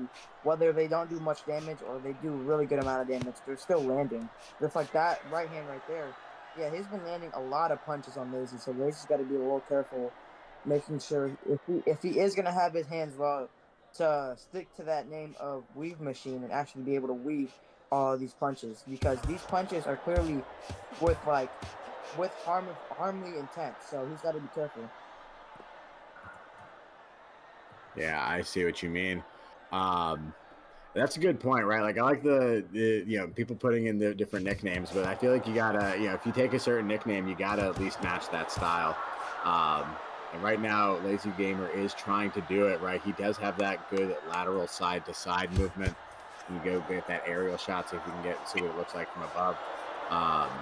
But he really, he's using it to the best of his ability right now, and he's putting a lot of pressure on his opponent. Il Smith really having a hard time here, but I'm going to give him the benefit of the doubt. He survived round 1 against a ringside regular, and that's saying something. Plus, I'm from Philly, so you gotta represent West Philadelphia. Born and raised. Born and raised. Born and raised. I was born in a pretty boring state, so not much. So that's an interesting thing. Philly's an interesting city, but I feel like Pennsylvania's a boring state. That's fair. That's fair. That's fair. I live in Atlanta, so it's a lot of fun over here. We got a good brand. I've been to Atlanta before. Yeah, we got a good brand. Time. Yeah, it's a good time. We got a good brand, fun city, a lot of fun things for the adults. Georgia, however, Greater Georgia, 90% of the state, boring, absolutely boring. All right, but now not going back to the boring. We're going back into this round 2 adjustment round. Now, this is the interesting part, right, Tony? Like, whenever this gamer going for the hug, Il Smith, not about it. Not about it, bro. Back up off me, dog. We out here for hands, not hugs. Fight at the end of the round. But I was going to say, right, when you have such an even, slow round like that, right, like, how do you even make adjustments, or do you make adjustments, right? Do you just consider be like, all right, I'm going to do what I did, but like 20% more? Normally what I do, I kind of, if not much happens in the first round, I stick to what I was doing in the first round, and halfway through the round, I try to adjust, if you know what I mean. Okay. So kind of like a delayed adjustment round. I like that. That's clever. Yeah. So then I'm not adjusting late to where I'm like, it's last round, I'm already losing. So what's the point of adjusting? You know what I mean?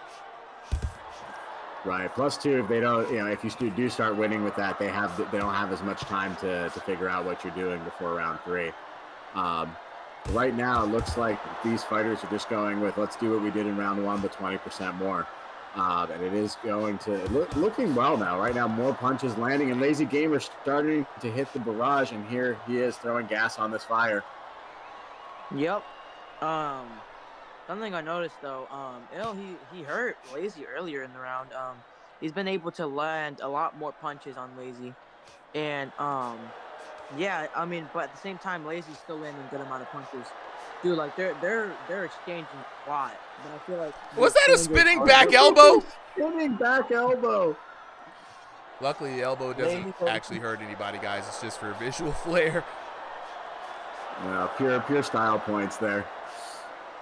It'd be funny if it did, though. That would be crazy. That'd be absolutely crazy.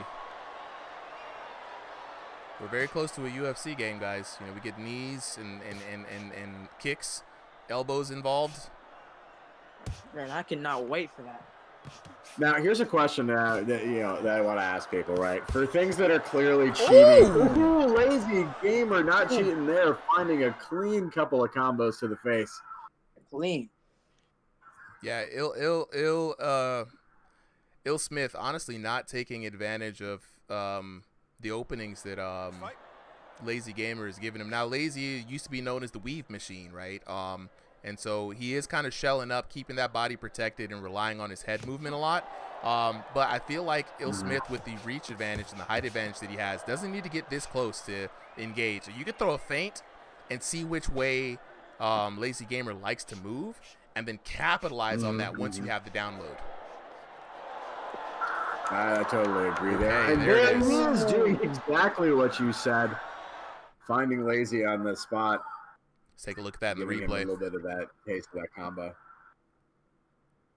Yeah, it was just a lot of short barrages in there. Finally, a couple of good shots landed in. I think what I want to see in this third round, guys, from Ill Smith is you got to start, and I say this for a lot of people, we got to start setting people up, right? I call it the rule of threes. I don't know if this is the right way to put it in boxing, but we do this in fighting games, right? If you want to catch somebody with, let's say, the right hook, and that's your favorite weapon, you have to condition them to move into a position where the right hook is going to land, right? If you either notice a tell or you set something up where they're forcing their head movement, and you confirm twice, you do it, you show it the first time, show that that's your intent, you do it a second time so that people believe that that's your plan of attack, and then you confirm that they are taking the bait. Right, Adonis Banks does this a lot when I watch him fight. When I talk to him after the fights, he's like, "Yeah, I notice he likes to react this way when I throw out my my jab." Right, and so this is what I want to see from somebody like Ill Smith, Lazy Gamer, who like relies a lot on the head movement. That's kind of like a way that you can bait somebody into this. But here we go, round number 3 underway, guys, and Ill Smith now just saying, "Hey, I'm just going to take the fight to you, bro." Last round, what do you say, Solly? Open goalie mode. Well, I don't know, because honestly, this round could go either way, right? Round 1 was pretty slow.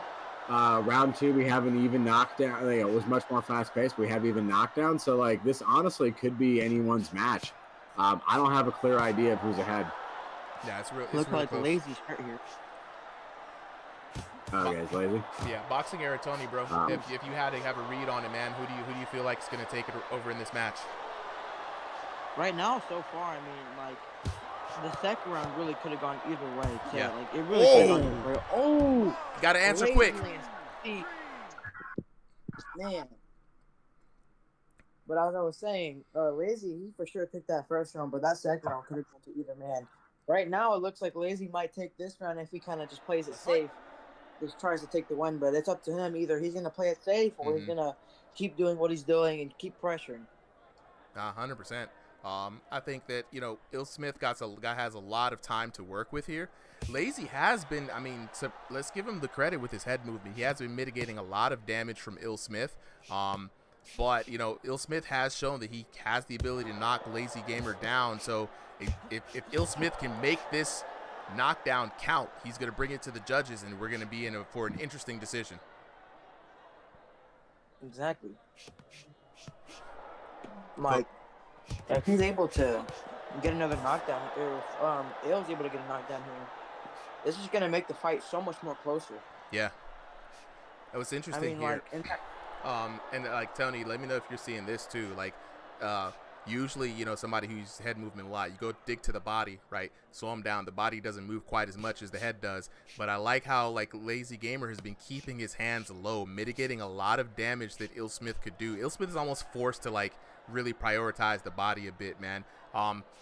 It's kind of, do you think he has the openings and the opportunities to get a knockdown on Lazy Gamer? I feel like right now he's not really, like, he hasn't really been able to connect because of not only how, like you said, how Lazy's protecting the body, but also his head movement. So what I think he needs to start using here is some feints or something, kind of try to bait out Lazy, if you know what I mean. Like, go for like a feint with like a straight or something, see which way he goes. He just needs to use that feint more, but it's kind of too late now. I mean, round's about to end, so Yeah, Lazy Gamer doing a lot of good movement, you know what I'm saying? Mitigating a lot of that damage that would have been it. Well played by Lazy Gamer. Ladies and gentlemen, your winner is I'm guessing. Oh, that's Lazy Gamer all day. 29-27 taking a look. Ill Smith taking the first round, right? Lazy Gamer coming back 10-9 in the first round. Lazy Gamer returning with a 10-9 of his own, and then finishing out very strong with that 10-8 round. Looking at the knockdowns, dead even 0-0, 1-1, but it was Lazy Gamer getting that one knockdown and being very elusive in that third round. Taking a look at the damage though, 931 to 817 for Ill Smith. I just keep wanting to call him Bruce Lee. But then 1344 in the second round going to Lazy Gamer. And then 1194, then boy, that weave machine. Then 1246 to 876 for a grand total of 3004, 107 to 3001. Just barely a 400 damage difference there. Not too bad. But the winner from the red corner, Lazy, the Weave Machine Gamer. And he did live up to the Weave Machine name though. That man was out there. He's he was moving. I'm gonna lock in with the chat real quick. You know what I'm saying? Ben's Champ.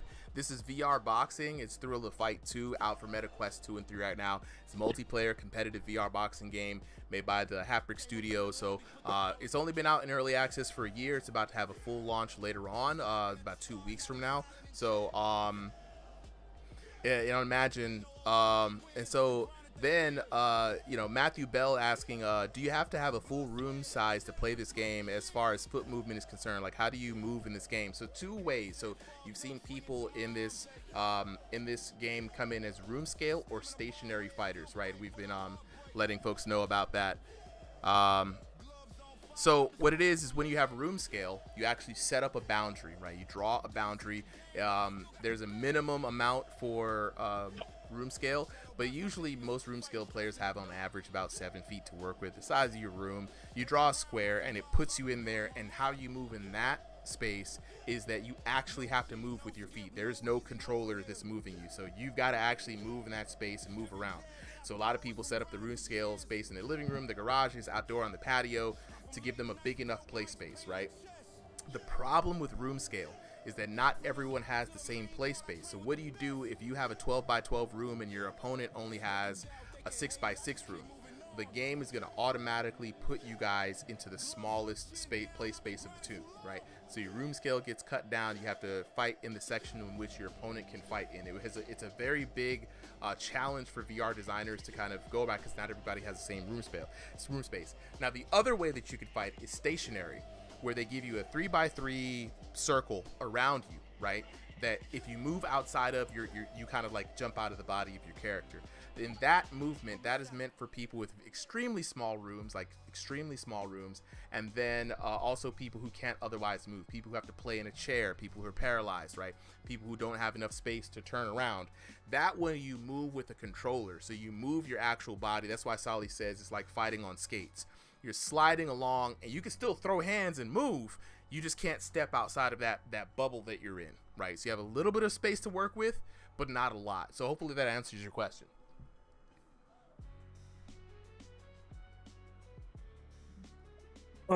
I wanted to ask Solly something. Go ahead. So earlier, when we were saying something about like MMA games or whatever, Lazy got a knockdown, so you weren't able to finish it. I'm trying to remember like what we were talking about. I just wanted to hear like what you're gonna say. Basically, I don't know if you remember what you're gonna say, but I do. Funny enough, I was like, oh, there's just no opportunity to drop it in. I was saying, would it be interesting if we had like, you put in a boxing game, basically like the other stuff that happens in boxing, right? Like you can do a kind of a pure clean environment where you're like, all right, there's no going to be no such things as cuts or no such thing as like other things that are illegal in boxing, or like not even like illegal, right? But just like it happened by accident. Add headbutts. Add headbutts. Ugh. I'm just saying, right? If would it, that might be the way to stop the the clinching collision, right? It's just like add a chance that like you might get a headbutt and you get a cut, and that's like a target that someone can hit, and like a new way to lose is now by like medical stoppage. Yeah, right? Like Dr. Stoppage. All right, we got our next fighters up. So we're in the overtime right now, guys. So for anyone who does not have a dancing partner for these next couple of fights, we will have to probably move you to next week's card. So we're in the overflow. We've done all of our fights for tonight. Shout out to Ill Smith and to Lazy Gamer. Let's actually talk to them real quick. Ill Smith, Lazy Gamer, what's going on, guys? Hiya. Lazy Gamer, living up to the name, the Weave Machine, man. You shelled up, protected the body, had the head movement. You were mitigating a lot of damage in that fight, bro. You went against the bigger man, Mr. Ill Smith out here. How did you feel about your performance tonight, bro? No, honestly, I had a losing streak to like the last couple of exhibitions, and I had some people rooting for me, so I had to like try and focus on the win. Now, there's a couple comments coming in there. You know, people were worried about how you had your hands low. Tell us about how much confidence you have in your head movement, man. Why do you have the name the Weave Machine? Okay, so that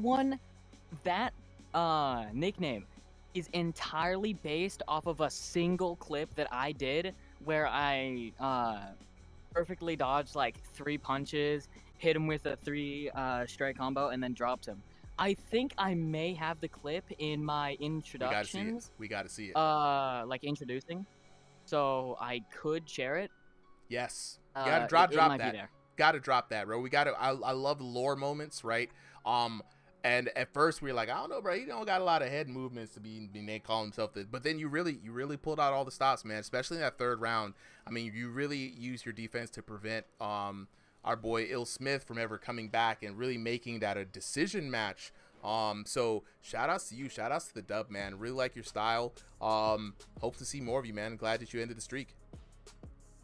Yeah, I actually have the clip right now, so I'm going to send it in the chat. This is like older Thrill the Fight 2. I think this might have been maybe V3 or something. I can't remember. Yeah, let's take a look at that, guys. If you're looking on horizontal, you can see it on the chat here. This man, oh gang, 3-pieced him up too. That's crazy. Got the Ultra Instinct. We're gonna have to call you Lazy Ultra Instinct Gamer in a little bit, man. You keep that up. But shout outs to you, bro. Good games. Yeah, go ahead and I might. Mate, think about it. All right, think about it. Think about it. Long live the Freak Fort. You know what I'm saying? Let's talk to our boy Ill Smith. Ill Smith.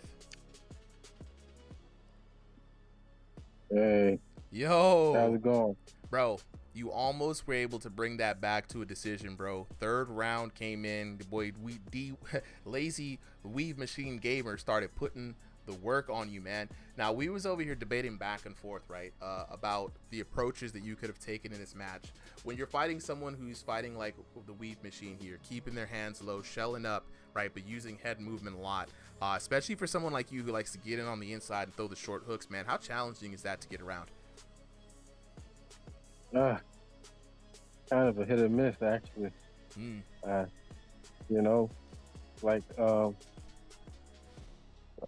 have tendency to do those things, those inside hooks. But boy, I mean, you pay the price if any counter hit, anything right after that, man. It's rough. It's rough. Yeah, because actually that's where I was getting hit. I noticed. Yeah. When I thought about it, because it's from where I didn't see, when I was in the side, my screen was going gray and stuff. But yeah. Now the taller fighter, yeah, he right? was slipping a lot of them hits. Yeah, he was using that head movement a lot, bro. As the taller fighter, Yeah. How come you didn't kind of step back and start using the range a little bit? Do you just favor the inside? Is that where you're most comfortable? Actually, what's funny? I should have, because I'm really good at that. But the thing is, I had challenged myself the last couple of fights to work on the inside, because I ended up running into a lot of people who, they was explosive on the inside. So I wanted to get better at that, and I just was kind of stuck on that for the moment. Nice. Nah, I do love a challenge run, bro. I've seen Clint Steele do it a lot where he's like, I'm going to try it this way. It's just a game at the end of the day, right? You know what I'm saying? So why not try something new? Why not try to work on something to make yourself more well-rounded? So I got a better understanding of it, bro. You fought a good, hard fight tonight, bro. Appreciate you for stepping up and stepping in, man. And hope to see you back here again. Cool, man. Absolutely. Absolutely. Let's go on to the last fights of the night. Now, like I said, if you're not here, we're gonna skip your fight. So we're looking for Leo, Dancing Panda, Ferg, and Jules Rules. If you guys can confirm real quick, we got Leo here. Leo's here. Dancing Panda, are you here? I got to confirm. So Leo and Dancing Panda are here. Boz and Darksea. What's his name? Darksea are both here. Jules has been here the whole night. Unfortunately, I have not been able to hear from Ferg. We do have someone in the chat who does want to sub in if we want to get that fight in, but otherwise we can drop that one and we'll just have Boz and Darksea and Leo and Panda. Can we get where's our boy? He stepped out earlier. My goodness. Let me go ahead and go to John Silva. Yes. John Silva, are you here? He is not here. Well, we'll say I'll DM him, but and if John Silva's not here, I'll let Vex sub in because Vex came in. He asked for a sub a long time ago. Oh wait, John Silva is here. John Silva so, all right, so we have all of the bonus fights for the night. So we're gonna go ahead to the first one here.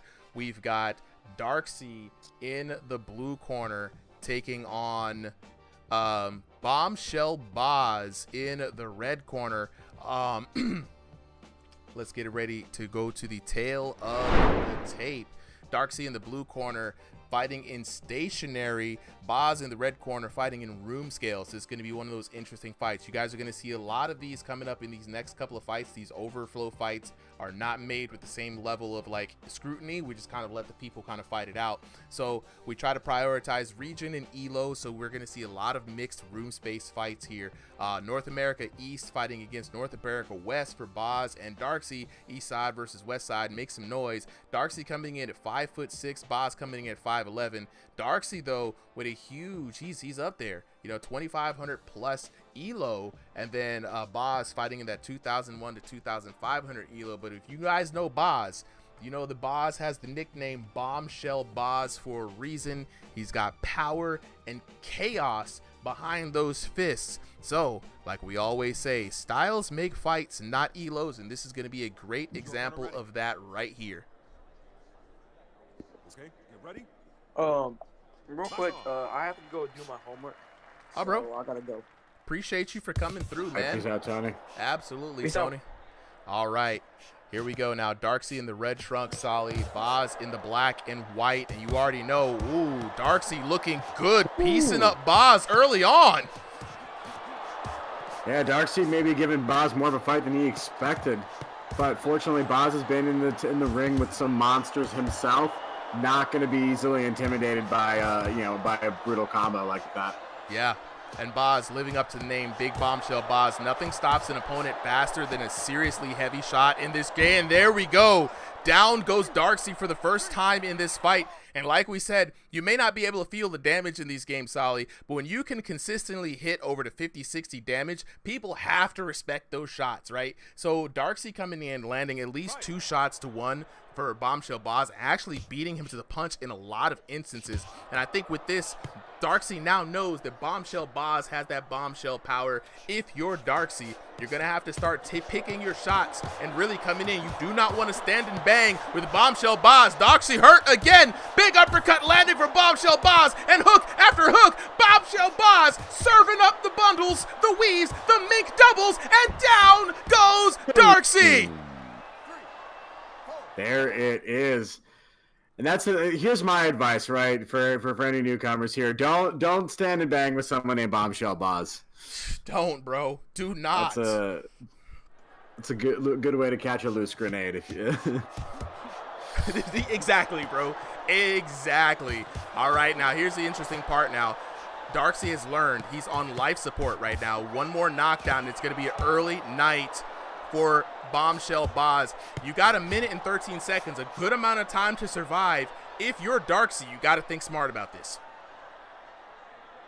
Yeah, you got to. And I think this is the thing he needs to do, right, is you can be aggressive because it will, there is some amount of defense in offense. Yeah. Right, just if you're giving them looks and things to, things to think about, they can't quite execute on their plan, but you can't be desperate. You can't just push it for no reason because then you're going to just get caught again. And the problem is here, Boz is not getting overly aggressive either. He is patient. He's fine either winning this on a TKO on a good counter, or he's fine, slugging it out again, or he's fine just waiting it go to round 2. 100%, man. You're up to this kind of lead, especially if you can have somebody commit to standing in there with you. Now, what I like what Darcy's doing right now, he's actually taking the time to be more measured with his punches. He knows that he can beat Bombshell Boz to the punch a lot of time. He's now leveraging that speed, getting in and getting out, and not standing in there with the terror. And Bombshell Boz looking a little hurt here at the end of this match. 4 seconds to go, and I think Darcy is going. Here we go. Darcy is going to go ahead and make it out through that round. And it reminds me of our fights. Again, obviously not nearly as good, right? But it's that speed versus power kind of matchup, right? That's the way I define this one. I think Darcy is actually the faster fighter here. Yes. But Boz is hitting harder. And, when Darcy is standing and exchanging with him, right, he can land 3 or 4 shots. Boz might land only 1 or 2, but one of those, those are all he needs to put you down, especially if you let him get 2 in a row. Mm-hmm. Whereas, if he's doing what you were suggesting, right, as I think what he might be doing in this adjustment round coming up, use his speed, hit 2 shots or one shot and get out before Boz can throw anything. 100%, man. C-Style in the chat saying, this is a great fight, man. Even with 2 knockdowns, your boy finished strong. Darcy did make the adjustments he needed. He set himself good. If he could keep this momentum up, he could probably turn this ship around in the second round, right? He's got to be very wary, right? Best fight so far. Absolutely agree, C-Style. Scott, no, this is not a tournament. These are exhibition matches. We work out with each other every week. You know what I'm saying? Throw some hands, throw some fights. We try to get a good look. That way everybody stays sharp for when we do throw tournaments. Everyone's got in good condition. Speaking of good condition, Solly, Darcy starting out strong again. I mean, it looks like his speed and his punch selection does give Boz some trouble, He's just got to respect the power. Mm-hmm. And I will say, while Boz is a very seasoned fighter, he is one of the more, he fights with so much heart, right? Like, he gets emotional into it. And I think if you can frustrate him, he starts to make mistakes. Now, at the same time, it becomes a double-edged sword because he also starts swinging harder, and you can just get knocked down by any single punch that he throws. Yeah, so you got to be ready for it. 100% agreed. 100% agreed. And as the person, like you said, when we fight, this is all you throw more volume than me, and I throw more power shots than you do, right? It's always those things where when you're the power puncher in this, you cannot get frustrated, right? At some point, they got to come into the spider web. They have to engage, right? You're going to win those engagements. You just have to be patient. Darcy is doing the right thing. He's in, he's out, he's snapping that jab. He's outboxing Boz right now, right? The power does not mean as much if you can't land the shot, right? So this is what I like to see from Darcy. I feel like he could, even with the 2 knockdowns, he could have 2 good, strong rounds here, finish out strong in the 3rd round, and the fight would be his.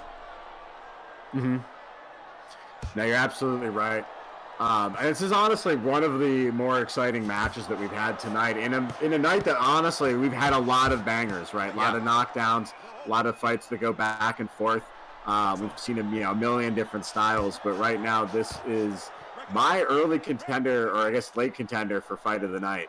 I would agree. This is a good back and forth action. I mean, and even though Boz uses a lot of power, you know what I'm saying, got to respect to Boz. He does use head movement. He tries to mitigate as much those. It's like being death by 1,000 cuts almost, right? But this is a good back and forth, man. Now, we have not seen a good matchup for Boz in a long time. Boz now getting outboxed here, really showing to like the chink in the armor of the Bombshell Boz style, right? Darcy is a one hell of a opponent. He does have a quick guard that he can perk up, but he really does like to use his head movement and footwork in his big play space to, you know, be more of his defense. And because of that, he does leave his head open, right? Like he's less likely to hit you with a jab 1-2 than he is to just hit you with a big hook out of nowhere, like right there. Yeah. Right. And so if you can see it coming, hop in, 1-2, hop out, dodge the hook. Darksy was doing so good. An entire round of hard work, almost down the drain. Because again, Boz hurting him severely in that last exchange. And that's what you're saying. That's what I'm saying. When it's the power puncher, you got to be patient, right? They gotta come. It's a trap, baby. They're gonna have to get close. You can't not fight me close. You know what I mean? And Bombshell Boz was patient. Unfortunately, Darksy not being able to do enough damage, right, to make it back. He's landing a lot of good shots, man. He's stepping in, bam, snapping that jam out. C-Style, man. Darksy had it, bro. So close. That round would have been Darksy's easy for me had that knockdown not happened, bro. What do you think about it, Sally? I think I agree with you, right? That fight was super close, and I think damage-wise, Darcy was coming out on top because of that strategy that we were talking about the whole time, right? Right. You know, come in, do a little damage, don't really stick around for the engagements. That's the other danger, right? And that's what I was saying before, right? You start frustrating Boz, he's going to start throwing big shots. 100%, man. 100%. Well, if you're Darksy, at this point, the only thing you can do is continue work your game plan, and try to figure out the problems that Boz is giving you. This is a good, challenging fight here for Darksy. And Darksy saying, look, man, you got to hit me, bro. You know what I'm saying? Like, throw the hits, bro. Boz a little confused, not really knowing what's going on. Hey, yo, bro, we about to throw hands. And there we go for the first time. Darksy with a little bit of a rope-a-dope, catching Bombshell Boz with a stunning shot. And now it is Darksy all over Boz, and down goes Boz. Protect well, that yourselves. Is different. that was not that's a strategy. Coming at all. That's a strategy, bro. That's a man. Panther in the chat, what's good, bro? What's good, man? And now you got, like you said earlier, Bombshell Boz can get emotional. Now we're seeing the pissed sleeping giant wake up. Bombshell Boz now taking all of the aggression out on Darksy, and down goes Darksy. Scott in the chat said, low keep cheat, but it worked. Hey, man. You only get one chance with Bombshell Boz, bro, and now he's on you, bro. Now he's on your case. It's BTA time for Bombshell Boz. I mean, he got his knockdown. It really didn't matter, but, you know, I think Darksy's just trying to say, hey, bro, you just got to end it. Bombshell Boz is a little confused, but, hey, Bombshell Boz is saying, look, if you want the smoke, bro, I will oblige. And then there we go. Down goes Darksy for the second time with 1 minute and 30 seconds left in this fight. Bombshell Boz has plenty of time to work to make this a TKO. Matthew Bell, we got one more knockdown to go, and then it's night for Darksy. Lights out. Yeah, he does have a hell of a chin. And I think Darksy's like, you know what I'm saying? It's over, bro. It's a wrap, bro. Just go ahead. Hey, just go ahead and do me, bro. You got to hit me. bro. You know what I'm saying? Dang, two shots, and my man's looking pretty good. And now, look, hey! In stomach. Hey! Where was this chin at before? Okay, there it is. My good lord. And there we go. Bombshell Boz, another TKO in the books. Another TKO in the books right there. Let's take a look at the details. Man, yeah, that was crazy. We didn't even see the score. We already know that score. Yeah. 10-7, 10-8. Bombshell Boz looking good. 2 knockdowns to 1 to 3 there at the end. Looking at the damage, man, 24-69 to 23-11, both in the first round. Super high score damage, right? We were talking about Yo Boy's damage earlier. Boz is another one of those people in this game that is a power puncher, right? We're really starting to see these different styles. C-Style, yeah, fight of the night for sure, even with all the shenanigans there at the end, right? And then Bombshell Boz being out damaged by Darksy. Again, that second round he was doing so well until the knockdown, right? Darcy overall out damaging Bombshell Boz going into that third round, and it was very interesting, man. I can't wait to talk to the fighters after this fight, to be honest, bro, because I really want to hear what was going on behind the headset, right? For real, Scott. Yeah, absolutely. You know what I'm saying? Got to find out what's going on behind the headset there, fellas. Whenever you're ready, go ahead and unmute. And while we're waiting for you guys to unmute, can we go ahead and get Leo and Dancing Panda up to the stage? Leo and Dancing Panda up to the stage, right? Code is up. Yep. Solly is getting the codes out, man. Solly, did you expect that kind of fight, bro? I did not, right? Like, that was the fight where I thought, where Boz was the power puncher, Darcy was going to be the outboxer, and then for Darcy to, ask for the Max Holloway style, let's stand and fight this, but right at the beginning of the round and getting the knockdown from it, I didn't see any of that coming, honestly. Nah, I mean, Darcy impressed me 100%. With the TKO. Oh yeah, the TKO. Like I honestly thought that there would be an earlier TKO, right? Just how Bombshell Boss fights go. Sometimes that power, it is undisputed that power is king in this game. You need to get your damage up. If you can hit consistently for 60 damage in your shots, you can comfortably play your game, because your opponent just has less mistakes that they are allowed to make, right? And you have more opportunities for the dub. Matthew Bell says, the taunting, it definitely cost him, you know what I'm saying? But Darcy looked good, man. What I'm telling you, Darcy was snapping that jab out. He had speed. I mean, by the time Boz would put his hand out, mink, and he's out. Though the problem was he tried to stand and bang and didn't respect the power. Me, after I get knocked down that first time, I'll be like, all right, bet you got it, bro. I got to fight a little differently. I got to fight around the power. I, in my mind, think every shot is just like dangerous, right? But Darcy, again, that second round proved to me that he had the ability he's definitely outboxing Boz the whole way through, man. So I definitely want to talk to the homies real quick, because we're going to definitely hear what they have to say. Boz, Darcy, what's good? Well, I don't see Darcy. Yo. Yeah, Darcy's he's upset, yeah. Oh, dang, Darcy says the play space was small. Yeah, Darcy, here's the crazy part. What it is like whenever you're in overflow here, we don't have enough people to really match you up in the way that you can be matched up, right? So we try to match room scale to room scale, things like that. So definitely, man, try to get in here a little earlier. We'll be able to get you in with somebody. Hey, listen, call me crazy. That was not a small play space. My play space is. All right, so Zed, Dancing Panther, do you want to speak? So I hit yes. Yeah, Dancing Panda, we're going to get you up to the next fight real quick. We're going to talk to Bombshell Boss. So as you were saying there, Boss. What they said? Hey, Dancing Panda, we're going to get you up to the next fight real quick.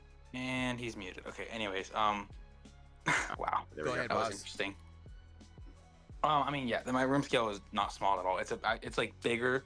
For the most part, whenever I fight other people in room scale, I'm fighting in a smaller arena, like every single time. So I know my room scale is big. But yeah, I mean, stationary, it definitely makes it a lot harder. I mean, this goes the same. When you're playing stationary, you are forced into the other player's arena, but that's kind of the price you pay for not having to move around. Like if you don't move around, then you gotta do what they want. Like that's just how it works. Yeah. But that's just room scale stuff. In terms of the fight, it was first round. I had a lot of confidence. It was very clear that he definitely could be. He's definitely a threat, but he wasn't playing the way he should have. That he could have won. He was, he obviously, and this is not like a bad day, but I had more power punches, right? Mm-hmm. I have harder power, and he was getting me on the inside too much, and whenever he, with stationary, unless you're confident on the inside, you can't get inside, because once you start punching, you're slower, right? Like that's how it works. Yeah. That's what they changed. So you're slower with stationary now, so you can't, do what most stationary players used to do. Yeah. So yeah, he was like, yeah, he wasn't playing to his strengths. I was playing to mine, and it worked. I was getting on the inside when I needed to, staying on the outside when I had to. And then second round, when he kind of gave up, that knockout, and this is not in a way like to pity him almost, but I mean, I didn't let it happen, but the first couple punches I just kind of let slide. It was kind of pretty. I was just kind of standing there, and then yeah, third round. Sorry, second round he did really well. I don't know why he gave up. because there was no reason to give up. He definitely could have gotten a lot more out of that than just one good round. So I mean, he was a really good opponent. He just needed to play to his strengths better. And third round, seeing him give up honestly was really sad, and I didn't want to TKO him, but he said he wanted to go, so I'm like, you know what, I'll just I definitely would have rather to actually fight him and see him play the way he should have been playing. Oh, 100%, man. Darksea, if you get the chance to, man, come back here. Definitely would want to see you fight with somebody room scale to room scale. Would love to see Darksea versus John Silva, to be honest, right? I think that would be a good match between the both of them. And I think your assessment, Boz, was spot on, man. I think, again, I keep telling people after that first knockdown, when they see somebody they're fighting a power punching player, they've got to fight it different. You got to fight on the outside. You got to do exactly what Darksea was doing in the second round, right? It was a hard fought round, but that's how you got to fight that matchup. And it was working, man. And sometimes when you're with a power puncher, again, I tell you, the power is king because you can't make that many mistakes, right? You kind of have to fight a more perfect round. But I think it's a fair assessment, bro. Again, I appreciate you coming through. Hate how it ended. It was a great fight. Everybody enjoyed it. But again, man, hard not to enjoy a Bombshell Boz fight, bro. So appreciate you for coming through. Glad we could get you on the fight today. Yeah, and honestly, real quick, the only reason that I won that second round and I got that KO, I got a lucky pull counter that I had been trying to hit all game, but he'd been seeing it, right? But this time he didn't see it, and I got the pull counter off, and I was able to stun him and get him down. And that was literally the only reason. If I missed it, he would have won the round, and he could have taken the game. Yeah, 100%. So, yeah, definitely sucks to see somebody who could have won the game give up like that, because I was enjoying it. Yeah, man. Agreed. 100% agree, bro. So, yeah, Darksea, if you can oblige us, please show back up here, bro. We could get you some different matches, man. With that being said, let's go on to our next fight of the night. Leo, Dancing Panda. I appreciate you, boss. Appreciate you. Leo, Dancing Panda. Oh, we got Darksea in the chat. Hold on. Wait. Darksea, man. Nah, bro. You did. Dog, it was so good. Like, people in the chat were loving it, man. He's Darksea, for you guys to let know. He said, man, you don't know. He might take some time off. Look, take some time. Think about it, bro. I think you did a great job. Your skills definitely shone through. Think about it, bro. Let me know. And you know what I'm saying? I think you did a really hell of a good job, bro. I would love to see you versus John Silva, to be honest. I think both of you guys they're both room scale. And your guys' styles would match up really well. John Silva did a really good job in the King of the Ring, and he showed us he got a lot of speed and technical ability. Good shot selection. I think that would be a fun fight for you. Absolutely. All right, Leo, Dancing Panda, go ahead and ready up. We can get ready for this next fight. All right, both boxers are ready, so let's go ahead and get started with the tale of the tape. We got Leo in the blue corner taking on Dancing Panda in the red corner. This is going to be another overflow fight, so room scale versus stationary. Both fighters fighting by way of North America East. Leo coming in at 5'5", Dancing Panda coming in at 5'7". Both players, though, fighting in that unranked 15 to 1500 rank, you know what I'm saying? So the lowest bracket that we can be. So these are, in effect, by ELO, some beginners in the game. But like we say, styles make fights, not ELO. Let's see what these two young boxers have in store for us in this 3-round fight. Yeah, any predictions? It's interesting. Although it's interesting fighting on the lower ELO fighters, right? It feels like betting on like a kid's sports game, but at the same time, there's a certain fun to it. Yeah, I mean, look, I've never seen either of these fighters fight, and as a person who's been in this 0 to 1500 ELO for a long time, I really can't really judge them too harsh, man. This might seem like the baby leagues. Speaking of, though, what's interesting about this fight, though, I think Dancing Panda, just by this early look, might have the advantage.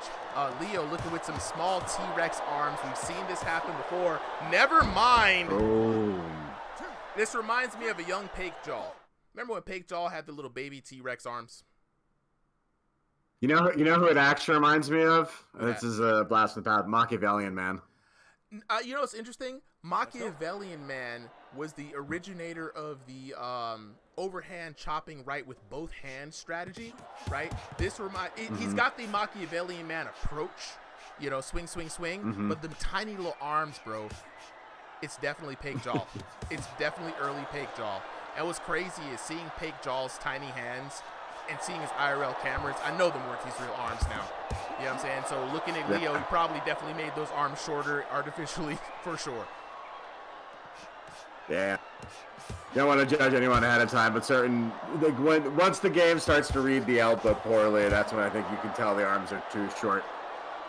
Yeah, and I mean, looking at the body frame, like, come on now, there's no one with the baby banana hands like that. Yeah, but I think there might be a little something to why people have made their hands that short. We got to do some experimenting. Maybe it adds to the damage. I'm not 100% sure, but Leo now putting the pressure on Dancing Panda. Might have to take back what I said earlier. He's just getting in there, and there we go, 2 knockdowns. Leo looking like he's on the verge of a TKO. Honestly, surprising from here. Now, here's the thing, right? People on a lot of different games have tried some things to, either extend their hands or shorten their hands to, gain more power. My recommendation, right, is it's a very, it's not a reliable, consistent way to win in the game. Even if you can win it for like a patch or for a short period of time, it's something that at some point you're always going to wonder, do I have to show up on camera? Do I have to, do a calibration check beforehand? And, out of nowhere, you're going to start looking different, or you're going to have to, have an ugly awakening when you have to fight totally different. Yeah. Someone was asking earlier, how the competitive matches is, and we're more strenuous on this in competitive matches, but we're going to continue to evolve the process to make sure it's as fair as possible. Because, when money on the line, when it's an exhibition match like this, it's kind of just for fun, it's one different thing. But when there's money on the line, we got to be a little bit more strict. But hey, first round comes to a close here. Leo up really strong. The left and the right's working out well for him. Dancing Panda needs to live up to the name and dance around a little bit more. I need to see him floating like a butterfly, trying to sting like a bee out there. The tiny arms, the biggest thing is that they can't really land on you, bro. So as long as you can move, you can groove. You got to keep out of the range and keep peppering them and win on boxing. The other thing too is it's a much weaker guard, right? Like it seems like it's right there and it's really tight, but in reality, it does a really bad job of guarding the body because those elbows are so short. Mm-hmm. So I think that's where Dancing Panda is going to have to do some of the work, right? Do that panda maul, grab it at the belly, take those big swings at the chest. Yeah. Absolutely. Tay in the chat saying he needs to get more offensive. He keeps slipping punches when Leo is open for the counter straight.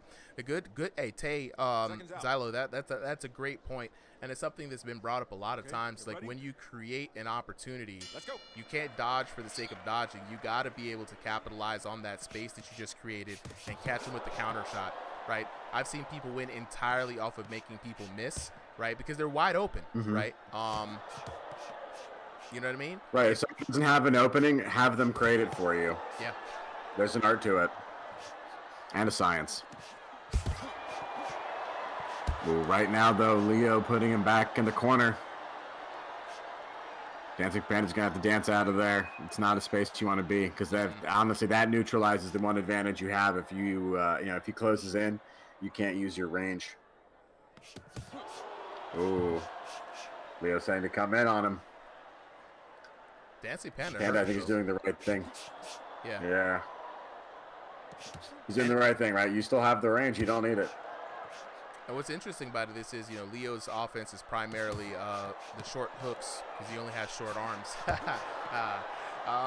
And what it is that we've seen this earlier with a lot of fighters. When that lead hand or other hands are a little out from the head, it leaves you open. You think you're blocking, so you're being a lot more passive, and you're just taking shot after shot after shot, and that's exactly what we're seeing with Dancing Panda right now. Down goes Dancing Panda.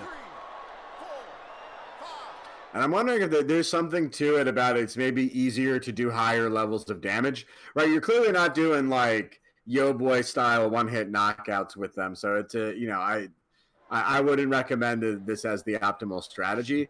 But it might be a little bit easier to like maybe channel body effort or something, or at least hit that maximum extension. But I don't think I wouldn't keep it there. As for the fight itself, right? Like I think what Dancing Panda has to do is start moving more to the sides, right? He's really moving back a lot, and it's letting Leo put him into the corner, put him against the ropes, and put him out of the ring. Right there. Put him right out the ring. Well, he put him everywhere. Taking a look again. I agree with you, man. Looking at the chat, Scott as well saying that he needs to circle out more. And I think that assessment is absolutely spot on, man. If you only go back one direction, it's easy for them to really figure it out and corner you. They only have to keep stepping forward. And that's exactly what Leo's been trying to do. Leo now daring Dancing Panda to square up and step in. And what's crazy is, Dancing Panda looks like very flustered by this, not able to land any shots, and it's making Leo look good on defense as well, because Leo is able to use head movement and the controller to just mitigate a lot of damage. Absolutely. And I think, honestly, Leo's defense is starting to improve throughout this match. He just has to figure out how to get, how to match this damage that's being output by the tiny T-Rex arms. Yeah, we got to get the in-ring scientist to take a look here. Is the short arm thing really an advantage for power and speed? That's what I want to know. We got to put the scientist on it to really see what's good, right? To the gyms. To the gyms. Yeah. For our last fight, however, though, Solly, you said we got Jules Rules, and Jules been waiting all night, and we're going to have a sub in for that one, right? Yeah, so that's going to be Jules Rules versus John Silva. All right, let me get John Silva prepared here. And John Silva was signed up earlier, but we moved him out. Yep. Now this is looking all Leo. Leo's looking Leo like he's says he strong, just right? has little arms IRL, so he might just have little arms. Oh wow, that's crazy. First little arm person for real. Shout out to you then, bro, because usually we see people artificially make the arm shorter. C-Style says no way Leo is losing this. Okay, ready? Not a chance. No shot. And I agree. I mean, what Leo's been working with and doing this whole round has been working for him, and I don't really see that changing. No, me neither. And I think this is now, him getting into the the full brawler style. It reminds me like a small compact Rocky. It is kind of like a small compact Rocky, Shout out to Adrian. You know what I'm saying? He's been going back and forth, man. All right, Scott, I'm gonna holler at you later, bro. Appreciate you for rocking with us. Yeah, but unfortunately, Dancing Panda has not been able to find the knockdown, and so if he can't find that, there's nothing he can hope for more than a draw. And honestly, at this point, probably a loss with how many hits Panda or Leo's been throwing at him. Those arms are short, but they are loud, and the crowd is loving him. Dang. Gonna call it the sawed-off shotgun hands. It is, man. Click, click, bang, bang, bang. Back and forth, man. Yeah, the sawed-off shotgun hands is really an adequate way to put it. Big hits in small packages. And also he's got a chin on him, man. He's been taking these shots from Dancing Panda. Mm-hmm. Absolutely. Okay, I almost had the little controller glitch there. He does. He's not even worried about it. And this is something that you can definitely say about the lower ELO matches, right? These are players that haven't had as much experience. They haven't mastered how the game asks them to do damage. So they're just not hitting that 50-plus damage threshold for the knockdown. And again, the second example of a little man posted up the big man. And now back to work, Leo with the sawed-off shotgun arms. Entertainer, you want to fight Leo next?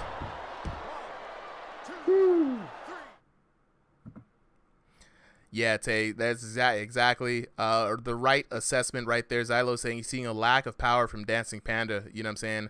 Wind back and train that more. Get that body effort in there. Entertainer in the chat says... People underestimate it, but that punching bag that they have is the best tool that you have for understanding how damage works in the game, right? Like, if you can't consistently land damaging blows on the punching bag, you shouldn't expect to land them, much better on a moving target that has, actual thought. Yeah. That was crazy is like you hear it from Dancing Panda. Shh, shh, shh, shh. He's throwing body effort into it, but he's just not doing any damage, and Leo is just not afraid. He's like probably getting like, yellows and stuff. He's not being hurt, bro. This is crazy. Leo, Iron Chin, Leo just taking shots from Panda back and forth, and this has to be demoralizing. Finally, after 100 hits, Dancing Panda at the end of the third round gets the pity knockdown. But hey, it is what it is, man. This man I probably bet he feels like he's fighting in a dream. We're going to talk to the boxers right after this. Entertainer, yeah, if you want to shout out Leo, man, we'll let him know after this round. All right, blue corner is the true corner. Let's take a look at that. 29-24. Leo going 10-7, 10-7, and 9-10 after giving up that knockdown. It's crazy. He got the knockdown and still got 9-10. Two knockdowns, and one apiece there in the last round. Looking at the damage, though. Damage not too... What's crazy? Here's the crazy part. The damage between these two is not very far off. That's the wild part to me, right? 1973 to 1980, they were dang near even in damage. And Leo was out here throwing bombs. 2 knockdowns, and Dancing Panda still managed to get to that. So this is an interesting thing to look at here, right? Dancing Panda actually had damage behind his shots, right? For some reason, I'm not sure why he wasn't able to put down Leo. Both fighters did, yeah.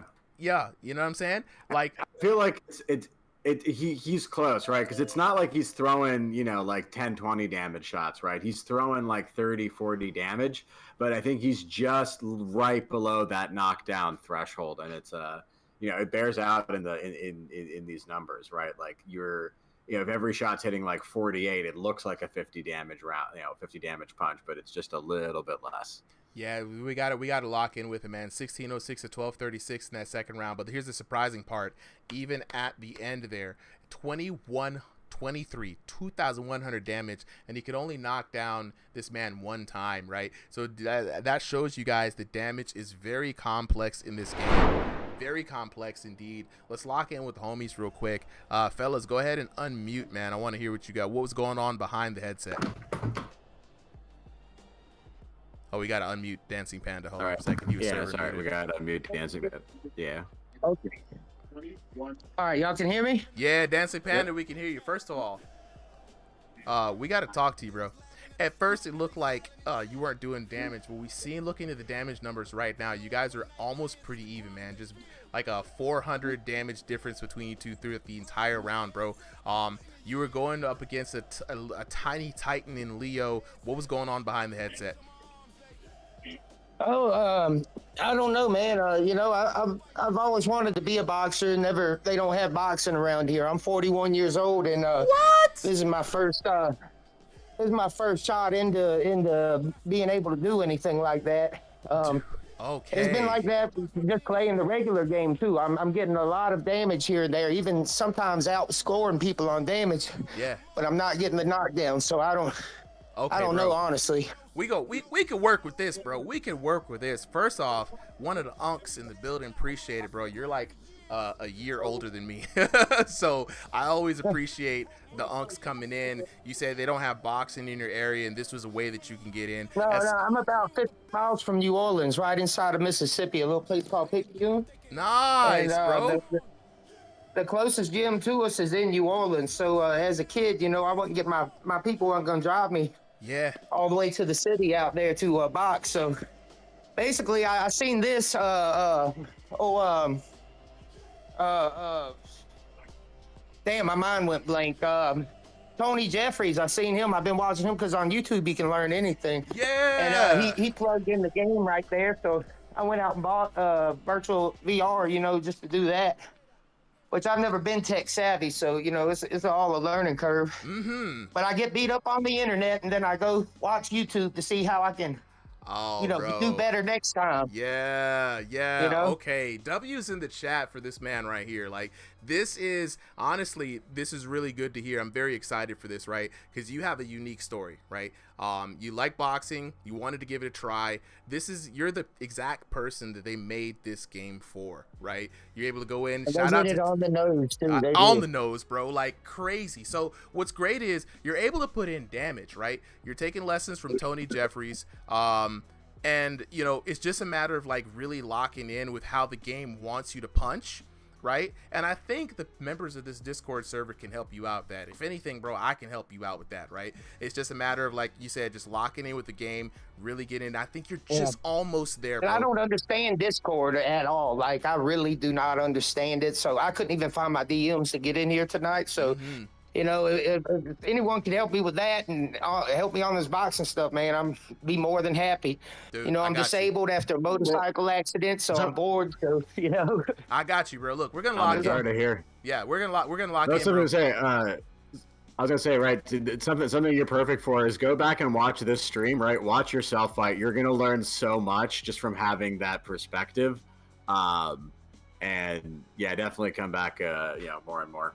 100%, man. and I want to give a shout out to Leo too for letting me get that last knockdown. At least, you know, I got something. It didn't leave me fucking completely ass out here, you know. 100%, bro. 100%. Look, I'll be DMing you, bro. We'll talk, man. I'll help you understand Discord a lot better. You're gonna have so much fun now that you have this tool. We're able to like talk to each other, work with each other, plan these events through it. We're gonna lock in and get you better at the game as well, man. Keep staying here. We got gyms, we got people who will train with you, and again, keep doing what you're doing, bro. Keep learning. And see, the wrist thing, that may be the problem, because when I come off the motorcycle, apparently I threw my hands out in front of me, and you can think internal decapitation of both wrists, you know. All the little bones are now one big bone in between my hand and my wrist, but and both wrists, you know. But at the end of the day, I've managed to get past it in real life, so I'll get past it in here, hopefully. Oh, yeah. And, man, I appreciate all the help I can get. I really do. Like, you don't understand. This game's a godsend for me. I always wanted to do this. Now, here it is. Look, man, we got 41 years old. I'm just happy I can go out there and land any damage. Look, you could probably out damage me, bro, and I'm fully able-bodied. Like, this is great. I really do want to work with you, get you locked in more with the game, really try to understand like what your unique challenges are, and hopefully we can get you some knockdowns, bro. You know what I'm saying? So I'm gonna be DMing you, and you know, it's gonna be just a direct message to you, just like a text message through Discord, and we're gonna talk, we're gonna learn about Discord. You just let me know what you want to learn, and I got you, bro. Man, I sure appreciate it. I'm looking forward to it. And also shout out to all my Marine brothers out there, Semper Fi. Oh, and, yo, appreciate you for the service, dog. Hell yeah, man. All right, I'm definitely messaging you. We're actually going to message you right now, so we have a message trail. So before you leave, definitely make sure to confirm that you got that direct message from Super M, right? When you do, like, it should be, you can check on your phone or on your desktop. I'm gonna add you as a friend as well. So I'm gonna try to find a way to connect with you. We're gonna start from the ground floor, get you on and rocking, bro. I promise you. That's all right. Yeah, break it down Barney style, brother. I got you, man. I got you. Yeah, just go ahead and look out for a direct message in your messages, right? It'll now, be where do I find my direct messages at on here? Like, I'm still lost. I see the message button, but I hit that and it goes to the feed. Are you on I'm on my phone. Phone? I got you. Hold on, let me get on my phone real quick. I'll walk you through this. So when you get on the phone and you go to Discord, right? You'll see, if you make sure that up at the top, right, the very top left, you should see, I don't know if you can see it. You'll see like a little purple little button, right? You should see all of these messages. If you go in and you click that, you'll be able to see a your red messages. button where I'm at. I see it says 3 ... Almost looks like an apple.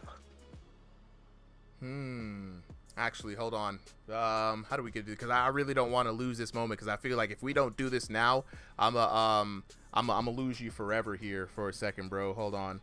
Actually, here, take a screenshot. Take a screenshot of your phone. Put it in the. Put it in the. I got you, bro. Don't even worry about it. Do you see somebody calling you right now?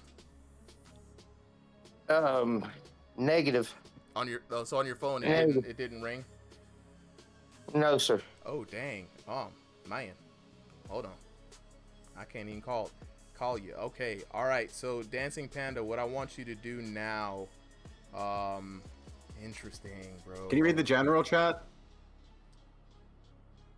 I'm from South Mississippi. Y'all got it. Excuse me. No. Yeah, we got to take this from, like, again, base level here, Solly. So on your phone, we got Panda.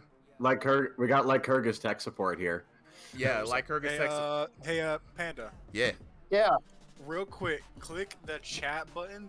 Scroll all the way top. Okay, hold on. You're on phone, right? Yeah, he's on the phone.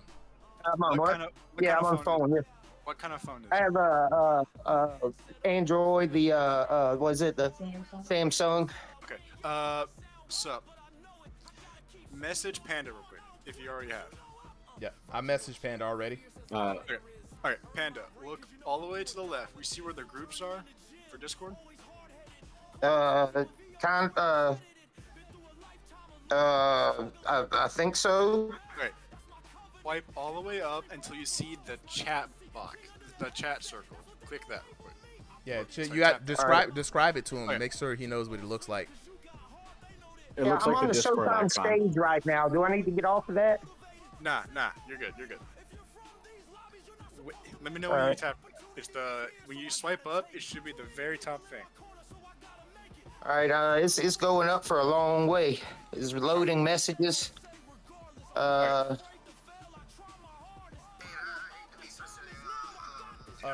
don't even worry about it, bro. I live in a big family.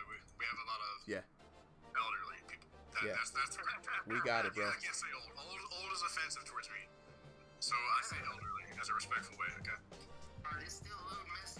Oh, I think like Hergus. I think I know what he's looking at. He's looking at full screen the messages. So confirm for me something. On the top of your phone, does it say Showtime Stage with an arrow at the top of your phone? Yes, it does. Okay, what I want you to do, so he's looking at, like Hergus, he's looking full screen at the messages in the Showtime stage, right? So, Okay, so don't do that. yeah. No. Left side. Okay. He's on the right side. Left side where the groups are. Yeah, but he can't see that because even on my phone right now, I'm looking at the same screen as him. Yeah. Yeah. Yeah, we got to start guiding him. Go back again. There should be a list of all the servers. Yeah. On the very top of that list of servers, you should see like a chat box. Yeah. Okay, so on the Discord logo. So I have an iPhone and an Android, but I heard like the format is kind of the same. Yeah. Look for somewhere on your screen where it is a mailbox. Okay, I got it. Super M. Yeah. There it is. Yeah. Coach like Hergus. Coach like Hergus. Look, it. Someone kicked me out from the stage. I don't need to be a please. You're good, bro. Appreciate it, like Hergus. Look, Dancing Panda. So you see the message, correct?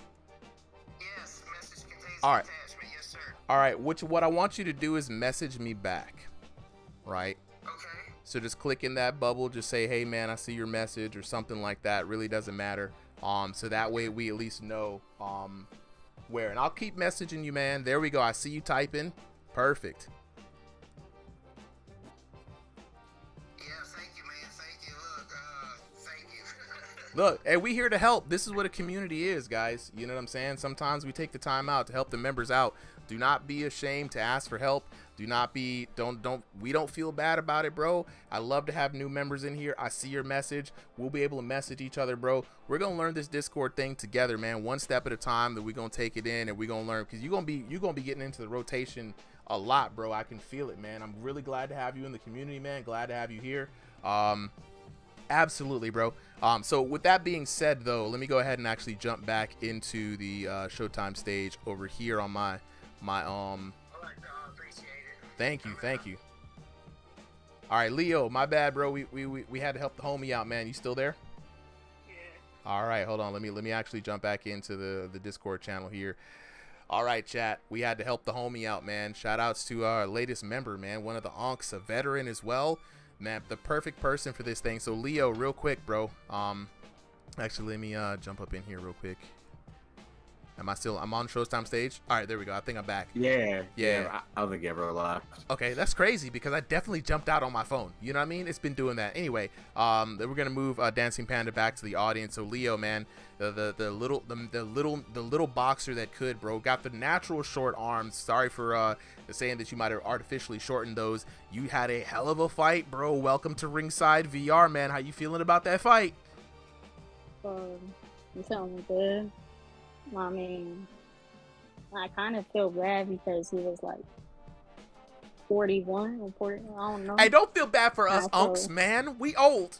We out here playing. Yeah, we stepped in knowing what's going on. Look, yeah, you had a great fight, man. Like, honestly, I mean, age difference or nah, man, you gave it your all. You put a lot of effort into it. You actually have your first person who wants to fight you as a challenge, man. Our boy Entertainer saw you fight, and he's like, look, man, I'm going to give you a fight. You know what I'm saying? Absolutely, Trent. We got Unk Power. Don't feel bad, bro. You know what I mean? Like, this is all fun and games, and you can see the homie really loves the game, man. And I'm really glad to have you here in this community, man. Yeah, I mean, I'm willing to fight the other guy too. I could fight everyone. That's what I'm talking about. I love that energy. I love that energy. Next week, if you can go ahead and sign up there. When you sign up, there is a little part that that allows you to choose who you want to fight. Just type in the Entertainer, and we'll make sure you guys get to fight next week, okay? Or the week after next week. All right. Absolutely. Right. Thank you. Thank you, man. Congratulations on your first win here in the first fight, man. Let's go ahead and move on to the last fight of the night, guys. We've got John Silva. John Silva taking on Jules Rules. Now, John Silva had a different fight earlier today, but he had to bounce out. We had to sub him out. He came back in, so we had to sub him back in. And now we got John Silva. I'm going to go ahead and put John Silva into the blue corner. Jules Rules into the red corner. Now, John Silva, let me head out to the tail of the tape, man. I'm going to tell you guys how John Silva came to this Discord channel. So, looking at the tail of the tape, man, John Silva fighting out of the blue corner in stationary in North America East takes on Jules Rules, also fighting out of stationary in North America East.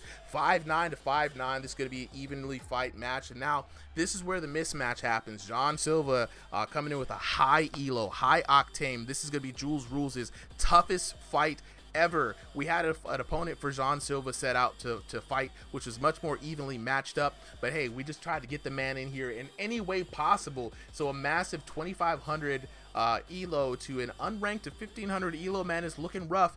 Jules Rules definitely coming in as the underdog for this fight. And what a fight it's going to be, man. Last fight of the night, Solly. Such a long night. So well worth it. We've met so many cool new people here. I'm excited for this next fight. I hope you are too, bro. Me too. I actually got all the money on Jules Rules. We're going the over under on that is just too much to pass up. Oh, right? God. All right, John Silva locking. I get Elon Musk money if he wins this. Oh my God, bro! It's the biggest parlay in the world, bro. Let me actually lock in. I'll go ahead and do some solo commentary real quick. I'm gonna go ahead and update John Silva's colors here. All good. So we got Jules Rules in the purple, John Silva in the red, or did I mix that up? Yeah, looks like John Silva is in the purple. Jules Rules is in the red, and down goes Jules Rules. Unfortunate for Jules, but not to be unexpected with that kind of elo difference. But honestly, he's putting up a good fight so far. When you kind of have this kind of mismatch, this is an interesting opportunity. One, the pressure's off. So, right, if you lose, no big deal. But if you do anything, right, if you get a knockdown, if you manage to survive out the rounds, even if you just put up a good performance and you look good in the match, it wins over a lot of hearts really quickly. 100%. Right. So right now, Jules, yes. You're welcome back. Ooh, yeah, we are back, and there we go. Another knockdown for John Silva. Now, it's interesting. John Silva surprised everyone in the King of the Hill event this past Thursday. A lot of people were like, I don't know, man. He's got the hands. I don't know, man. I don't like auto turn. I personally asked John Silva to sign up today because he then went on to fight some of the better fighters in the Discord. And from the Discord general chat, sounded like they were having a good old time. A lot of work in. So this man fits right in, and I'm looking forward to seeing more of John Silva. If we can get him in here with a proper opponent next week, it's going to be a banger of a fight. And right now he is doing a good job just slowly picking apart his opponent. Jules Rules, I like what he's starting to do now with his bobbing and weaving and moving around more. He can't just hide behind the guard, right? The fists are bigger, the guard is a little bit better in this patch, but that's not a strategy for winning, right? At some point, your opponent's going to find the holes. You're not going to react fast enough, and you're going to start taking damage. Yeah. I think what Jules Rules needs to do here is continue with that defense, right? If you're not comfortable and you think you're going to get countered, it's fine to stay behind the guard, but do more of that, right? Yeah. Throw in a combo every now and then, throw in a jab, make him respect it. Those are some clean punches. I think that's an ugly face on Silva. Yeah, Jules Rules definitely coming alive here in this round, doing exactly what he needs to do, hurting John Silva. This is the opportunity that you were talking about, man. Just take your time, look good. The pressure is off, and like I said, John Silva working on that defense, shooting when he's comfortable, actually paying off for him. That was nice. Yeah, absolutely, bro. Little double shot to the head. Man, this is good. And that's the thing, right? Whenever your opponent's ahead of you, there's just, it's always, it creeps in. Doesn't matter how good you are, how disciplined you are. There's just a chance to not take your opponent seriously. It happens at every level. And at that point, if you can stay locked in, you can destroy them in that moment, right? And it's not when they start like cheesing for it. Oftentimes they're trying to bait you into something. It's when they think they don't have to play responsibly, and some more cleaner parts of their game start to fall apart. Yeah, no, I think this is a great example, like you said earlier, man. Even if you're completely outclassed on the elo, do your best, right? Have as much fun as possible, right? Because you get moments like that. Jules Rude had some very good moments in that fight. Shout out to Jules Rude coming all the way from YouTube, looking at some of the newer talent here in the server, fighting very fearlessly, might I add. And this is what VR boxing is all about, man. You can't physically get hurt here. So just go out there, have fun, throw some hands, work on some techniques, man. This is great. Okay, ready? Yeah, and honestly, I think Jules legitimately survived the end of that round, right? Yeah. Like, I don't think that, Silva was, like, trying to force the TKO, but he would have taken it if he got it, and he was going for it. And I think Jules is starting to, kind of had the benefit of he had a good, successful adjustment round in the middle of round one. If he can make some more adjustments here, now that he's had a taste of what, this higher level elo is, what Silva's offering. Ooh, I think he could survive, but Silva's showing that he is still the deep end of this league. No, 100%. I mean, the waters are definitely game. deep for Jules Rules, right? We saw our boy Rocky VR, aka John Silva, really like upping the pace, right? Upping the pace. John Silva has a lot of depth to him, right? And the one thing that surprised me about John Silva was his punch selection, right? You can see him at the shots that he's throwing right now. Your boy Jules Rules is getting hurt, but Jules Rules getting courageous, firing back, and now we have a fight. And again, John Silva hurt a little bit here. Jules Rules showing that he does have the power to bring this in. Solly, you might be the richest and honestly, man ever. even if he's not matching it in power, he is matching him in heart. Like, you can see Silva is trying to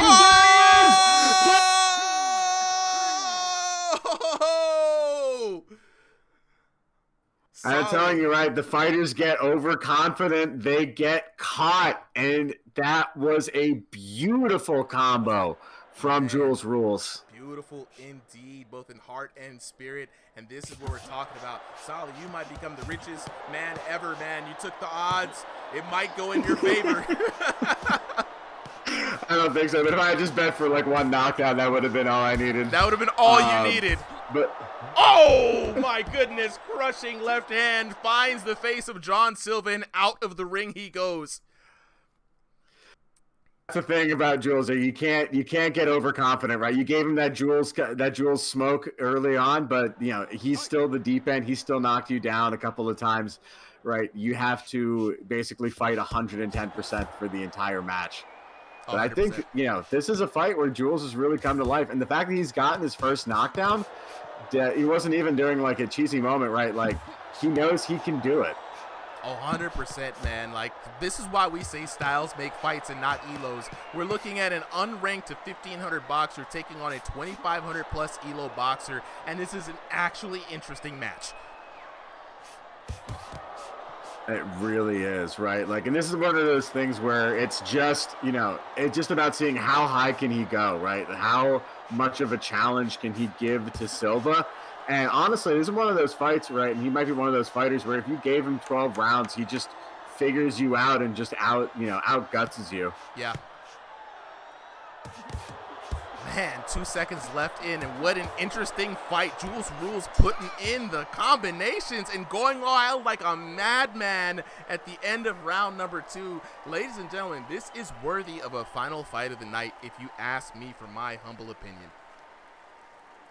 Honestly, I feel the same way, right? Like, Silva is definitely ahead in that round, 2 knockdowns to 1. But surprisingly, unlike round 1, it's Silva just trying to survive there at the end. Jules almost bringing it back. And honestly, if he had gotten that knockdown, I don't know that match would have gone in Silva's that round would have gone in Silva's favor. Yeah, no, 100%. 100%. I mean, I still have Silva up, but still, God, Jules rules. W's in the chat, honestly, man. Like, this is crazy. This is a really good and fun fight. Silva in the chat giving the damn. Tesco giving the damn. He's getting respect from his opponents from the matches. Now you're good. I'm gonna try now. All right, watch out. Watch out. The weights are off. Rock Lee moment.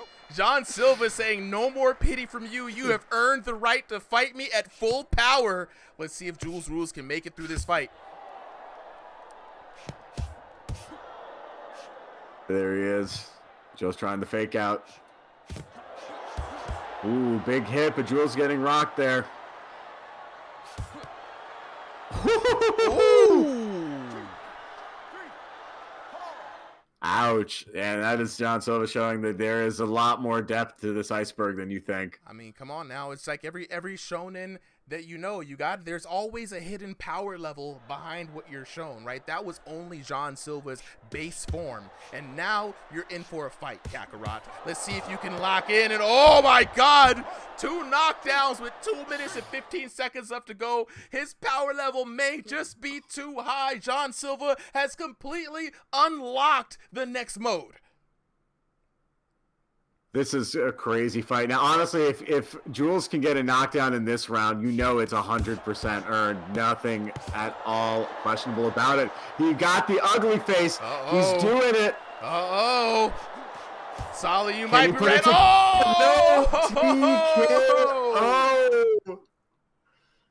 Honestly, like you said, shonen style it is, but he fought the final boss too early. He got the respect right. He got the blood, on the lip. But John Silva just going into full power mode, showing that there is still a lot to go.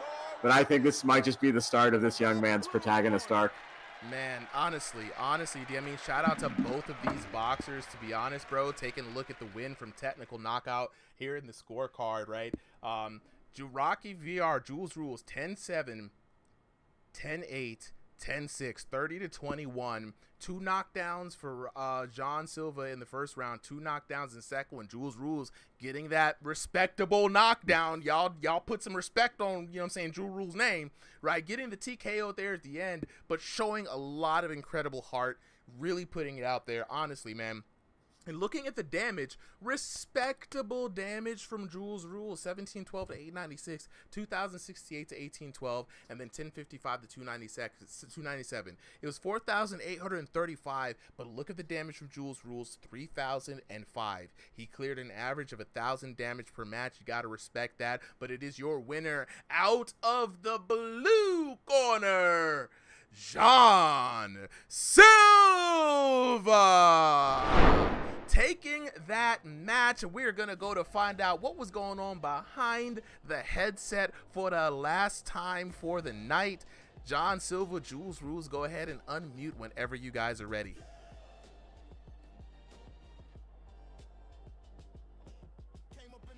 Yeah, I see the homies here. Look, I'm going to go ahead and talk to Jules Rules first. Jules, where you at? Oh, I'm right here. Jules, put some respect on my name, Rules. You went like you had the highest spread difficulty of any fighter tonight, right? You were 0 to 1500 ranked, right? You were fighting someone at the complete opposite scale of the skill ladder. We always say styles make fights, not elo, right? You could have approached this fight coming in here completely defeated. Instead, you gave it your all. You locked in first round, stuck to your defense, looked like you were trying to understand your opponent.